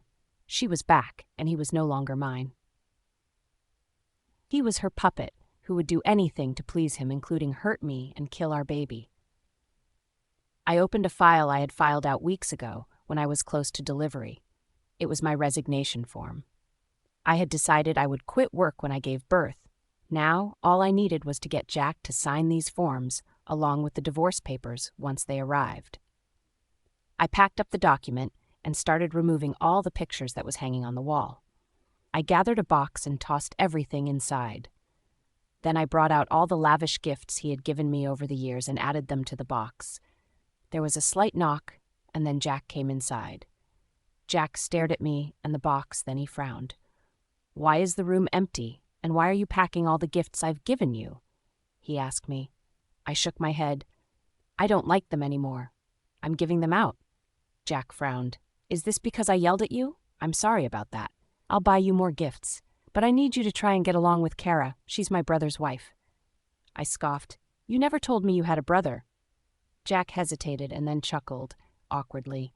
"Yeah, he was the black sheep of the family. Now he's dead. I'm responsible for them, and I promise you, Kara means nothing to me now. I have you."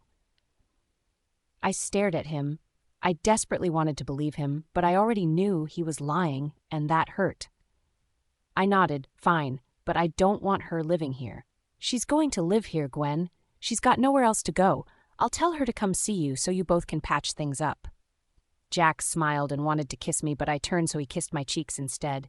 He didn't pay attention to it and quickly left. A few minutes later, the door opened and Kara walked inside. She smirked when she saw the bedroom. "Good, get rid of all your stuff. I'll be moving in soon," she said. I nodded. "I know. You can have the whole house to yourself." Kara laughed. "Oh, sweetheart, you already found out that your husband is cheating on you? Do you know what Jack told me today? He said your son died for a good reason. David's doing much better now. You should be proud. Your child gave mine a future." I sat down on the bed and stared blankly at her. "I can see you're proud, Kara. Enjoy my sufferings if that's what makes you happy." I saw the happy look on Kara's face dim as she glared at me. "You're supposed to be furious, Gwen. What is wrong with you?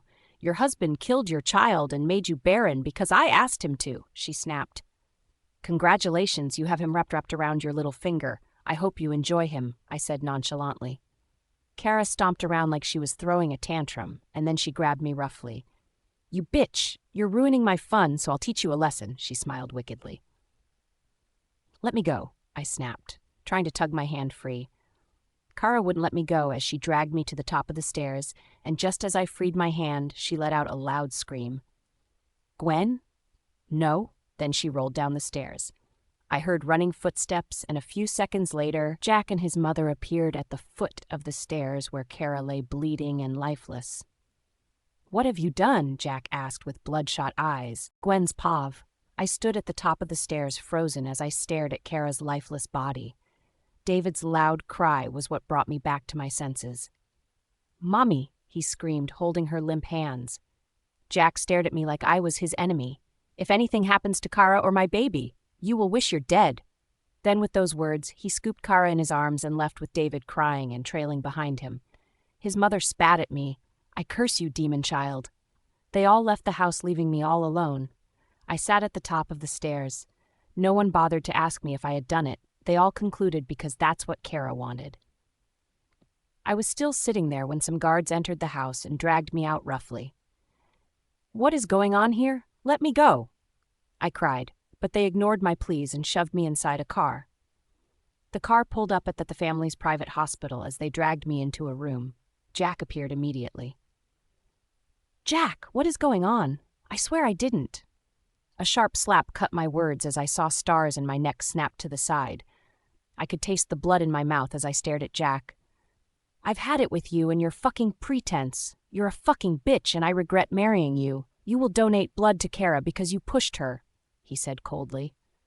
I stared at him, defiance shining in my eyes as I said in an equally venomous tone, "No, I didn't push her and she's not getting my blood." My words seemed to outrage Jack as his hands suddenly clamped around my neck and he tightened his grip. I started struggling to breathe on the chair, clawing at his hands, my eyes bulging. Breathe," I stuttered, clawing his hand furiously. "You'll kill her, Mr. Velcro," the doctor's voice said sharply. Only then did Jack release me. I collapsed to the floor, gasping for breath as the air rushed back to my lungs. My eyes were wide and red as I stared at him. "You are not off the hook yet," he said coldly to me. Then he turned to the doctor. "Drain her, every last drop, leave just enough to keep her alive." "That would kill her, sir. We can take blood from the blood bank for Kara." "Gwen isn't strong enough to donate blood due to what happened to her yesterday," the doctor said. Jack's hand tightened around the man's neck as he squeezed tightly. "I pay you to do your fucking job. Now do as I've said," he snapped, tossing the doctor aside. As he walked away, his men restrained me and the doctor injected me with needles. They started draining my blood, and I soon started feeling dizzy. After losing so much blood from the traumatic event of yesterday, it was difficult to stay away. Slowly, my eyes closed, and I welcomed the darkness. I opened my eyes to a bucket of cold water being dumped on me. Shivering, I realized I was still sitting in the chair, and Jack was glaring at me. My head felt light as I tried to stand up, but I ended up falling to the floor. "Are you done acting?" Jack asked me. I blinked. "What do you want now, Jack? I'm cold." He suddenly yanked me up by my hair, and I cried out in pain. "Please, let me go. Have mercy, Jack," I begged. I was too tired for more pain, I just wanted to sleep. He refused to release my hair as he glared at me. "You bitch! You sent someone to kidnap my son, right?" he yelled in my face. "What are you talking about?" I asked, slightly disoriented. "David is my fucking son, and while you're here pretending to be dying, you sent someone to kidnap him just to get back at me," he stated. I laughed. It was a hollow laughter filled with pain as he released my hair. "You stand there and shamelessly inform me that you have a child with another woman," I said. "Kara isn't another woman. She's my true love and the mother of my son and unborn baby." "You knew this. Why didn't you confront me? Why try to kill an innocent child?" he snapped. My eyes glazed over as I stared at him.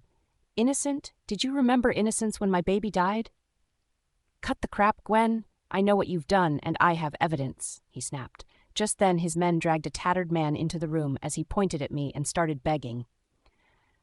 "Please, sir, she's the one who paid me to kidnap and kill the child. I didn't know he's your child. Please have mercy."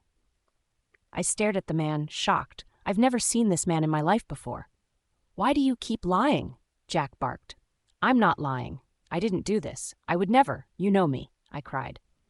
Jack dragged me furiously, his nails digging into my arm painfully. "You will admit what you've done. You will grovel and beg for forgiveness, else I will teach you a lesson," he said.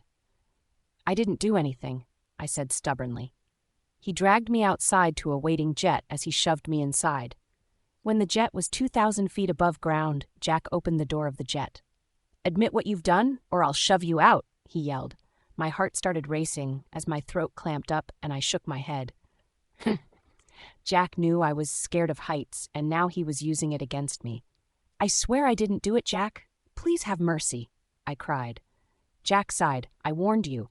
Then he gave me a hard shove and suddenly I was falling out of the jet, my screams echoing around me. Gwen's pav. I was screaming and crying as my hands flared helplessly around me when suddenly I jerked up in bed and realized I had been dreaming. Calm down, Mrs. Velcro. You're safe now. The soothing voice of the doctor sounded beside me. I blinked, sitting up in the hospital bed as the sound of the EKG machine sounded. The doctor was staring at me, but he wasn't alone in my room. Jack, Kara, and his mother were there too. How are you feeling? Kara asked me, sobbing.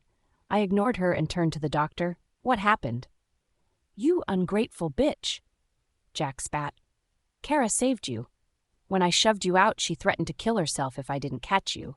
And so I did, but by then you had already passed out. She's refused to leave your bedside for 2 days as she claimed she wouldn't leave until you wake up. And this is the thanks she gets? My tongue felt dry as I stared at them. Then I burst into laughter until tears started rolling down my cheeks. She set me up and almost killed me. You almost killed me, Jack. So what do you want me to do? I should give you a fucking medal, I yelled at them. Jack's mother scoffed. You should have let her fall, Jack. Maybe it would have helped bridle her tongue. I glared at her. Yeah, he should have let me fall, or better still, he should have left me to die when he conspired to kill my baby. The room was deathly silent as no one spoke until Jack scoffed. Seems you're under a lot of drugs right now. Come, Kara, let's go. Kara stared at me and held my hands tightly as her fingers dug into my palm. I'm so sorry, Gwen. This is all my fault. Please forgive me, she cried in her fake voice. Stop fucking acting and leave me alone, I snapped, pushing her away. Kara stumbled and almost fell, but Jack caught her swiftly. He glared at me with so much rage I shuddered. Thank your stars, Gwen. If Kara wasn't such a nice person, I would have broken every single bone in your body. Then they left. The doctor stayed a bit longer, staring at me awkwardly. I want to leave, I finally said. He nodded and prepared my discharge papers. When I arrived back home, I picked up the mail that was waiting for me. It was the divorce papers. It's finally arrived. I walked inside and collected the resignation letter, too. Then the next task was to get Jack to sign them without him knowing. Jack suddenly appeared in my doorway and tossed a bag at me. Dress up. We have a business meeting to attend, he snapped. Why not go with Kara? I asked. I'm going with her, but you're my assistant. It'd be weird if you didn't show up, he answered. I brought out the documents immediately and shoved it in his hand with a pen, flipping to the last page. Please sign it. These are my hospital discharge papers, I lied. Jack frowned.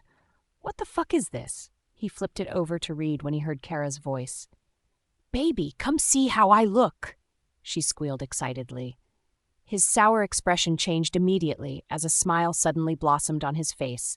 He scribbled his signature in the 2 documents without reading them and left. I should have been upset that he wasn't paying me any attention and had just signed those documents hurriedly, but I couldn't care less. In fact, I was happy he was distracted because at least he didn't read the contents of the documents. I quickly got dressed in the small black dress he had gotten for me. The dress hugged my figure and made me look very beautiful, hiding all the trauma I've been through.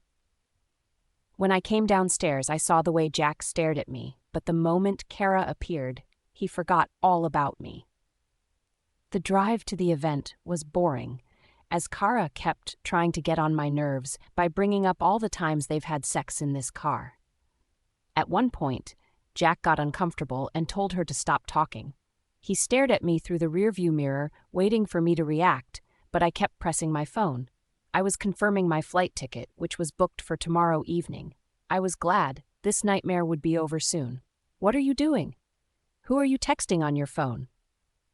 Jack asked suddenly, grabbing my phone. He tapped the phone and tried to unlock it, but he failed.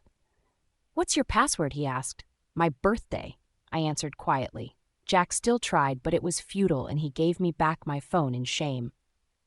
We finally arrived at the event, and I was glad to be out of the car. Kara melted into Jack's arms while basking in the glory of everyone calling her Mrs. Velcro. Multiple times, Jack stared at me with guilt written all over his face, but I didn't care. I remained seated behind them, acting like an assistant and not his wife of 2 years. The event was almost over when suddenly gunshots sounded in the hall. Chaos broke out as everyone started running and trying to hide. Bullets flew around in the hall, and the first person Jack shielded was Kara with his body. His reaction had caused me to remain standing as I stared at them when I felt a sharp sting in my side. Gasping, I realized I've been shot. I screamed loudly as I reached out to Jack. "Jack, help!" I cried, groaning in pain. Jack immediately left Kara and ran toward me. He picked me up and placed his hand on the bullet wound. "You'll be fine, Gwen. Just hold on a bit," he said to me. We were almost at the door when Kara screamed. "Jack, the baby! I can't move," she cried. And just like that, Jack abandoned me and ran toward Kara. He scooped her in his arms and ran toward me. "You're strong, Gwen. You'll be fine. I can't risk Kara or the baby. I'll send someone to get you." I watched as Jack walked out on me while Kara smirked in his arms. He left me behind in the chaos unfolding around me without even blinking an eye. Gwen's pav. I waited. I hid behind the doors while the gunshot continued, but no one came. When I almost passed out from blood loss, they finally left. Dragging my tired body to the hospital, the doctor once again patched me up. But when I returned home, I met Kara, David, Jack, and his mother, all smiling and having dinner like they hadn't just left me to bleed out in a place filled with mobsters. When I walked inside, Jack met my gaze and his face turned guilty. "I'm so sorry, Gwen. I came back with Kara and she was in a critical condition," he said. "Yeah, critical," I said coldly. Without another word, I marched upstairs and took the box where I had stored all our memories and went outside with it. I threw it inside a metal container and lit the match.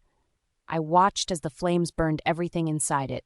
My heart felt numb as I stared at everything I used to cherish over the years. But now as it burned, including my wedding picture and marriage certificate, I felt a strange sense of satisfaction. "What are you doing? Have you lost your senses?" Jack snapped behind me. He used a fire extinguisher to extinguish the flames, but he was only able to recover a burnt part of the wedding picture and marriage certificate. "Why would you burn this? Are you crazy?" he asked me.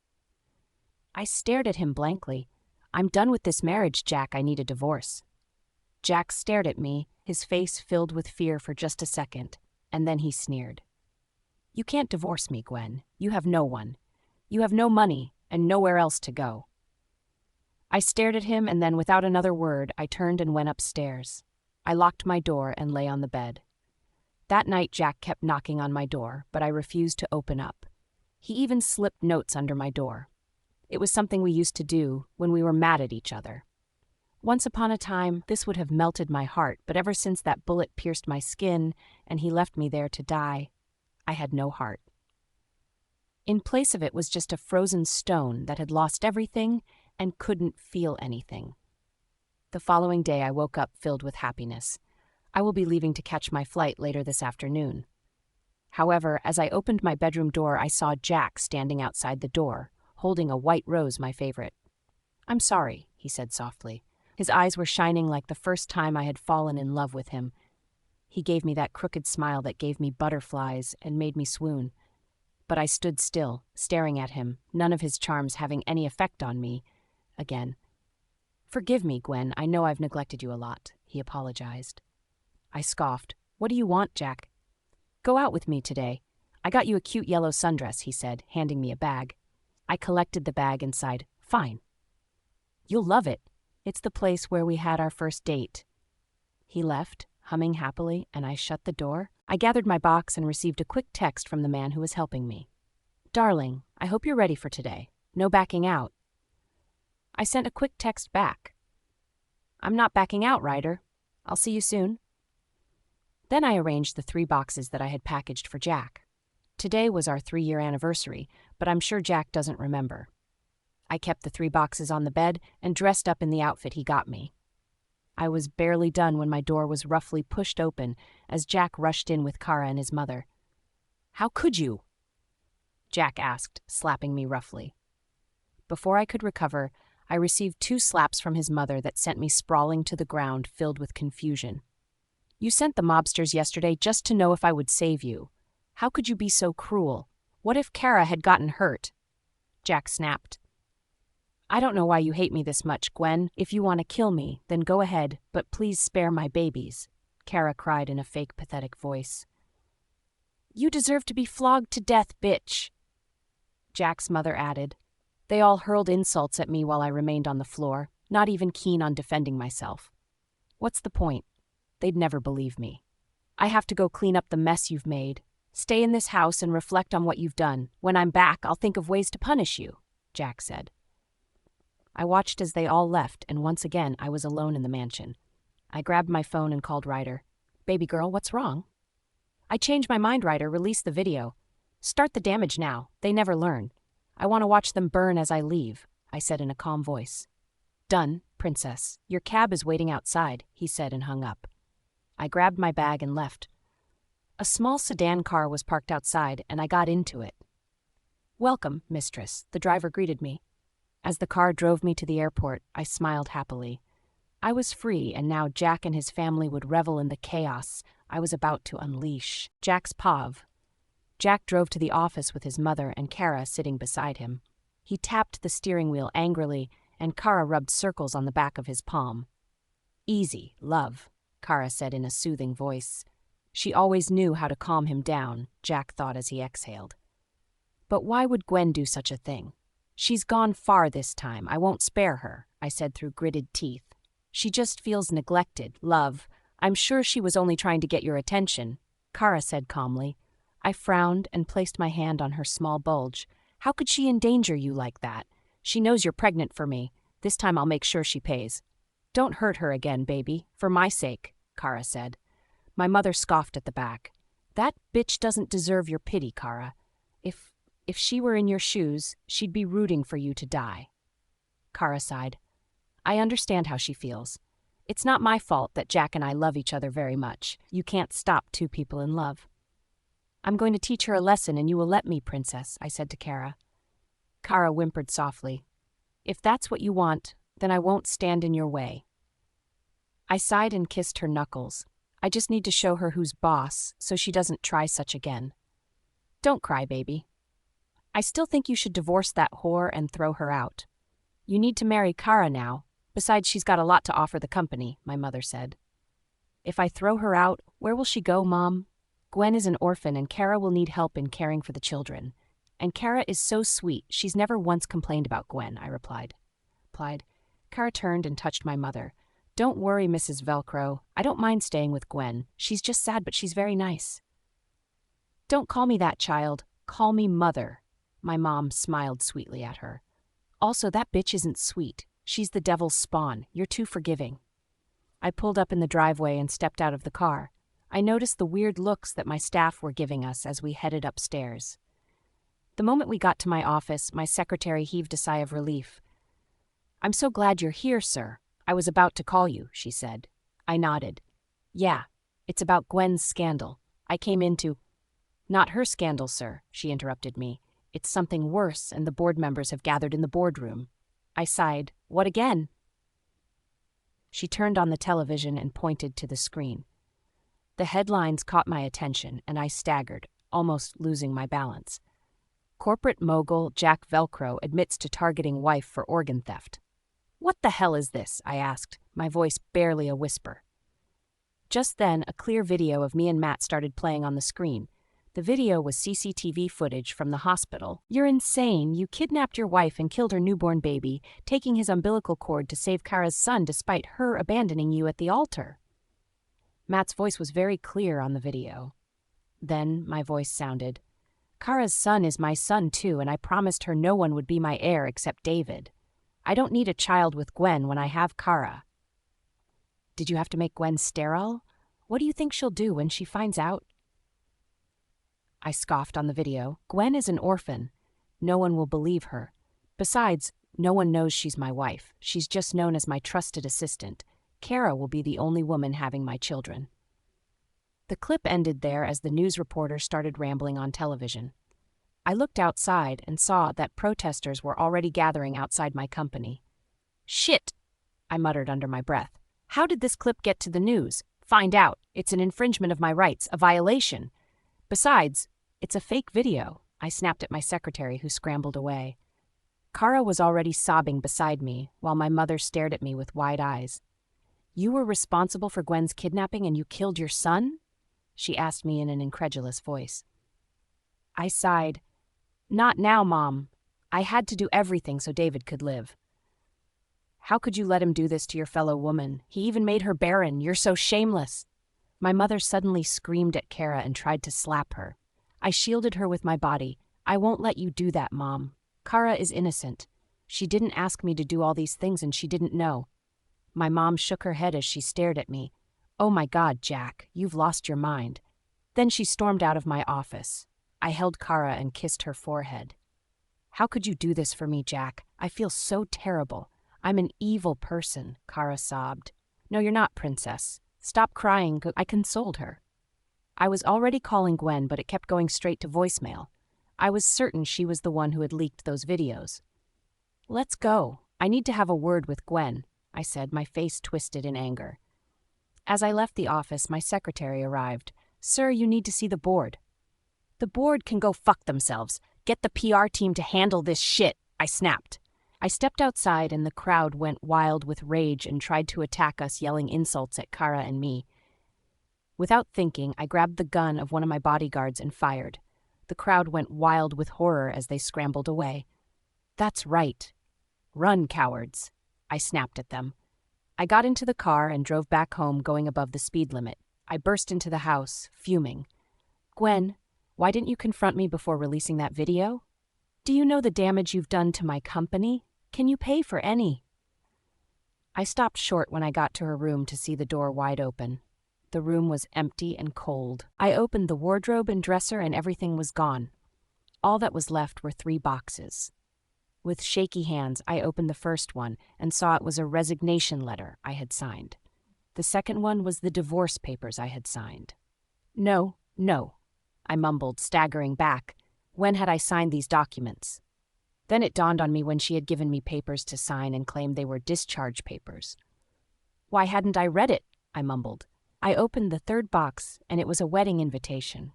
It had Gwen's name, but there was no groom. The only thing attached to the card was a note. I was going to leave the videos for you, but I decided to let the whole world enjoy them with you.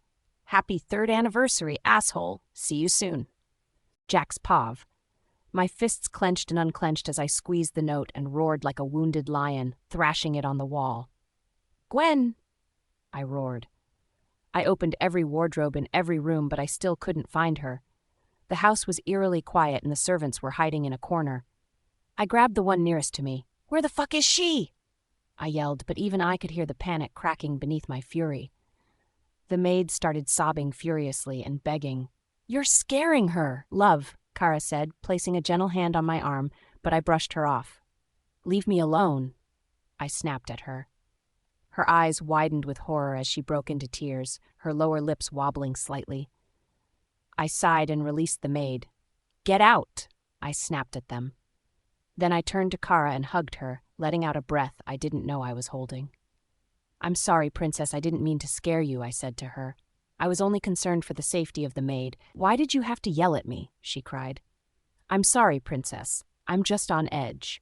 I don't know where Gwen is, and she's not replying to any texts I've sent or my calls, I sighed, running a hand through my hair. Maybe she's acting out because you're the only one who's ever paid attention to her, and now you're not giving her any attention, Kara said quietly. I sighed. This felt different, like she had walked out of my life and had no intention of returning. None of her things could be found in the room, and I recalled seeing her burning a lot of things last night. I don't know, Princess. I'm not so sure if she's acting out. I think she's gone, I said. But if she's gone, isn't that what you've secretly wanted? To have me all to yourself, and now you're divorced, we can get married, Kara said. Something about the way she said it rubbed me the wrong way. I've always wanted to marry Kara, more than anything in my life. But now that the opportunity has presented itself, it suddenly felt like I was unsure. Or you don't want to marry me again? Kara asked. I sighed. No, Princess, there's just a lot going on. Gwen didn't just leave. She's wrecking havoc, and I have to handle things first. Kara nodded. I understand. You've always taken good care of Gwen. It's normal for you to feel this way. I'll take David and leave for a few days. I'll return when you're ready. I sighed as Kara headed to David's room. I knew I should go after her, but I just couldn't find it in me. I pulled out my phone and called my private investigator. "Jules, it's me. Find Gwen, even if you have to turn the entire world upside down," I said. I ended the call and grabbed my car keys and headed out. My phone has been buzzing non-stop with calls and messages from board members. I drove back to the office and was relieved to see the crowd outside had disappeared. Even newscasters stood at a safe distance. "Fuckers," I muttered. I used the elevator to the last floor and got out in front of the boardroom. The board members all turned when they saw me enter. "Finally decided to grace us with your presence, Jack," one of them said. "I've been busy," I snapped. "Yeah, causing more havoc for the company," another sneered and pointed to the television. The news headlines landed like a slap. "Has CEO of Velcro Group finally lost it?" Yes, the next clip that followed was me shooting outside my company earlier. I rolled my eyes. These people will take anything and spin it as a story. "Why were you shooting in a public place? This isn't some mafia squabble. You've done some real damage to the company," another snapped. "How bad can it be?" "Y'all need to chill out," I grumbled. "Chill out? You've been married to your assistant for 3 years, and you cheated on her with someone who dumped you? You even killed Gwen's child, your flesh and blood. How vile can you be, Mr. Velcro?"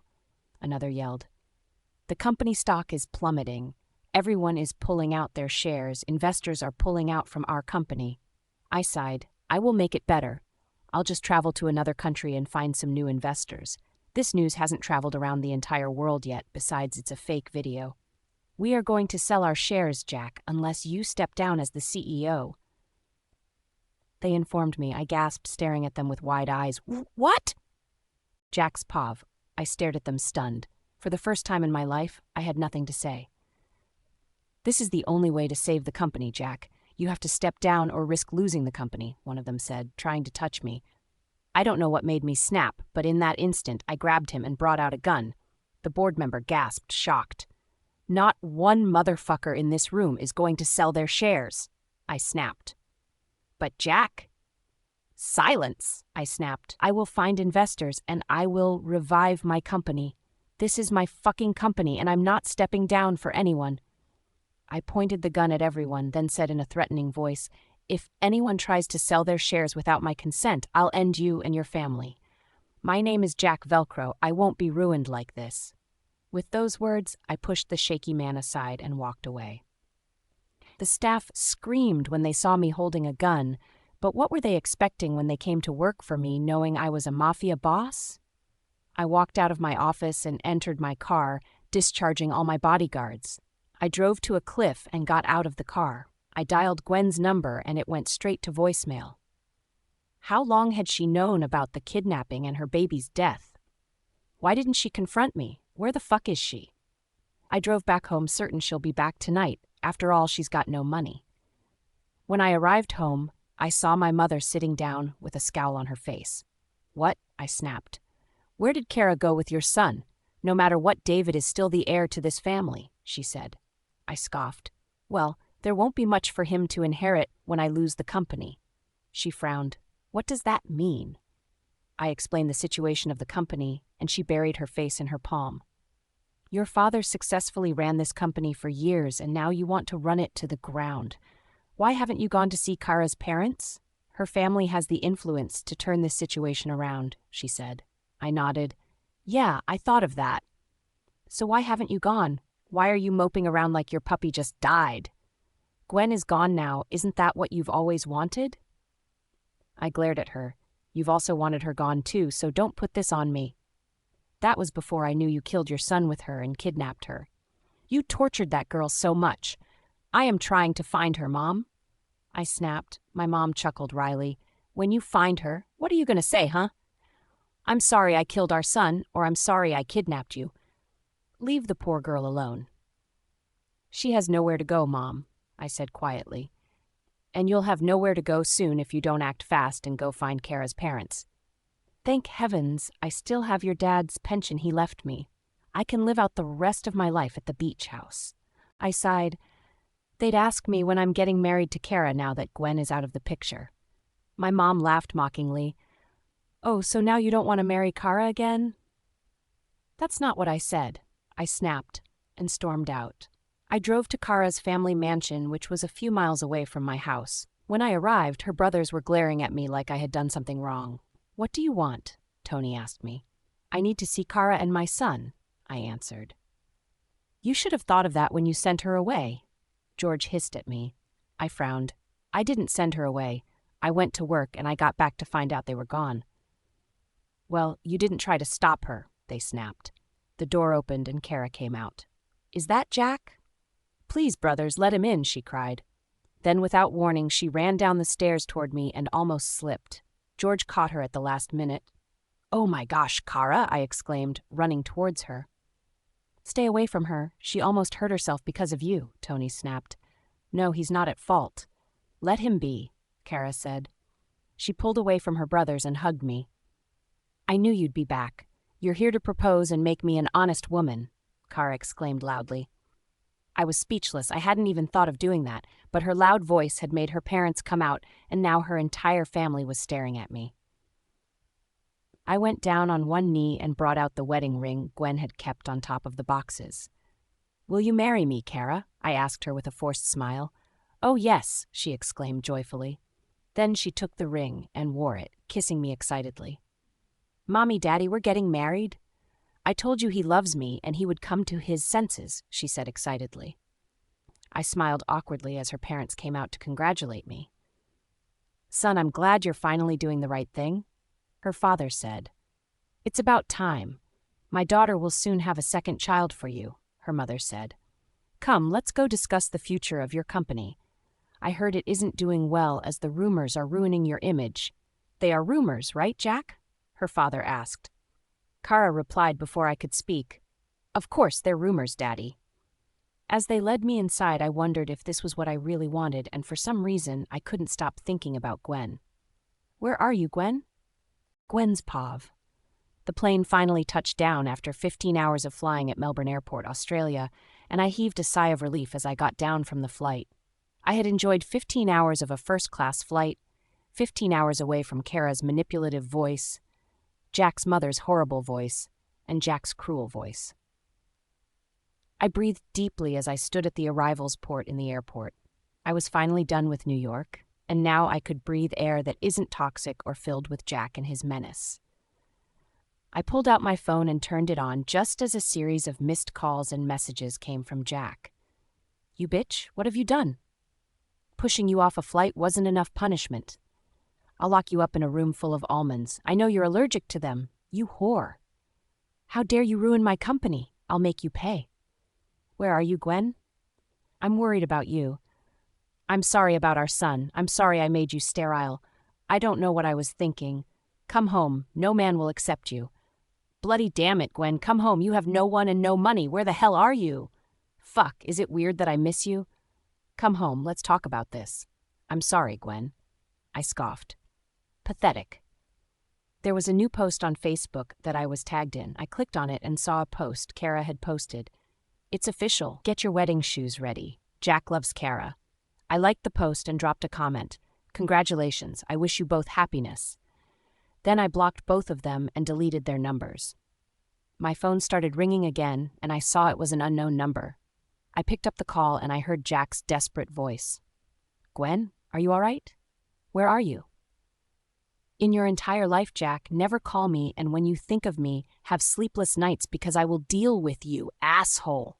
I hung up the phone and tossed it into the nearest garbage can, then I grabbed my box and walked out. I saw the name card with my name written on it, and I walked up to the man.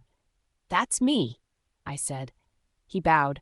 Boss Ryder has instructed me to bring you back to the villa. I nodded as he opened the car door for me and collected my luggage. I entered the luxurious Lamborghini and relaxed as I poured wine and began sipping. I guess making a deal with the devil wasn't so bad. I must have dozed off during the ride because the next time I opened my eyes, we were driving into a beautiful, gigantic mansion. The house was nothing compared to Jack's mansion. It was beautiful and big with intricate flowered designs and filled with ice sculptures of different animals.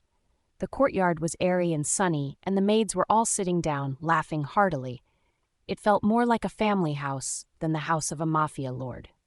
The driver pulled into the driveway and I saw arrays of cars that were all parked there. My car door was opened and a hand extended toward me. When I stepped out of the car, I came face to face with Ryder Saltzman, mafia lord and Jack's sworn enemy. 3 years ago, he met me at a restaurant in New York when he came for work. That night, I saved him from a mudslide. I even paid for his hospital bills and hotel bills because he had lost his card and everything in the accident. 2 weeks later, he asked me to marry him. He said he's never met anyone like me, and he wanted to spend the rest of his life showering me with treasures for taking care of him. At that time, I didn't know who he was, but I was foolishly in love with Jack, and I rejected his proposal. Ryder pursues me endlessly, only for me to almost marry him, till that night at the bridge with Jack, and everything changed. I married Jack the following day, and told Ryder. Ryder said he'd wait for 5 years, and if I didn't come to him, he would try to forget me. 3 years later, and here I am, the same man whom I had rejected was now the one who had rescued me in my darkest hour of need. "How was your flight, darling?" he asked me. I stared at his beautiful face and smiled. "Seeing you again after all these years made the flight worth it." Ryder laughed. "Oh, sweetheart, you've certainly mastered the art of flirting." I chuckled. It just feels good to be somewhere that Jack doesn't exist. "About Jack, darling, I think you'll want to join me and watch the evening news. He's unhinged." A smirk formed on my lips as I took his hands. "Are you sure you want us to watch the news, Ryder? Or would you rather see me in a wedding dress?" "Now that's an interesting proposal, darling, but we both know why you want the wedding dress, to ruin Jack, except you don't need a dress to do that." Ryder led me into the villa as the maids greeted me politely. The moment he turned on the television and I saw the headlines, a wicked smile curved on my lips. "Now, Ryder, this is a nice welcome gift." I smirked. "Gwen's Pav." I stared at the news headlines and watched as Jack made a fool of himself on national television. He was yelling, unhinged, spiraling, and it made me happy. "I'm glad you were able to get the video," I said, crossing my legs as I took a sip of wine. Ryder smirked, lounging across from me with a half-buttoned shirt and eyes that glittered with danger. "I can get you anything you want, darling. All you have to do is ask." He stood, offering me his hand, and led me upstairs. The bedroom he gave me was twice the size of what I used to have in Jack's house. There was a walk-in closet filled with outfits in my size, perfumes I used to love, even a faint scent of lilac in the air. Everything had been tailored for me, like he'd always known I would return. I walked to the balcony, pushed open the glass doors, and inhaled deeply. For the first time in 3 years, the air didn't feel like poison. It felt like freedom. I turned back to Ryder, my eyes misty but clear. "Thank you." He shook his head. "No, Gwen, if you didn't save me that night, we wouldn't be here. I owe you my life. This is only the beginning of paying it back." "Rest up. I'll come get you at dinner," he added, then disappeared down the hallway. The room fell silent, just the sound of the sea breeze against the balcony glass. I took a shower in a hot bubble bath and sighed softly. I could get used to a luxury like this. When I was done bathing, I stood before a mirror and I looked at my body. I saw the scar below my abdomen. It was like a painful reminder of what I've lost. Holding back the anger rising in my chest, I got dressed and went to meet Ryder. He was sitting in the garden wearing an unbuttoned shirt. The breeze was blowing around him, fluttering his shirt and hair. I paused in the doorway, breath catching in my throat. He was barefoot, shirt half open, the breeze playing in his hair like it belonged there. He looked like sin sculpted into a man. "You're outside?" "I told you to rest," he said. I gulped softly, swallowing the drool I had gotten upon seeing him like that. "I couldn't sleep. Not when I haven't finalized the plan on how to deal with Jack next," I answered. "Darling, we have all the time to strike. Right now you need to rest," he said to me. I shook my head. "I can't rest. I need to start working on how to get rid of him. He's ruined my life so badly, I'm not going to let him get a moment of peace." Ryder nodded. "All right, what do you have in mind?" "What's the update on Jack's company?" I asked. "His company would have almost gone bankrupt, but he forced his board members not to sell any shares, and now Kara's parents are backing him," Ryder answered. "Kara's parents helped him?" I asked through gritted teeth. Ryder nodded. Yeah, but the company isn't completely secured yet. I want to buy all the shares in his company. I want to own the major shares so I can secretly be the major shareholder and CEO, I stated. I can get that done. We just need to pay a visit to the board members and coax them to give up their shares, Ryder said. I smiled. Thank you so much, Ryder. I don't know what I would have done without you. Darling, stop thanking me. I'd do anything for you, Ryder said to me. Just then, a man arrived and whispered something in Ryder's ears. The man was the same man who had picked me up from the airport. Ryder frowned when he heard what the man had to say. Then he waved him off. When the man left, I turned to Ryder with a frown. What's going on? I asked. It seems that it may require a lot more persistence to get the shares we want, Ryder answered. Why? I asked. I didn't have patience. I wanted the power to deal with Jack. Kara's parents seem to have struck a deal with a Chinese investor who is willing to pour in millions of dollars into Jack's company, Ryder replied. I frowned, tapping my chin when suddenly an idea popped in my head and I smiled widely. I have an idea, Ryder, and it will require a trip to China, I grinned. Kara's pav. I watched as my father and Jack discussed business and an eerie calmness washed over me. He was finally mine after years of plotting. My phone rang and I stepped outside to pick the call. It was a private investigator I had hired to find Gwen. Miss Kara, his smooth voice filled the phone. Give me good news, Calvin, I stressed. I can't find her, miss. It's like she's vanished into thin air. There's nothing that traces back to her, he answered. I snarled softly. That bitch commented on my fucking post. Trace her IP address.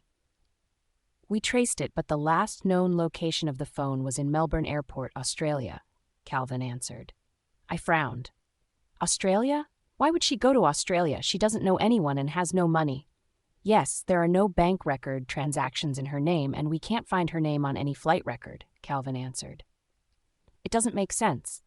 I pay you to do a good job, so find that whore so I can end her miserable life for good.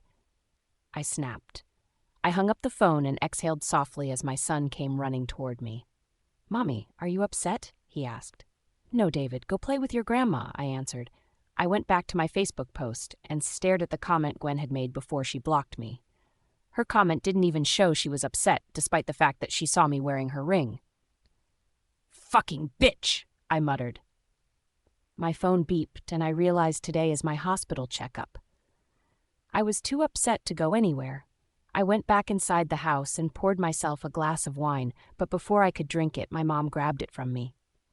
Why are you drinking wine, Kara? Are you trying to kill the baby? She asked in a shocked tone. I sighed, running a hand through my hair. It's just a sip, Mom. I'm just so tired. What's got you so worked up, love? She asked me.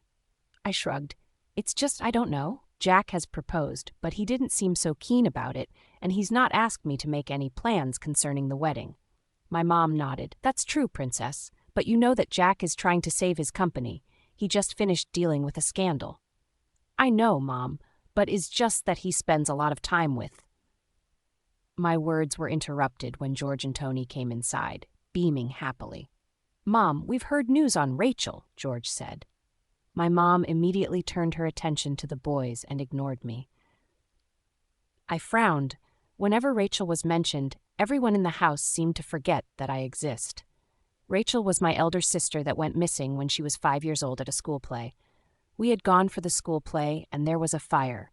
Rachel lost her way, and she was never found. No dead bodies were recovered from the fire either. My parents have searched for years, and they've been unable to find her. We found the orphanage where she grew up. She was rescued, and someone took her to that orphanage. It's here in New York, Tony said. I frowned. How was she in an orphanage in New York here, and we were unable to find her? Are you sure you heard correctly, or they aren't deceiving you? My mom hushed me harshly. Don't be so negative, Kara. You should be happy we've finally heard something after all these years. Come, Tony, let's go to the orphanage. And just like that, they left me there. My mom forgetting that just a while ago she was trying to console me. Muttering under my breath, I went to the sitting room and realized that even my father had joined them to leave. Jack turned to me. Isn't your checkup today? I rolled my eyes. At least someone in this house remembers that I exist. Jack frowned. What do you mean, princess? I've just been trying to put things in order. I sighed. I know, I'm sorry. It is just whenever they mention my missing sister, everyone forgets about me. It's been years since she went missing. It's possible she's dead. Jack frowned. Don't say that, Kara. She's your sister. You should be glad there's news about her. I grabbed my bag. You know what? I can find my way to the hospital. Then I stomped out of the house. I wish Rachel is never found. In fact, I wish she's dead. Jack's pav. After Kara stormed out, I knew I should have chased after her, but I didn't feel like it. As much as I've been trying to get my company back, I couldn't stop thinking about Gwen. How had she even gotten the CCTV footage to air the video? I knew Gwen very well, and she's always been timid. However, the person who had spoken to me on the phone didn't sound like the Gwen I knew. I had also seen her comment on the post Kara made about the engagement. I had even thought she would lash out or ask why I used her ring, but her calm response was unexpected. My phone beeped, and I saw it was a message from my PI asking to meet me in my study. I picked up David, who was watching cartoon on his tablet, and took him to the car. "Daddy, where's Mommy going?" he asked me. I shrugged. "Mommy has to go to the hospital. Come, I'm taking you to see your grandma." I drove back home and was relieved to see that my mother was still in my house. I thought by now she'd be halfway to the beach house after the way she threatened me last time. "Where's your new wife?" my mom asked. I rolled my eyes and dropped David with her. "I don't have strength for your antics, Mother," I answered. My mother scoffed. "If Kara can sit and watch you do such inhumane thing to another woman, then she's more dangerous than you know. Don't say I didn't warn you." I ignored my mother and walked to my study where my PI was waiting for me. I collapsed in the chair and stared at him. "Hurry up. Kara mustn't see you here," I said to him. Calvin nodded and brought out a file. The moment when I hired Calvin to find Gwen for me, he also was hired by Kara to find Gwen. Calvin has always been loyal to me, so I made sure he reported to me only and gave Kara half-truths. "I found her," Calvin said. "She's in Melbourne. I don't know how she was able to get there, but she was on a first-class flight." I frowned. How had she been able to afford first-class tickets to another country? Where in Melbourne is she in? Who picked her up from the airport? Calvin sighed. "I'm still working on it, sir. I don't have all the information yet." I ran a hand through my hair and sighed in frustration. "I need you to find Gwen as soon as possible." "I need to know what she's up to and if she's all right," I said. "I'll do my best," he said. Just as he turned, the door opened and Kara stormed in, her eyes wide with shock when she saw Calvin. "What are you doing here?" she asked Calvin. Then her eyes landed on me. "Are you spying on me?" I rolled my eyes. "Of course not, Kara. Everything isn't about you." That's when she saw the file on my desk and grabbed it. "You're tracking Gwen?" she asked. I glared at her. "Don't pretend like you're not. I know you asked him to find Gwen." Kara scoffed. "I see. That's why you've been giving me attitude, huh? What do you want to do when you find her, huh? Beg her to take you back? After you killed her son and made her barren?" My face scrunched up in rage. "That's enough, Kara." Calvin gingerly stepped aside. "I'll take my leave now." He quietly tiptoed out of the study while Kara was still glaring at me. "I can't do this with you right now," I said to her. She scoffed. "Why? You suddenly want Gwen here? Weren't you always clamoring that she wouldn't leave and you don't mind if she does? So why has she gone and you're looking for her?" Maybe the better question will be, why are you looking for her? I snapped. "I just want to know how she's doing and if she needs help," Kara answered quickly. I frowned. For the first time in a long while, I felt like she wasn't telling me the truth. "We have to find her then. She's the one who's making my company a mess," I said. Kara sighed. "I just feel like since Gwen left, you've not been giving me attention, and now my family too seem to have forgotten me since news of Rachel surfaced." I let out a sigh and pulled Kara into my arms. "You don't have to feel jealous, Princess. We all love you," I said to her. She looked at me with misty eyes. "Then prove it, Jack. Marry me this weekend." Writer's Pav. 2 days after Gwen arrived, I had already started making plans about our trip to China. "Progress?" I asked my assistant, John. I was sitting in my office, staring at my laptop and trying to come up with a compelling proposal to convince the man we were going to see. I've barely been at home ever since Gwen told me her plans. I've been so used to doing things the mafia way that I found it difficult to have a civil conversation with someone who could help Jack. You know, we could go in there, guns blazing, John stated. I shook my head. I'm not sure that's a good idea. The man appears to be a legitimate businessman. There has to be something we can do in order to buy his company. John stared at me and frowned. But boss, do you intend to give full control of the company to Gwen when you purchase it? I nodded. Yeah, we'll just push the headquarters back here, and she can expand. Aren't you threatened that she might turn against you? John asked. I smiled. I understand you're looking out for me, but there's something about Gwen. I know it's been years since she saved me, but I've been unable to get over her. She's been hurt so badly, and all I want to do is help her heal, love her, and show her what's possible if she will let me. Before John could reply, my intercom buzzed. I pressed it, and my secretary's voice sounded.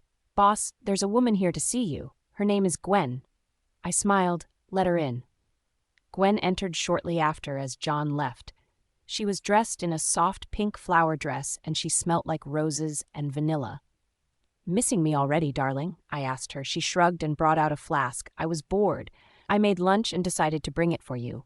Why haven't you returned home for a while? I've been busy trying to make arrangements for our trip, and also the fact that we have to convince him to sell, I answered her. She set the food on my table and served me. It was a delicious meal of porridge, one of my favorite meals. I took a bite and moaned in delight. This is amazing. Gwen smiled. It's nice to see that my cooking skills aren't rusty. I frowned. What do you mean? This is nice. Gwen shrugged. When I used to cook for Jack and his family, they never for once agreed that the food was nice. They are regretting their actions now, darling, and we'll make them beg for mercy, I said. A flash of anger crossed her eyes as she spoke again.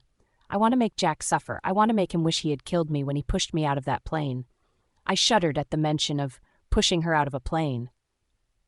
I needed to know the details of what she went through in that house, and I wasn't going to force her to open up until she's ready. I'm sorry you went through such... Nobody deserves that, darling. I'll do my best to help you get your revenge, I said to her. After I finished eating, the news on the television caught my attention, and I turned up the volume. It was showing the live wedding of Jack and Kara that was happening now in New York. I turned to Gwen, wanting to see a reaction, but all I saw was a cruel smirk on her lips as she stared at the television. Are you all right? I asked her, concerned. She grinned. Of course, these two deserve each other. Besides, they've just given you the ammunition you need to buy the company from the new investor. It suddenly dawned on me as I realized what she was saying, and I burst into laughter. I can't believe they made it easy for us, I chuckled. Gwen shrugged. Yes, well, everything is now going to fall into place. I stood up and extended my hand toward her when the couple's song started playing on the television. Dance with me, darling, I coaxed. She took my hand and nodded, with pleasure. As we slowly danced to the song, she smiled happily. It makes me happy to know that I attended their wedding and they ruined their lives at this very moment, she said. Just as she raised her head, she inhaled sharply. I was staring intently at her, and our lips were just inches apart. Gwen's pav. I tried to pull away from Ryder's arms, but instead I leaned in. My lips brushed his, soft at first like testing forbidden fire, until it ignited. He responded instantly, wrapping an arm around my waist and pulling me closer, deepening the kiss. A small moan escaped me, sharp and shocking, until the door swung open. We broke apart. John froze in the doorway, blinking like he'd just witnessed a crime scene. I'll come back. No need, Ryder said casually. What is it, John? I didn't wait to hear more. I gathered the flask, avoided Ryder's eyes, and fled the office. Back in my room, the silence was louder than any words. I sat on the edge of the bed, touching my lips. They still tingled. It wasn't supposed to happen. That kiss wasn't part of the plan. But the way his mouth felt against mine, the way my body responded, I bit my lip. It had been months since anyone touched me like that, and years since I'd felt wanted. Jack had stopped touching me long before the betrayal. I used to crave him. Now I just craved freedom. And maybe Ryder too. I must have dozed off because when I stirred again, Ryder was there beside me. "Darling," his voice was low. "Why are you sleeping on the floor?" I blinked up at him and tried to sit up, embarrassed. I didn't mean to. I guess I was just thinking." "You're always thinking," he teased gently. He lifted me effortlessly, placing me on the bed like I weighed nothing. His eyes were soft but curious. "I'm sorry about earlier," I whispered. "I didn't mean to kiss you." His lips quirked into a smile. "Don't be. I've been waiting for that kiss for 3 years. Feel free to do it again. Anytime." I couldn't help it. I laughed, hiding my face in the pillow. "Stop saying things like that." "Why? You're blushing like you used to." He scooped me up again, bridal style. My laughter echoed off the walls. "I booked us a honeymoon suite in China," he said. I blinked. "You what?" "You wanted war, didn't you?" Ryder smirked. "Let's go buy your ex-husband's company and celebrate while we're at it." That night, we took his private jet to China. I wore silk and drank champagne, and for the first time in years, I felt powerful and wanted. We landed in Shanghai just before dawn. The hotel Ryder chose had a rooftop dinner waiting, with champagne chilled and a candlelit view of the skyline. "You're ridiculous," I said, laughing into my glass. "Guilty," he replied, "but you love it." After dinner, we returned to the honeymoon suite, lavish and blushing in rose gold. His hands found my waist again, and this time I didn't stop him. I let him kiss me. I let myself feel wanted. For one night, I stopped being Gwen the Avenger. I was just a woman tasting freedom. The next morning, sunlight poured across the marble floor as I stood on the balcony, sipping ginger tea. "Today's the day," Ryder said behind me. He'd already prepped the meeting with Lynn, our ticket to seizing Jack's company. Lynn was a legend in Asia. Rich, ruthless, and sentimental in a very specific way. He hated disloyal men. Jack had no idea that the man he was trying to charm was once betrayed by his own wife. And Lynn never forgot betrayal. Ryder walked in holding a gold-foiled package. He just confirmed, "Lynn wants to meet." "What's the condition?" I asked. "He wants to watch the video the leak you sent said it was poetic." I smirked. "Then let's give him the show." Lynn's penthouse was a fortress of glass and gold. Statues lined the edges like trophies, and the man himself sat at the end of a black marble table, fingers drumming, eyes unreadable. "You're Velcro's wife?" he asked. "Ex," I said coolly. "Legally, yes. Spiritually, I divorced him the day he killed my child." He nodded and gestured to the seat. No warmth, just curiosity. "I watched the video," he said. "Impressive. But Jack is married into a family I consider close allies." "Then maybe," I said slowly, "you need better allies." He blinked. Ryder said nothing. He let me have the floor. "Velcro Corp is bleeding. I'm not asking you to abandon ship. I'm offering you a faster one, better built, and run by someone who doesn't discard people after using them." He was silent for a moment, and then he nodded. Lynn smiled, folding his arm and sipping his tea. "She is quite ruthless," he said, glancing at Ryder, "and dangerously charming." "She's just getting started," Ryder replied with a grin. Lynn extended his hand to me. "Then allow me to be part of this empire you're building, Miss Linden." I shook his hand firmly. "Welcome aboard. I'll sign over the deal in the morning." "Well, somewhat. I like you, Miss Linden. You're efficient." I leaned forward and smiled sweetly. "No, Mr. Lynn. I'm dangerous." Jack's POV. I stared at the numerous messages flooding into my phone, wishing me congratulations on my wedding with Kara. Matt was sitting in my office as he stared at the pictures and was smiling smugly. "I can't believe you get to have it all after what you did to Gwen," he said. I turned to Matt. "Did you leak the video?" Matt frowned.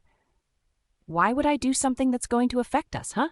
Do you know the type of heat I've been facing in my company because of that video?" I sighed, rubbing a hand across my eyes. "I'm sorry, I'm just stressed." Matt frowned. "What's stressing you, man? Why are you even at the office when you got married yesterday, huh?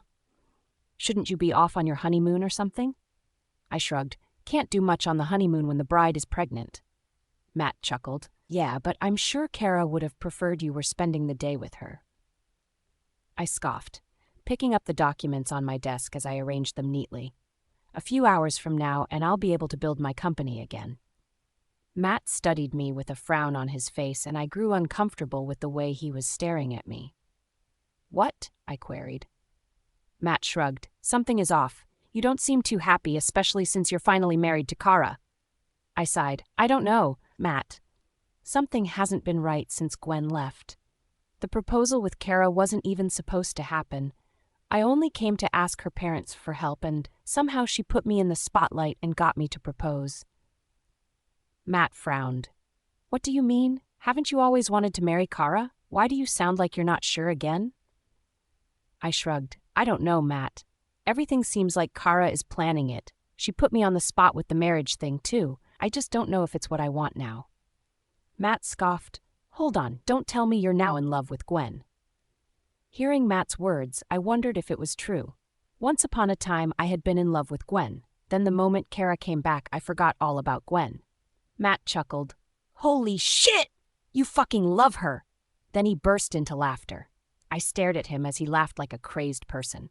What's so damn funny? I snapped at him. Matt laughed. You're so stupid, man! What do you think she's gonna do, huh? Take you back after all you've done to her? I shrugged.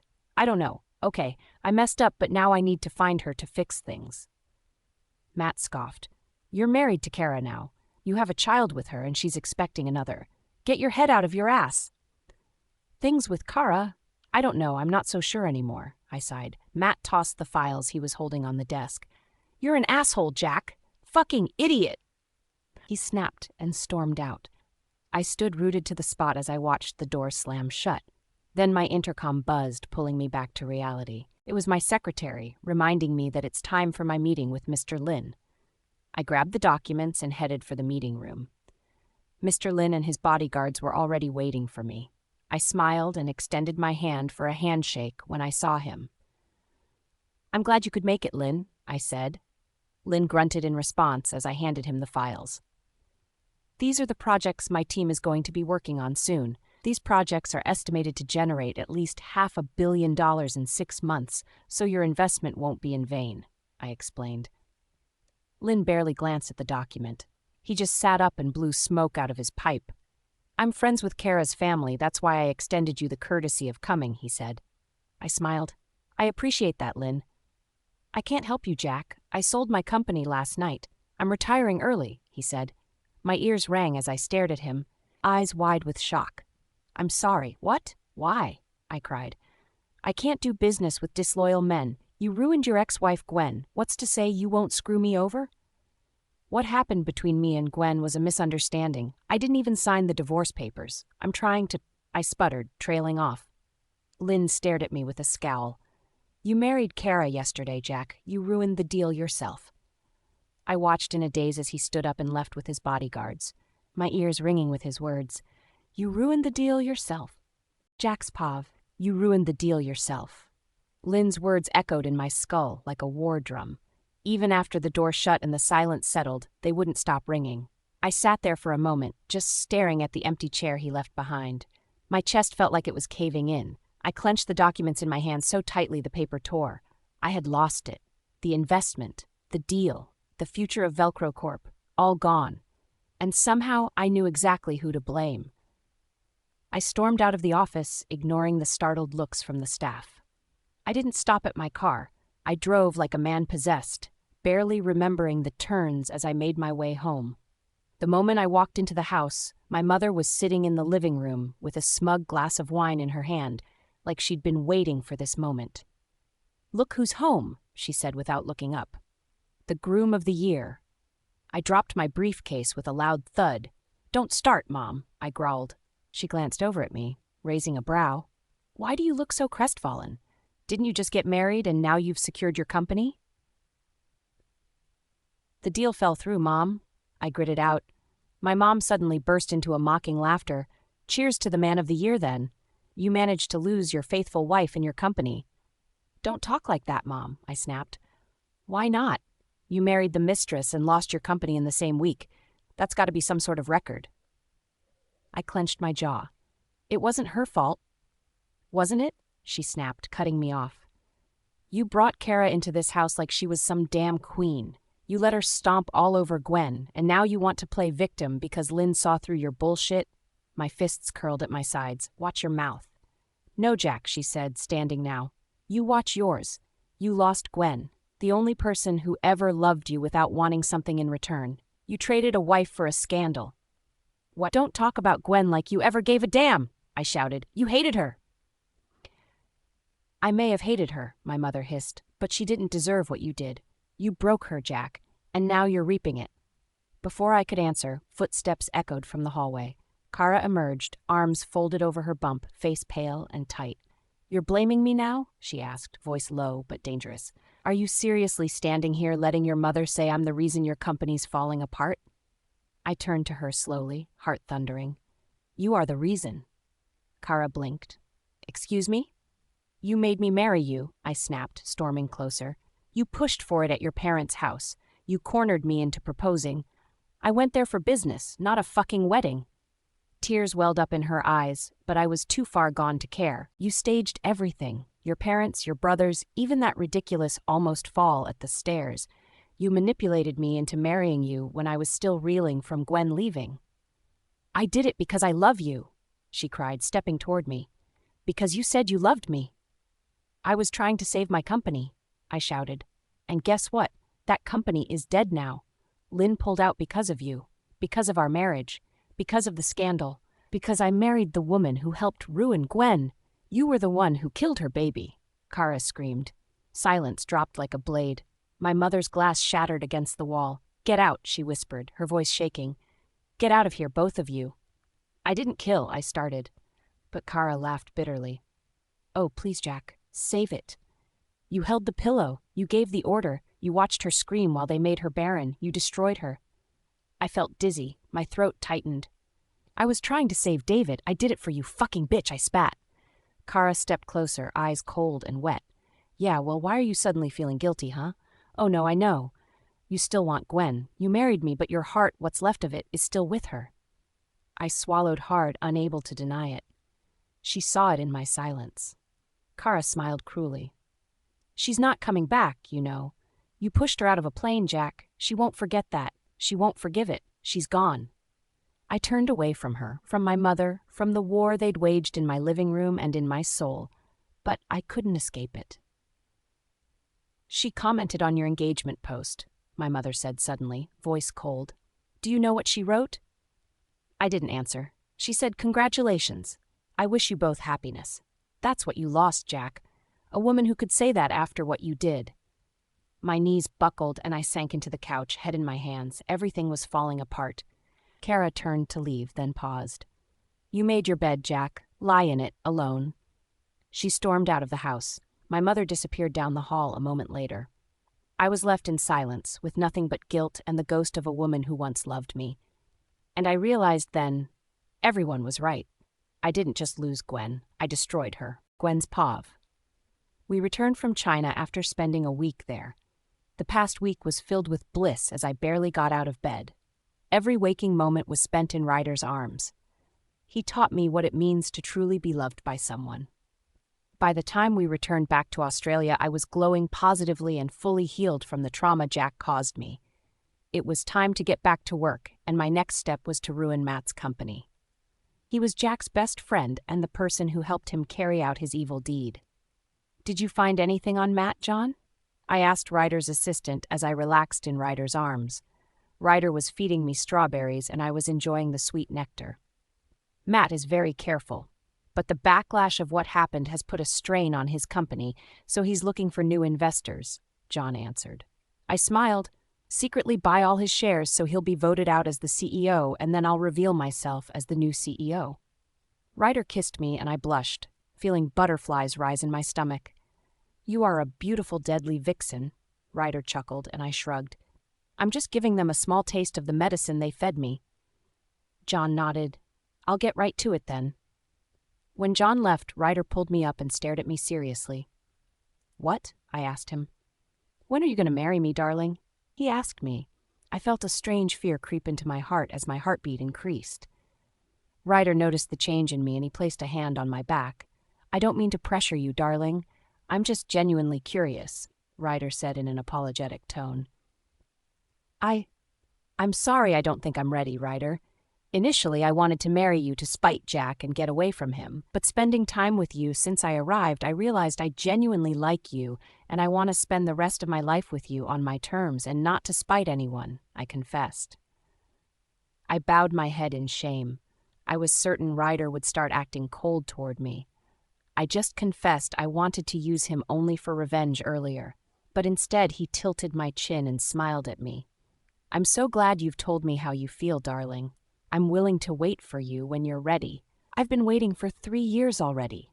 A few more years is worth it. My eyes were filled with tears as I hugged him, sniffling on his body. Oh, Ryder, I cried. Why didn't I marry you all those years ago? I'm so stupid. Ryder kissed my tears away, cupping my cheeks. Don't say such things about yourself, love. You're not stupid. You're the most beautiful, brilliant, and talented woman I've ever had the honor of being with. His words brought more tears to my eyes as I sobbed in his arms. The tears spilled fast, hot and ugly. I clung to him like I'd drown without him. Every breath trembled as memories clawed out of my chest. The loss of my baby, my womb, my freedom, my name. I wept for every version of myself I'd buried. And Ryder? He held me like he had all the time in the world. I don't know how long I cried in his arms.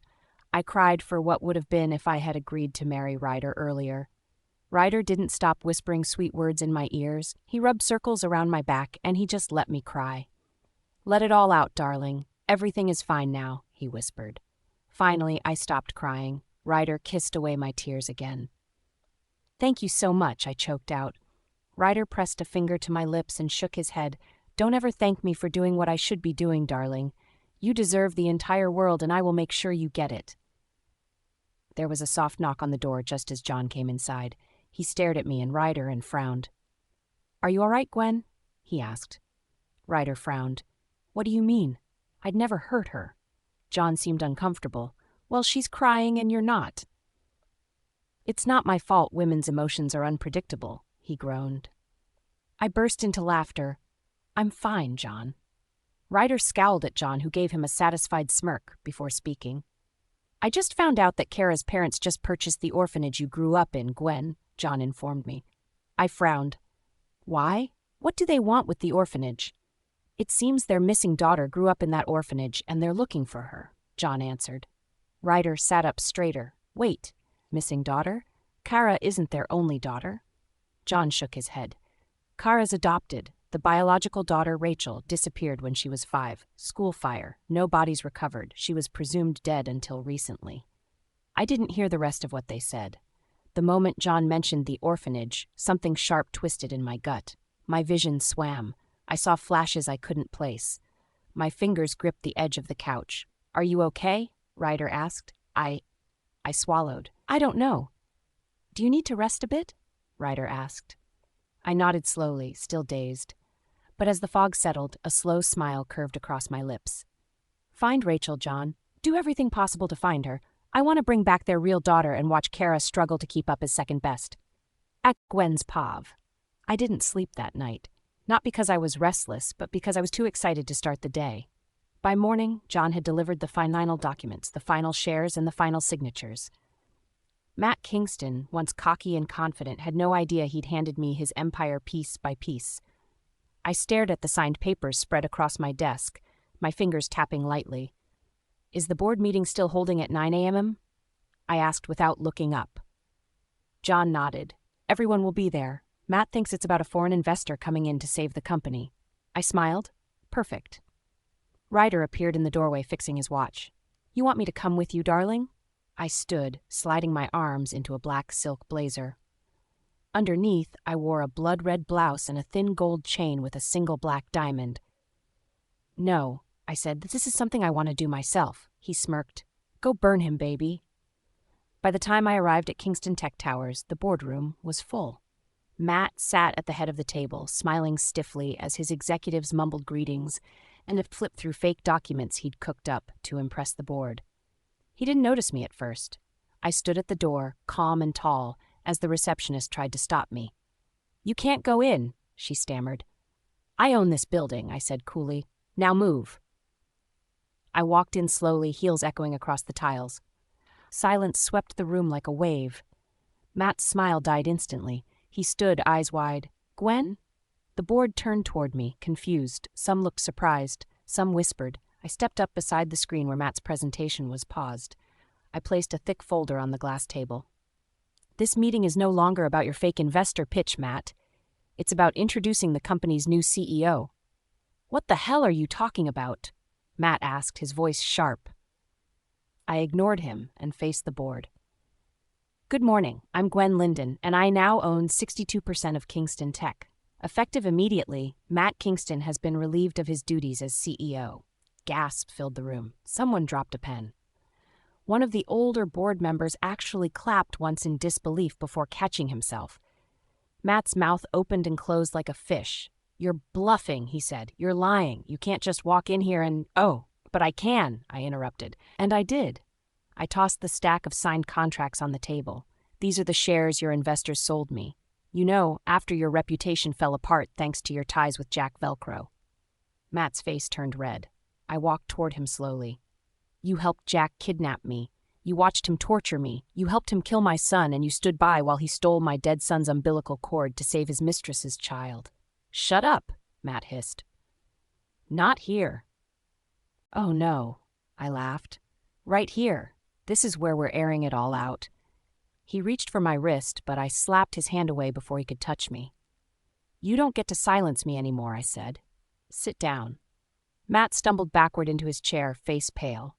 The board members turned toward him. I want all of you to know, I said clearly, this man knew a woman was being held hostage and did nothing. He helped his best friend cover up crimes so disgusting it made the news, and now he's crying because I'm taking his company. You're sick, he muttered under his breath. You're out for blood. Yes, I smiled, and I'm just getting started. Matt looked around, desperate. Please, Gwen, you've made your point. I was wrong. I didn't stop Jack. I didn't help you. But don't do this. This company, this is my life. Then maybe you should have thought of that before laughing while I screamed, I said, cold as steel. I'm sorry, he whispered. Please. I leaned in, eyes locked on his trembling hands. You want to keep your dignity? I asked. Then earn it. He looked up slowly. I stepped back and turned to the room. If Matt wants a second chance, he can have it. On one condition. Matt's head snapped up. Anything. Just name it. I handed him a piece of paper. Read it, I said. Out loud. In front of the board. In front of me. He took the paper with shaking hands and read the words. My name is Matthew Kingston. I was aware of Jack Velcro's crimes against Gwen Linden. I helped him cover up the kidnapping, the forced surgery, and the illegal use of her child's umbilical cord. I am complicit. The room was silent. I smiled. Now sign it. Matt looked up. What? Sign the statement, then record a video saying it word for word. I'll post it on every major platform. If you want to save your company's image, you'll start by admitting the truth. His hand hovered over the pen. I'll destroy you, he said weakly. You already did that yourself, he signed. I walked over, picked up the paper, and turned to the board. Matt Kingston is no longer the CEO. I'll be taking his place, effective immediately. Any questions? No one spoke. I turned back to Matt, who now looked 10 years older. Pack your things. Security will escort you out. He didn't move. I turned away from him and headed for the door, Jack's Pav. The liquor burned my throat, but I didn't stop drinking. I sat on the living room floor with a bottle in one hand and my tie undone. The television was on, but the sound was low. I didn't care what was playing. Nothing made sense anymore. My marriage was a joke. My company was slipping through my fingers. Gwen was gone, and I hadn't heard her voice in weeks. And somehow, it hurt more today than it did yesterday. The door creaked open, and Kara walked in. She looked tired, pale. Her bump was growing fast, and her dress looked tight around the waist. Jack, she said, standing in front of me. I have a checkup. You said you'd come with me. I took another gulp of whiskey and leaned my head back against the couch. I'm not going. Her eyes narrowed. You promised. I don't care, I said flatly. Take the driver. Kara folded her arms. Of course. The great Jack Velcro can't lift finger now that everything's not about him. I didn't answer. She laughed bitterly. Fine. Sit there and rot. I'll take myself. The door slammed as she left. I sat there, still and drunk, until I heard small footsteps behind me. Daddy? David's voice was soft. Can I play with you? He came closer, clutching his toy truck. His face was hopeful, smiling like he didn't know the world was crumbling. Not now, David, I mumbled. He reached for my sleeve. Play with me, Daddy. I shoved him away too fast. He fell back, landing on his side with a yelp. David's lips trembled. Then he started crying. Before I could move, my mother came rushing in. She scooped David up and shot me a deadly glare. What the hell is wrong with you? She snapped. I didn't mean to, I started, rubbing my face. You shoved your own son because you're sitting here wallowing in self-pity like a coward? I've lost everything, I said, my voice cracking. The company's dying. Gwen's gone. I married the wrong woman. I don't even know who I am anymore. My mother shook her head. Poor Jack, she mocked. You destroyed a woman, betrayed her, tortured her, and now you want sympathy because it hurts. She walked off with David, still crying in her arms. I slumped back down, the room spinning. I reached for the remote and turned up the TV, hoping to drown everything out. That's when I saw it. Breaking news. Matt Kingston steps down as CEO amidst scandal. I sat up slowly, eyes narrowing. The reporter's voice continued. This morning, tech mogul Matt Kingston was arrested following the leak of a signed confession tying him to the abduction and assault of the ex-wife of Jack Velcro, Gwen Linden. Sources say an anonymous woman has purchased a controlling interest in Kingston Tech and is now the new CEO. While her identity hasn't been officially confirmed, speculation suggests Gwen Linden herself may be behind the takeover. I dropped the bottle. My heart stopped. My breath froze. What? My mother asked, walking back into the room. What did they say? I didn't answer. Gwen did this. I stood up fast, nearly tripping over the empty glass on the floor. My head pounded from the alcohol, but I didn't care. I grabbed my keys and stormed out the front door. The police station smelled like sweat and anger. Reporters were already swarming outside, waiting to catch a glimpse of Matt.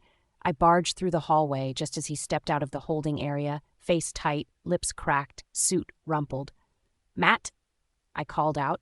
He turned, then punched me hard. Pain exploded across my jaw. I stumbled back, tasting blood. You bastard, he shouted. You ruined me. What the hell are you talking about? I yelled, shoving him back. You brought her back, he roared. You made her into this. I warned you. Your ex-wife is out for blood. You sold her out just like I did, I said. We're both guilty. He pushed me again. Yeah, but I lost my company. I was arrested. My name is everywhere. My wife's divorcing me. My investors are gone. Why is she doing this? I asked, chest heaving. Why now? Matt's eyes were wild. Because you pushed her too far. You made her something else. You didn't just lose her. Jack, you created your own fucking enemy. I froze. He stepped forward and grabbed my shirt. She owns my company, Jack, he said. She's coming for yours next. I stared at him, stunned. No, I whispered. Oh yes, he hissed. She's dangerous now. You wanted to ruin her? Well, guess what? She survived. And now she's back to ruin you.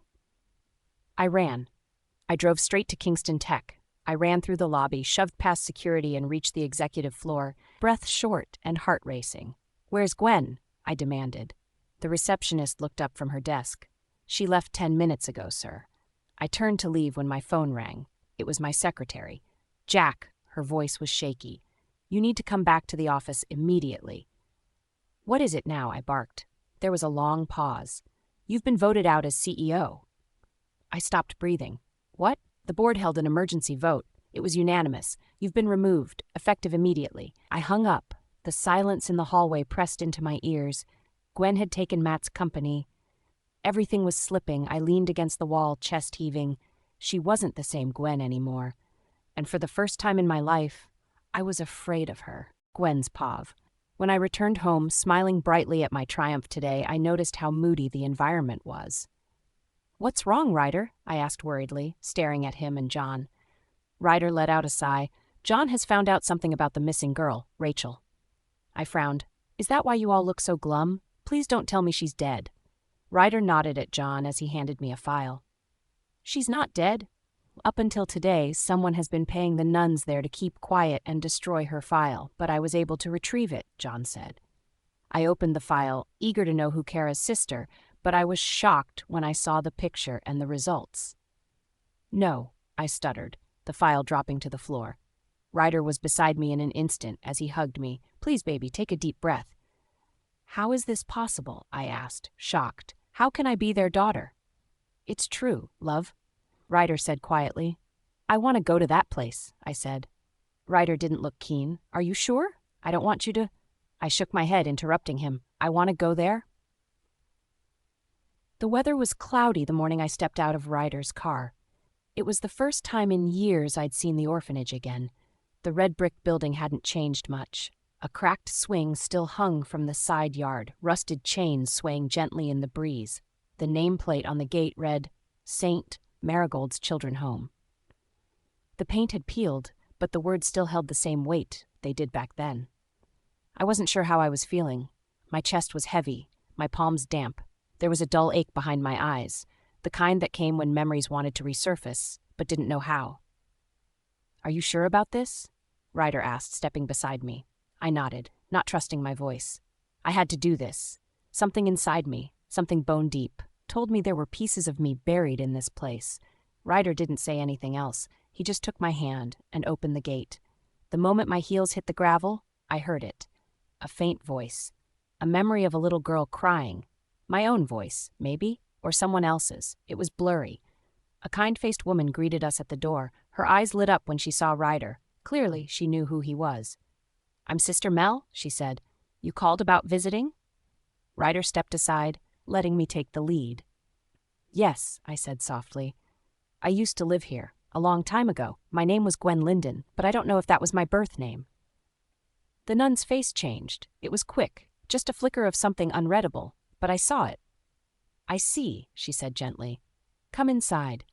We walked through the narrow halls. The scent was familiar. Old wood, soap, and something else. Something warmer. Maybe it was the scent of a childhood I had long forgotten. The nun led us to a small office filled with shelves of old records and yellowed papers. "I can check our files," she offered, already walking toward the drawer labeled 1996 to 1999. I took a shaky breath and glanced around the room. On the wall was a faded photo of children sitting on the steps of the building. Something about it tugged at my chest. That was when I saw it. A photo in a broken frame lying on the shelf. I picked it up slowly. A girl? Maybe 5 or 6, stood in the middle of a group. Her face was half turned, but her eyes... Those eyes were mine. I turned it toward Ryder. "It's me." He took the photo, studying it closely. "You were beautiful," he said softly. "Still are." Sister Mel returned a moment later with a slim file. She handed it to me with both hands. "This is all we have on you. We've arrested the nun that has been receiving payment for years and hiding your real identity." I opened it slowly. The page listed a name I didn't recognize, Rachel Alexandria DeAngelos. My hands began to shake. Rachel, born to a wealthy couple, went missing in a fire, presumed dead. "Oh my God," I whispered. "I'm her." "You're her?" Ryder acknowledged, stepping closer. The nun looked nervous. "There's something else." She reached into the folder and pulled out a photo. It was of 2 girls, both young, holding hands. One was clearly me. The other, Kara, I whispered, but younger and meaner somehow. "You 2 came in together," Sister Mel said, her voice trembling. "But we were told you were cousins. Kara's mother dropped you both off. She claimed you were orphans, but only you were injured when you arrived. Kara was perfectly fine." My breath caught. "You mean?" "I'm not sure, but it's possible Kara's mother planned for you to disappear by bringing you here." I stared at the photo like it might crack open and explain everything, but all it did was mock me with a truth I had tried not to imagine. "Kara tried to kill me, and now her mother," I said, voice cracking. I closed the file slowly. I had thought I was done crying this week. But somehow, a fresh wave of emotion rose inside me. It wasn't pain this time, it was rage. Kara stole everything from me. My family, my identity, my childhood, even Jack. And now she was walking around with my ring, my name, pretending to be the daughter of a family that was mine. Not anymore. I stood slowly, wiping my face. "Make the call, Ryder." "Which one?" "All of them," I said. "The media, the legal team, the social services. I want it all exposed." Ryder nodded, eyes glinting with the same fury I felt. "And tell John to start digging into Kara's real mother. I want to know what fire they set, who paid them, and what other lies they buried." The nun watched me, half in awe, half in worry. "Do you want me to inform the D'Angelos?" I shook my head. "No, not yet." I turned to her with a tired smile. "They've waited 20 years to see their daughter again. They can wait a little longer. I have something I need to finish first." "Kara's Pav." I was halfway through brushing my hair when the doorbell rang. At first I ignored it. The maid would answer. But a few seconds later, I heard loud voices, followed by footsteps, and then, "Kara," the maid called, nervous. "There's a woman here. Says she's your mother from fellowship or something." My heart froze. No. Not here. Not now. I faked a smile. Oh yes, we each have an experienced woman who is our guidance at the hospital. The maid nodded and left. I wondered what she was doing here and why she hadn't called. I dropped the brush and stormed out of my room. When I reached the living room, she was already seated on the cream leather sofa like she owned the place.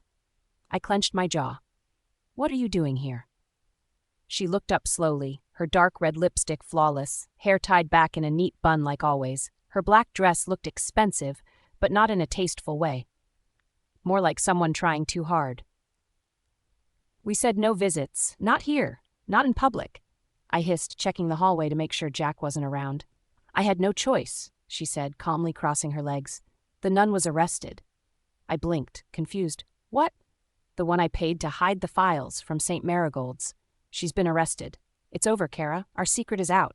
My stomach turned. I moved closer, lowering my voice. What secret are you even talking about? I don't understand. She gave me a pitying look. Of course you don't. You were just a child. Then, slowly, she leaned forward and said the words that changed everything. I'm the one who set the fire 20 years ago. My legs nearly gave out. What did you say? She spoke like she was telling me what groceries she bought. I set the fire. I took you and Rachel out of school that day and left you near the back gate. I knew the chaos would give me time. My breath was shallow. Why would you? Because Rachel was the D'Angelo's real daughter, she said, eyes cold. And I wanted you to have the life she didn't deserve. I staggered back, shaking my head. That's insane. No, that's a sacrifice, she said proudly. I placed Rachel at the orphanage and made sure she was kept hidden. I paid the nuns to falsify her documents and change her name. Then I brought you to the D'Angelos, made them believe you were the only one who survived. And it worked, didn't it? You got the life, the name, the money. I couldn't breathe. My hands were trembling. I'm not their daughter. They adopted me already. Why go far as getting rid of their real daughter? Because you have to get everything yourself. Don't you see that if she was around you wouldn't have all the privileges you have now? She said. I stared at her, shocked, as she continued. You've always been mine, Kara. Everything I did was for you to live like royalty. But now I'm afraid that girl, Rachel, is coming back. I stared at her like she was a ghost. How do you know? Because I've been watching, she replied. And today, someone released her records. I gripped the edge of the chair. Who is she? My mother didn't speak. She reached into her purse and pulled out a photo, sliding it across the coffee table. I picked it up with shaking fingers. It was Gwen. Rage exploded inside me. Her face, those fake innocent eyes, that smug little smile. I wanted to tear the photo in half. I threw the picture down, my chest heaving. She never dies. She's the real daughter of D'Angelo's. But if she comes back, she will take everything back. She will ruin you and the life I've given you, my mother said. My mother stood and brushed imaginary dust from her skirt. I trust you'll handle it. Then she walked out like nothing had happened, like she hadn't just destroyed my entire world. I sank onto the couch, the weight of everything crashing down on me. My throat burned. My head spun. I could recall vividly when I was 5 years old, my mother had taken me to the play. She had told me to put on my best performance and I will be rewarded by living with wealthy people. That night after the fire, I cried a lot at the orphanage, clinging to my adopted parents, refusing to let them go until they adopted me out of pity because they had just lost their daughter. It wasn't until high school, when my real mother came to visit me again, that I realized she had abandoned me that night on purpose. She said no one must ever know she's alive, and I must keep living as the only heiress of D'Angelo's. She had promised that Rachel would never come back. But now Rachel is back, and she's fucking Gwen. My fingers curled into fists. I'm sick and tired of you, measly bitch. I will destroy you this time for good. Jack's Pav. After the urgent call I got from my secretary, I raced to my company, desperate to find out what had gone wrong. The board members were having a meeting without me. Gwen, who I had been expecting to see, was nowhere there. What's the meaning of this? I barked at them. We're done with you ruining this company, Jack. It's time you take a break and let the reasonable ones run the company, one of the board members said. Tell me, who's the new CEO? I told you all that nobody is allowed to sell their shares without my consent, I barked. You threatened us, Jack, another snapped. I was losing my mind as I banged my fists on the table. Tell me, who is the CEO? I thundered. Ask your ex-wife, Gwen Linden. She's taken over secretly. She doesn't even need to come here to declare herself. She owns more than half of the company's shares, another stated. Maybe if you weren't such an asshole who denied him, you wouldn't be in this position, someone snapped. Outraged, I drew my gun and fired, missing him on purpose. The board members scrambled as they ran away. Shortly after, some policemen arrived and arrested me. Seems you need some time to cool off in a cell like your buddy Matt, they said as they dragged me away. When the cell door slammed shut, I didn't fight back. I didn't scream. I just sat there, hands bloodied from rage. Later that day, Kara arrived to bail me out. Why are you acting crazy? Kara snapped at me as she drove. I glared at her. You drove me crazy, bitch. Then I got out of the car and went to my bedroom. Kara was furious. She threatened to take her son away and I ignored her. I didn't care about anything anymore. I've lost it all. My company, Gwen, my life, everything is gone. I didn't leave my room for 2 days. The curtains stayed closed this way, the lights stayed off. I didn't answer calls, not even from the board. The maid left food at the door. I didn't touch it. I laid in bed, staring at the ceiling. The same 5 seconds kept playing in my head like a broken video. Gwen's voice, her cries, the moment I pressed that pillow down on our son. And the worst one, her voice on the plane. Jack, please, don't do this. Then I shoved her out. My chest clenched again. My stomach turned. I rolled over, breathing hard. I didn't even realize I was sweating. I got up. I poured myself another drink. That was the 5th glass today. Or maybe the 6th. I didn't know anymore. The mirror in the bathroom didn't look like me. My eyes were sunken, red around the edges. My stubble had grown into a patchy beard. My shirt was stained with something I didn't remember eating. Monster, I whispered to my reflection. I leaned over the sink, gripping the edge so hard my knuckles turned white. I killed my son. I made her barren. I lied to her face and married someone else. I threw the glass at the mirror. It shattered on impact. Later that night, I fell asleep on the couch. I don't remember closing my eyes, but the dreams came anyway. At first, Gwen was smiling at me, in a yellow sundress, the one I got her before the hospital trip. Then her smile turned to a scream. Blood. She was screaming, holding her stomach, yelling my name. I turned to help her, but I couldn't move. My feet were stuck. I kept calling her name, but my voice didn't work. I tried to run, but my body wouldn't respond. She disappeared into the fire. When I woke up, I was on the floor, soaked in sweat. By the 3rd day, I started seeing her. Not in dreams anymore. I saw Gwen in the hallway, standing by the stairs, sitting at the dining table. Every time I blinked, she was gone. I heard her crying in the walls. I kept walking around the house, calling her name, checking behind doors, expecting her to be there. My heart kept racing. I knew I was losing it. I sat on the stairs with my head in my hands. The door creaked open. It was my mother. She walked in, looked at me, and shook her head. You've lost it, she said. You look like you've been hit by a truck. I keep seeing her, I whispered. That's because you need help, she snapped. Get out of this house. Take a walk, go to work, do something. I don't have a company, I muttered. I don't have a wife. I don't even have my son anymore. My mother crossed her arms. And whose fault is that? I didn't mean for it to happen like this. You never do. That's the problem, she said coldly. You think guilt is enough. That feeling sorry for yourself is some kind of punishment. I didn't respond. She walked up to me and threw something onto the table. A newspaper. Look at what you've lost. I looked down. Front page. Melbourne Herald. Ryder and Gwen. New power couple shakes global market. Gwen Linden, CEO of Saltzman Enterprises, strikes again. Their photo was at the center. Gwen was in a tailored red suit. Ryder had his hand on her waist. She was smiling. She looked very happy. My hands trembled as I picked up the paper. My mother's voice was sharp. If you don't clean yourself up, I'm leaving. I'll pack my bags tonight. I can't watch you rot. Still, I didn't say anything, and she walked away. That night, I didn't sleep. I stayed up on the floor, reading the article over and over.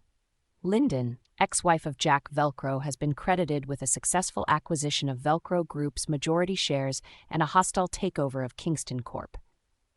Industry insiders speculate she may be planning a total corporate consolidation with her fiancé Saltzman. Fiancé? I closed the paper as the room spun. My Gwen, she was wearing someone else's ring, running my company, and now marrying my enemy. Gwen's Pav. I had waited for this day. I had pictured it 1,000 times. And now, it was real. The doors of Velcro Corp swung open as I walked in, heels clicking against the marble floor. I wore a sharp, black suit, the blazer cinched tightly at the waist, hair pulled back, makeup clean and icy. Ryder walked beside me in a charcoal 3-piece suit, cool as ever. The staff paused when they saw us. Their eyes widened, some bowed slightly, others whispered. John stepped forward with a confident nod. Board members are all waiting for you upstairs. Some are still scared, but they've all signed. I smiled faintly. Let's not keep them waiting. The boardroom hadn't changed. Same long mahogany table, same leather chairs, but the tension in the room crackled like static when I entered. Gentlemen, I said smoothly. Ladies, I nodded at the only 2 female executives. Let's make this quick. No one argued. Some nodded. Others looked away. Fear, guilt, and regret. I could smell it in the air like stale perfume. All shares have now been transferred to Ms. Linden, John announced. She is officially the new CEO of Velcro Corp. Silence followed. One man cleared his throat. We welcome you back, Miss Linden. Some of us never agreed with how you were treated. I gave him a flat look. Then I expect your full loyalty this time, because next time there won't be a second chance. He swallowed hard and nodded. Ryder placed a hand on my lower back as I turned toward the door. Your office, love? Yes, I said. My office. We walked into the CEO's office. Jack's nameplate still sat on the desk. Trash, I said to the intern nearby. He scurried forward and threw it in the bin. Just like that, as it should have been years ago. I walked to the windows and looked out at the city skyline. This empire, it was mine now. Every brick, every desk, every cent. Jack had taken everything from me once, and now I had taken it all back, and more. The press conference was already set. Media trucks outside, cameras lined up, reporters buzzing. Ryder and I walked out hand in hand. He kissed the back of my palm before we reached the podium. The moment we appeared, camera flashes went wild. I stepped up to the microphone, my voice clear and calm. My name is Gwen Linden, and I am the new CEO of Velcro Corp. I returned to rebuild this company on stronger foundations. Reporters screamed questions. I pointed at one. Ms. Linden, how does it feel to take over your ex-husband's company? I smiled. Jack and I were never meant to last. I was never truly loved until now. I turned and Ryder kissed me gently on the lips, sending the crowd into a frenzy. One woman yelled, "Is it true you were married to Jack Velcro in secret?" Yes, I said, and I'm not ashamed of that chapter, but I'm glad he ruined everything, because it forced me to wake up. It forced me to become who I am today. The crowd erupted in applause. Ryder whispered in my ear, "You're flawless." Back in my office, I sat behind my desk when the secretary buzzed in. "There's someone here to see you. Says it's urgent." "Who?" I asked, already dreading the answer. "She says she's Jack's mother." I narrowed my eyes. "Send her up." When she walked in, she looked thinner, her eyes puffy, her steps unsure. "Gwen," she said softly, voice trembling. I said nothing, just stared. "I know I don't deserve to be here," she began. "But my son, Jack, he's not okay. He's losing his mind. He drinks, he sees things, he talks to himself." I sat still, unmoved. "I came here to beg you," she said, stepping closer. "Please, help him, give him something, anything. A job, a visit, a call. He's going mad." I raised a brow. "He pushed me out of a plane. He made me sterile. He suffocated my child. And you want me to what? Save him?" Tears pooled in her eyes. "I didn't know. I swear I didn't know what they did to you. If I had known." "You would have helped hold the pillow," I cut her off coldly. She dropped to her knees. "Please," she cried. "Forgive him. Even if you can't love him, just don't let him die like this." I stood slowly, walked over and looked down at her. "Do you know how many nights I begged?" I said. "Do you know how many times I wished someone, anyone, would save me? And you cheered while I was dying." "I was wrong," she whispered. "I'm sorry." "I don't care," I replied. She sobbed harder. "If you don't forgive him, I'll kill myself. Right here." "I'll do it." I knelt, inches from her face. "You could die right now," I whispered, "and I still wouldn't care." She stared at me, broken. I stood, straightened my jacket, and walked back to my desk. "Get out," I said. "Get hacked, and don't come back." Gwen's Pav. Later that evening, Ryder poured me a drink and sat beside me on the couch in his penthouse. That was brutal, he said. She deserved every word, I replied, sipping the wine. And him, I looked out the window again, he deserves to rot. Slowly, just like I did. Ryder nodded. You're not done yet, are you? No, I said softly. Not even close. And this time I wouldn't stop until every piece of me that had been taken was fully returned, paid for in full. We're doing it tomorrow, I said to him. He nodded. You have my full support, darling. He kissed me tenderly that night, and soon we were tangled in the sheets as I forgot all about revenge and could only remember his name as I moaned throughout the night. The ballroom at the Grand Bellevue Hotel shimmered like a dream, high glass chandeliers, gold-trimmed marble floors, and a red carpet that stretched from the doors to the center stage. I stood by the mirror in my suite upstairs, smoothing down the satin folds of my royal blue gown. It hugged my body like it had been made just for me, because it had. My hair was swept into a sleek bun and a diamond necklace sat perfectly around my neck, courtesy of Ryder. You look perfect, Ryder whispered behind me, slipping his arms around my waist. If I wasn't already yours, I'd propose all over again. I smiled, touching his cheek. You're sweet. No, love, he said, brushing his lips over my shoulder. I'm just lucky.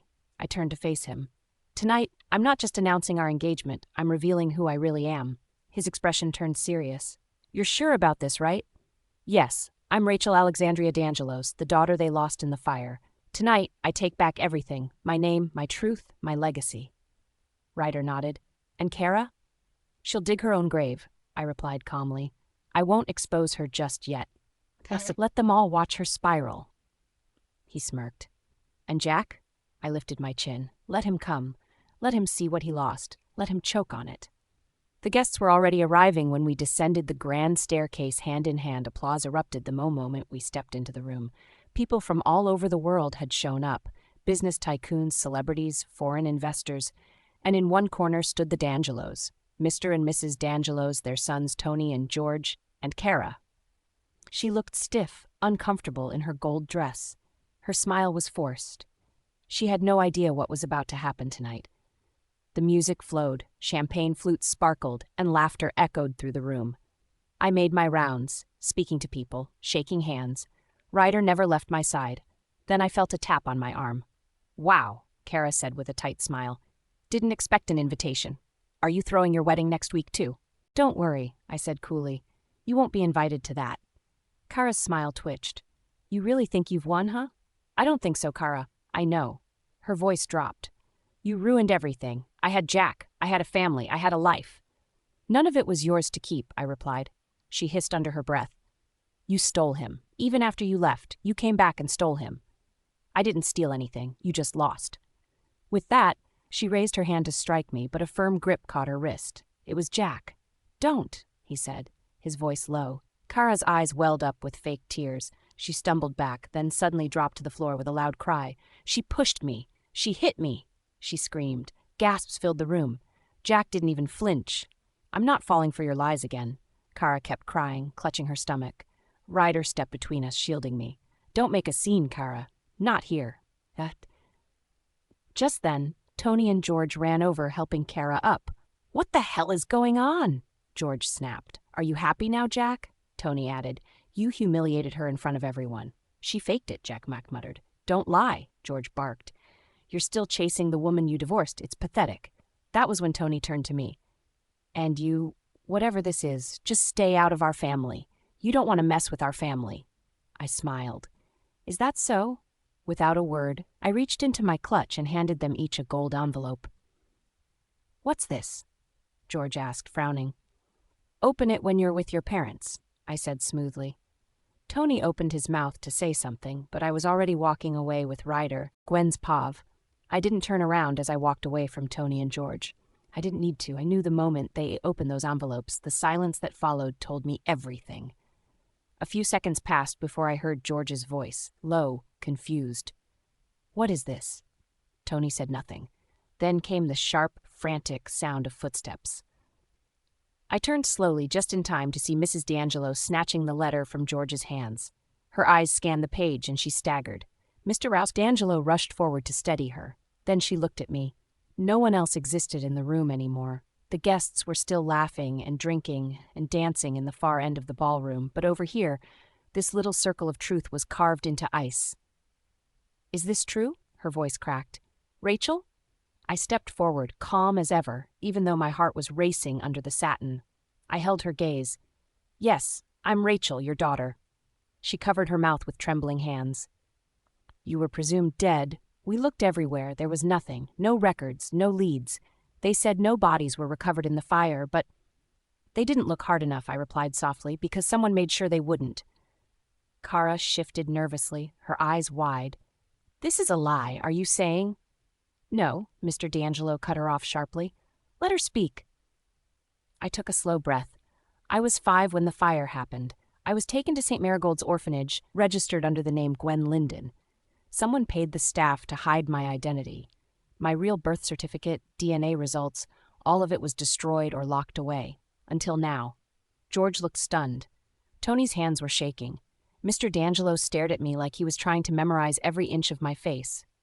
"I remember your eyes," he whispered. "You had your mother's eyes. God, I never forgot." Mrs. D'Angelo stepped forward and cupped my face with both hands. "My baby." I felt a crack form inside me. I hadn't cried in front of anyone in months, not since everything began. But right now, I didn't feel like Gwen the CEO. I didn't feel like Ryder's fiancé or Jack's ex-wife. I felt like a daughter who had come home. "I never stopped waiting for you," Mrs. D'Angelo whispered, pulling me into a hug. "Every night, I prayed you'd come back." I let her hold me. For the first time since I was a child, I felt like I was exactly where I belonged. Then came the voice I was expecting. "You're all insane," Kara said bitterly, stepping away from the group. "This is fake. It's all fake." George stared at her. "Kara, what do you mean by this? Can't you be happy for us?" "It's fine, George. She's just feeling left out," I said gently, turning to face her. "Because she's the adopted daughter." Her mouth opened, then closed. "You were brought in after the fire," I continued. "Someone made sure you got adopted into the D'Angelo family while I was left behind. You took my name, my room, my mother's love." Kara's hands curled into fists. "Shut up. I'm not blaming you, Kara. Not yet, but you've lived a lie that's crumbling by the second." Mrs. D'Angelo turned to her with wide eyes. "Is this true? Did you know who my daughter has been all these years?" Kara's lips trembled. Mr. D'Angelo's voice boomed next. "Answer your mother." "I didn't know." She snapped. "I didn't ask for any of this. You adopted me." "No," I said, "but you sure as hell enjoyed it." "Shut up," she screamed. "You're ruining everything. You always ruin everything." "Kara." George grabbed her arm. "Stop it." "You don't understand," she shouted, tearing herself free. "She's a nobody. She came from nothing. I was the one who lived with you all, who suffered your expectations, who— You lied to us," Mrs. D'Angelo said, her voice cracking, "all these years." I noticed her flinch. A beat too long, her gaze darted around the room. Ryder stepped forward, speaking calmly. "Now's not the time to make it worse, Kara. You should give them space." "I'm not going anywhere," Kara hissed. "You think you can just walk in here and take it all back?" I met her eyes. "I don't have to take anything. It was always mine." Then I turned to the D'Angelos. "You don't have to make any decisions tonight. This was never about forcing a family reunion. It was just about the truth." Mr. D'Angelo shook his head. "Rachel, my daughter, you don't have to prove anything else. You've come home." Ryder took my hand and pulled me gently toward the stage. "Are you ready for the second part?" he asked. I nodded. He stepped up first and held the mic. "Ladies and gentlemen," he announced, "thank you all for coming tonight. I'd like to formally introduce the woman I'll be spending forever with, Gwen Linden, or as some of you have just learned, Rachel Alexandria D'Angelos." Gasp, applause and murmurs spread like wildfire through the room. I stepped up beside him. "And yes," I added with a smile, "the rumors are true. Ryder and I are officially engaged." The crowd cheered as Ryder dipped me and kissed me full on the lips. The cameras went crazy. In the back, I saw Jack. He stood frozen, just watching. Not with anger this time, just pain and regret. But it was a little too late now. "Let's dance," I giggled, whispering in Ryder's ears, "Kara's Pav." The sound of laughter pulled me out of sleep.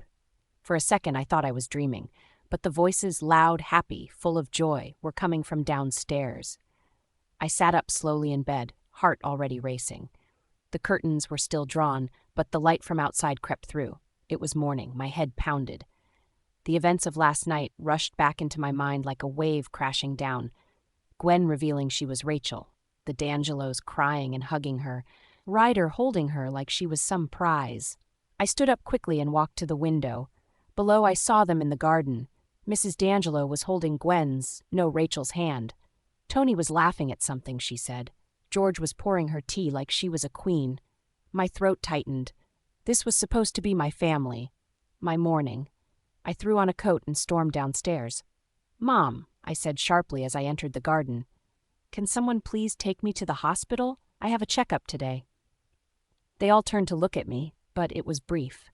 "We're busy right now, sweetheart," my mom said gently, not even looking away from Rachel. "Why don't you ask Jack?" "He's not home," I snapped. "Well, then take the driver. You'll be fine," Tony added with a shrug. "We're showing Rachel the house today." Just like that, like I was invisible. Gwen looked at me, smiling with that same calm, cold look she always gave me. It felt like a slap. I turned around and stormed out of the garden. An hour later, I was back in the hallway. I saw her standing by the family photo wall, Gwen. Her hands touched the frames gently, like she belonged. When she turned and saw me, I grabbed her arm. "What are you doing here?" I hissed. "This is my home." She raised an eyebrow. "Oh, I thought it was the D'Angelos' home. And last I checked, I'm their actual daughter." "You think you're better than me?" I snapped. "I don't think," she said smoothly. "I know, I'm the blood. You're just the adopted daughter." My fists clenched. "You've taken everything," I said, voice shaking. "You took Jack. You took my family. My brothers won't even look at me anymore." She leaned in. "That's the thing about lies, Kara. They don't last forever. But I'll give you credit. You had a good run."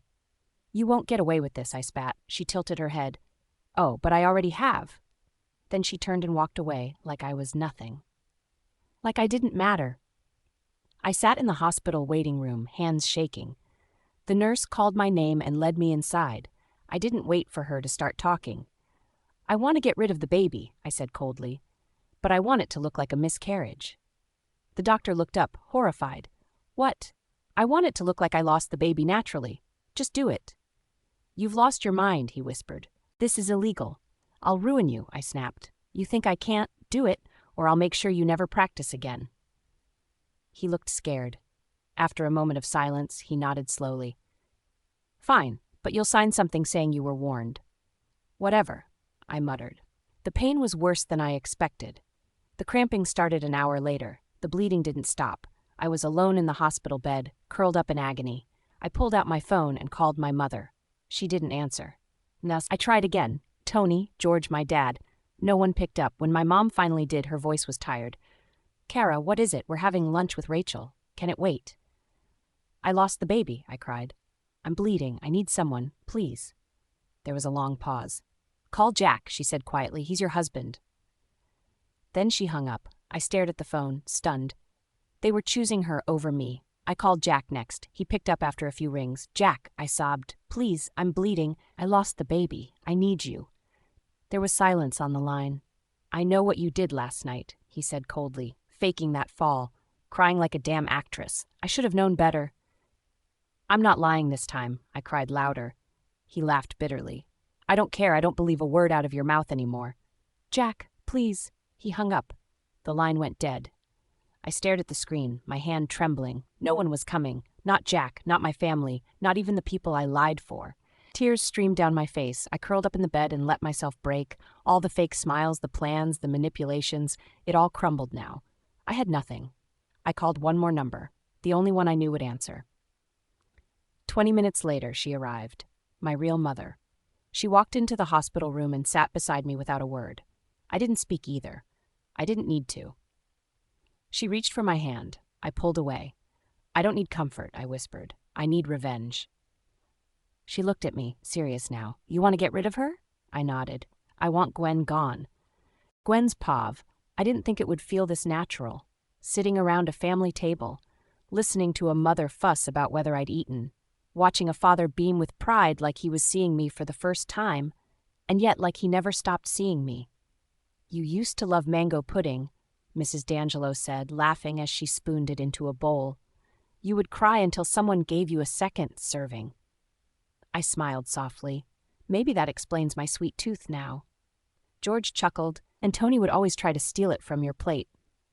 Tony groaned. I was 7. Stop making me sound like a thief. It was strange, comforting, like I had walked into a life that should have always been mine. And for the first time, I wasn't Gwen the abandoned wife or Gwen the CEO. I was Rachel, daughter, sister, real, loved. I saw a photo of your engagement, Mrs. D'Angelo said, eyes twinkling. He's handsome, your writer. I blushed. He is. And I think I really love him. Oh, they all cooed at once, making me hide my face. Later that evening, I was walking down the stairs when I saw the front door open. Jack was standing there like a ghost. He looked like he hadn't slept in days. His hair was messy, shirt wrinkled, eyes hollow. George stepped forward immediately, blocking him. You've got a lot of nerve showing your face here. Please, Jack said, voice rough. I just want to talk to her. Please. Gwen, Rachel, whatever name she wants. I just need 1 minute. Turn around, Tony said, before we drag you out. It's fine, I said, coming down the stairs slowly. Let him talk. They moved aside hesitantly. Jack looked at me like he had been drowning and I was the only oxygen left on Earth. I don't expect you to forgive me, he started, stepping closer. But I'm sorry. For everything. For the plane. For the baby. For the lies. I was a monster. I know that now. I folded my arms, staring him down. You didn't just hurt me, Jack. You humiliated me. You treated me like nothing. He swallowed hard, and I hate myself for it. I lost everything the moment I let you go. Please just give me one more chance to fix it. You think I'm here for your redemption arc? I said coldly. You want pity, Jack. I ran out of that a long time ago. He looked down, tears slipping quietly. George scoffed. Where's your wife? Shouldn't you be begging her, not your ex? Jack looked up slowly. Shalev, she said she lost the baby today. I thought she was lying, like the party. The room fell quiet. Mrs. D'Angelo stood. We should go check on her. Miscarriage or not, she's still family. I nodded. Let's go. The hospital was cold and clean. Everywhere smelt of antiseptic. We arrived together, my new family with Jack trailing behind us like a shadow. The nurse frowned when we asked about Kara. She's already been discharged, she said. Mrs. D'Angelo sighed. She didn't even call us. I'll be right back, I said, heading toward the restroom. I stepped inside the tiled room and closed the door, needing a moment to breathe. That's when I heard the click. I turned and saw her. Kara was standing in front of me. Her hair was wild, makeup smeared, and in her hand, a knife. I told you, she hissed. I told you you'd ruin everything. Kara, I said slowly, put the knife down. I lost everything, she screamed. Jack! My baby, my family. You did that to yourself, she lunged at me. I screamed, grabbing her wrists, pushing back. We slammed into the door and burst into the hallway. Everyone turned. The D'Angelos, Jack, the nurses, they all froze as we stumbled into the waiting room, locked in a struggle. Car. I started, but I couldn't finish. Because the moment she raised the knife again, Jack stepped in front of me, and she stabbed him, right in the back. Time stopped. The knife fell from her hand as she screamed. Jack slumped forward, his body collapsing onto mine. Blood soaked through his shirt. His hands trembled as he touched my cheek. I paid, he whispered, with my life. Then his body went limp. Jack! Kara shrieked. No, Jack, I didn't mean it. I didn't mean it. Call a doctor, someone shouted. I stood there frozen with Jack bleeding on my chest, and everyone shouting around me. Ryder, who had just arrived, pushed through, pulling Jack off me, laying him gently on the floor as nurses rushed in. Mrs. D'Angelo clutched her chest. George grabbed Kara and pushed her against the wall. What did you do? Kara was shaking, crying hysterically. I didn't mean it. I just wanted her gone. I didn't mean him. And I just stood there watching, because for the first time Jack bled for me, and I still felt numb. Gwen's pav. Ryder's arms were the only thing keeping me from collapsing. I watched as the nurses rushed Jack's stretcher down the hallway. Blood trailed in streaks along the floor tiles. My hands trembled, stained with it. His blood. George held Kara like a caged animal, her screams piercing the hospital corridor. She kicked, thrashed, pulled at her hair, shouting Jack's name over and over. I didn't mean it. Jack, please, don't die, she wailed, her voice cracking as she clawed at George's arms, trying to run after the gurney. Calm down, Kara, George barked. Let me go. I have to see him. She howled, trying to bite him. Tony was already on the phone with the police. His expression was tight, jaw clenched. Yes, attempted murder. Send someone now. The hallway felt like a grave. Every breath was thick with tension, fear, regret. My head spun. My body was numb. I didn't know what to feel. Rage, relief, pain. He had saved me. Jack had taken the knife. For me. Darling. Ryder's voice was hoarse beside me. Come here. He held me tighter. I let him. A few minutes passed, minutes that felt like hours, before my mom returned with her phone pressed to her ear. I called her, she whispered. Jack's mother, she's on her way. Then the doors burst open again. Jack's mother came running in, her scarf half falling off her shoulder. Her eyes scanned the room like a mad woman until they landed on Kara. Her face crumbled. She lunged. You cursed witch! You ruined him! She screamed, grabbing at Kara. You lied to all of us. You turned him into this. Ma! Stop! Tony shouted, holding her back just as she nearly slapped Kara across the face. I told him not to marry you. I told him. But no one listens to the old woman. Kara only kept crying. I didn't mean to kill him. I just wanted to scare her. It was Gwen. She made me lose my mind. I stiffened. What did you just say? I whispered. Kara turned her wild, tear-streaked face toward me. It's your fault. If you had just stayed dead that day, if they had buried you after that plane, none of this would have happened. You always survive, Gwen. Why won't you just die? Silence filled the hallway. Even George and Tony looked disgusted. You're horrible, Tony said quietly. We adopted you, loved you, gave you a family, and all you ever wanted was to destroy our real sister. The D'Angelos looked broken. The police arrived moments later. 2 officers cuffed Kara, ignoring her screams. You can't take me. I didn't mean to do it. It was an accident. Jack will wake up. He'll tell you. But she was dragged away anyway, kicking and sobbing like a mad woman. Ryder rubbed circles on my back as I stood still, watching the chaos. A few minutes later, the doctor returned. His face told us everything. He removed his cap. I'm sorry, Jack didn't make it through the surgery. Sharp gasps sounded, followed by silence. Then, no. Jack's mother fell to her knees, clutching her chest. Tony caught her just in time. She wailed, breaking into sobs as she hugged her grandson, David, close. David didn't understand. Where's Daddy? He asked in his soft baby voice. Jack's mother looked him in the eye and whispered, Your father is gone, and your mother killed him. Even David started crying then, not understanding the words, only the weight of the moment.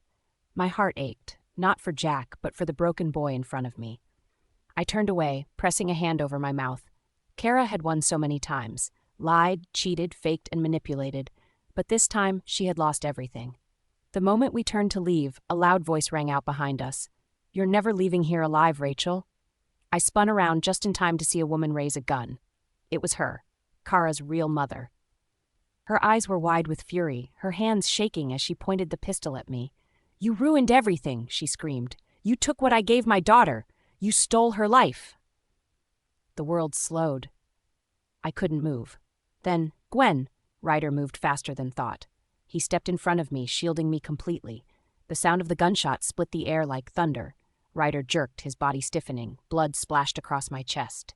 No, I whispered. He dropped to his knees, then collapsed into my arms. Ryder, I screamed, catching him. Everything happened at once. Police tackled Kara's mother. George called for help. Jack's mother screamed again. My mother ran toward me. But all I saw was Ryder. His eyes fluttered open, glassy. Darling, he rasped, smiling faintly. Don't talk, I sobbed, holding him tightly. Please, don't do this. Don't leave me. He lifted a trembling hand to my cheek. I told you I'd take a bullet for you. No, I cried, shaking my head. I can't lose you. Not now.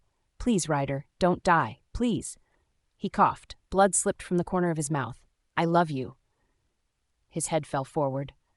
My scream shattered the air. Ryder. Doctors rushed in. They pulled me away as they started CPR, but I couldn't hear them. All I could hear was his voice. All I could see was his blood, his smile, his hand slipping from mine. Everything spun, and suddenly I couldn't breathe. Gwen's pav. I couldn't breathe. Everything around me was spinning. The cold, white walls, the smell of blood still clinging to my clothes, the sound of Ryder's body hitting the floor. My chest rose and fell in sharp, painful gasps as my mother gripped my arms, trying to calm me down. Rachel, sweetheart, breathe. You're okay. He's going to be okay, she whispered, brushing hair from my face.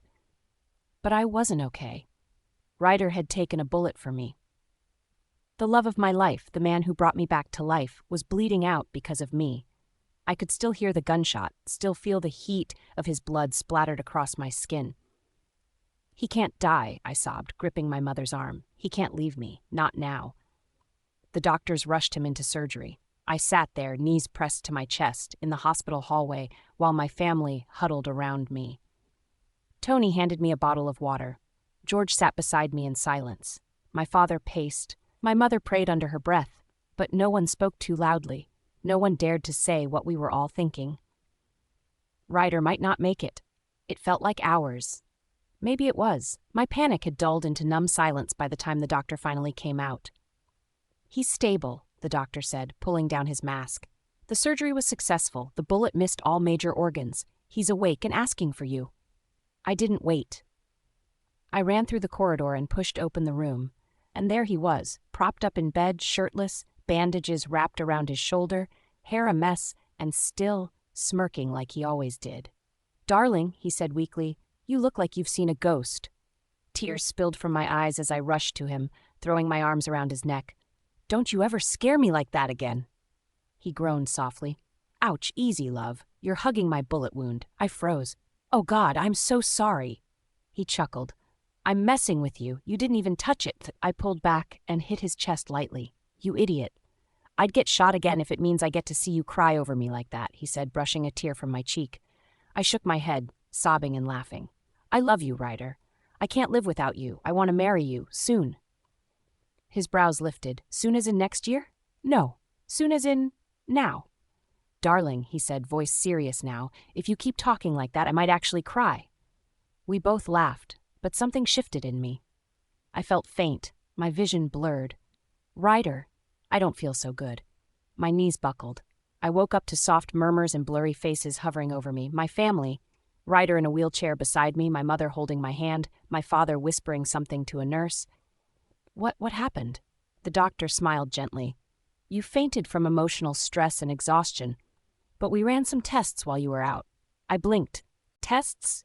"Yes," he said, "and congratulations, Miss Linden, Miss D'Angelo, you're pregnant." I sat upright. "What?" The doctor nodded. "You're about 5 weeks along. We believe the previous procedure didn't damage your uterus as initially claimed. In fact, no removal was ever done." "What do you mean?" I whispered. He lowered his gaze. "When you were brought in unconscious after the kidnapping, Jack ordered the surgery. But I couldn't do it. I lied. I told him it was done. I left your womb intact." Tears filled my eyes. I turned to Ryder, who was already crying silently. "You're going to be a mom," he said softly. "We're going to be parents." I covered my mouth as joy exploded through me like fireworks. I was pregnant. After everything, after every loss, after all the pain, a miracle. Weeks passed like a dream. The wedding planning went into full swing. Kara had been officially diagnosed and placed in a secure mental facility. Her mother had been sentenced to prison for arson and attempted murder. Jack's mother moved to the beach house with David. She sent letters, still begging for forgiveness. I didn't reply, but I hoped she'd find peace. Maybe in her own way she was trying. Meanwhile, Ryder pampered me like royalty. He refused to let me lift a finger, bought me 3 pairs of wedding shoes, and threatened to fire the wedding planner because the flowers weren't radiant enough for his bride. My family, my real family, were everything I had dreamed of. Tony and George cried when they saw me in my dress. My father kissed my forehead and said, "You're the most beautiful bride I've ever seen." My mother just kept whispering, "My baby girl is home." The ceremony was held in a glass chapel on a hilltop overlooking the ocean. As I walked down the aisle, my father and brothers each took turns holding my hands. "You sure you want this guy?" George whispered. "You mistreat her, and I'll break your legs," Tony warned Ryder. "I already have the scar to prove I'd never let anyone hurt her again," Ryder replied with a soft smile. The vows were tearful. The kiss was perfect. The reception was like something out of a dream. As we danced under the fairy lights, Ryder touched my stomach and leaned down to whisper, "I swear, I'll never leave you. I'll protect you both, always." I looked up into his eyes, smiling through tears. "I know. You're mine forever, Mrs. Saltzman, and our baby's going to have the most badass mom on earth." For the first time in forever, I was truly, wholly, completely happy. Surrounded by family, in the arms of the man I loved, a child growing inside me, after all the pain, after all the heartbreak, this was my ray of sunshine, and I was never going to let it go.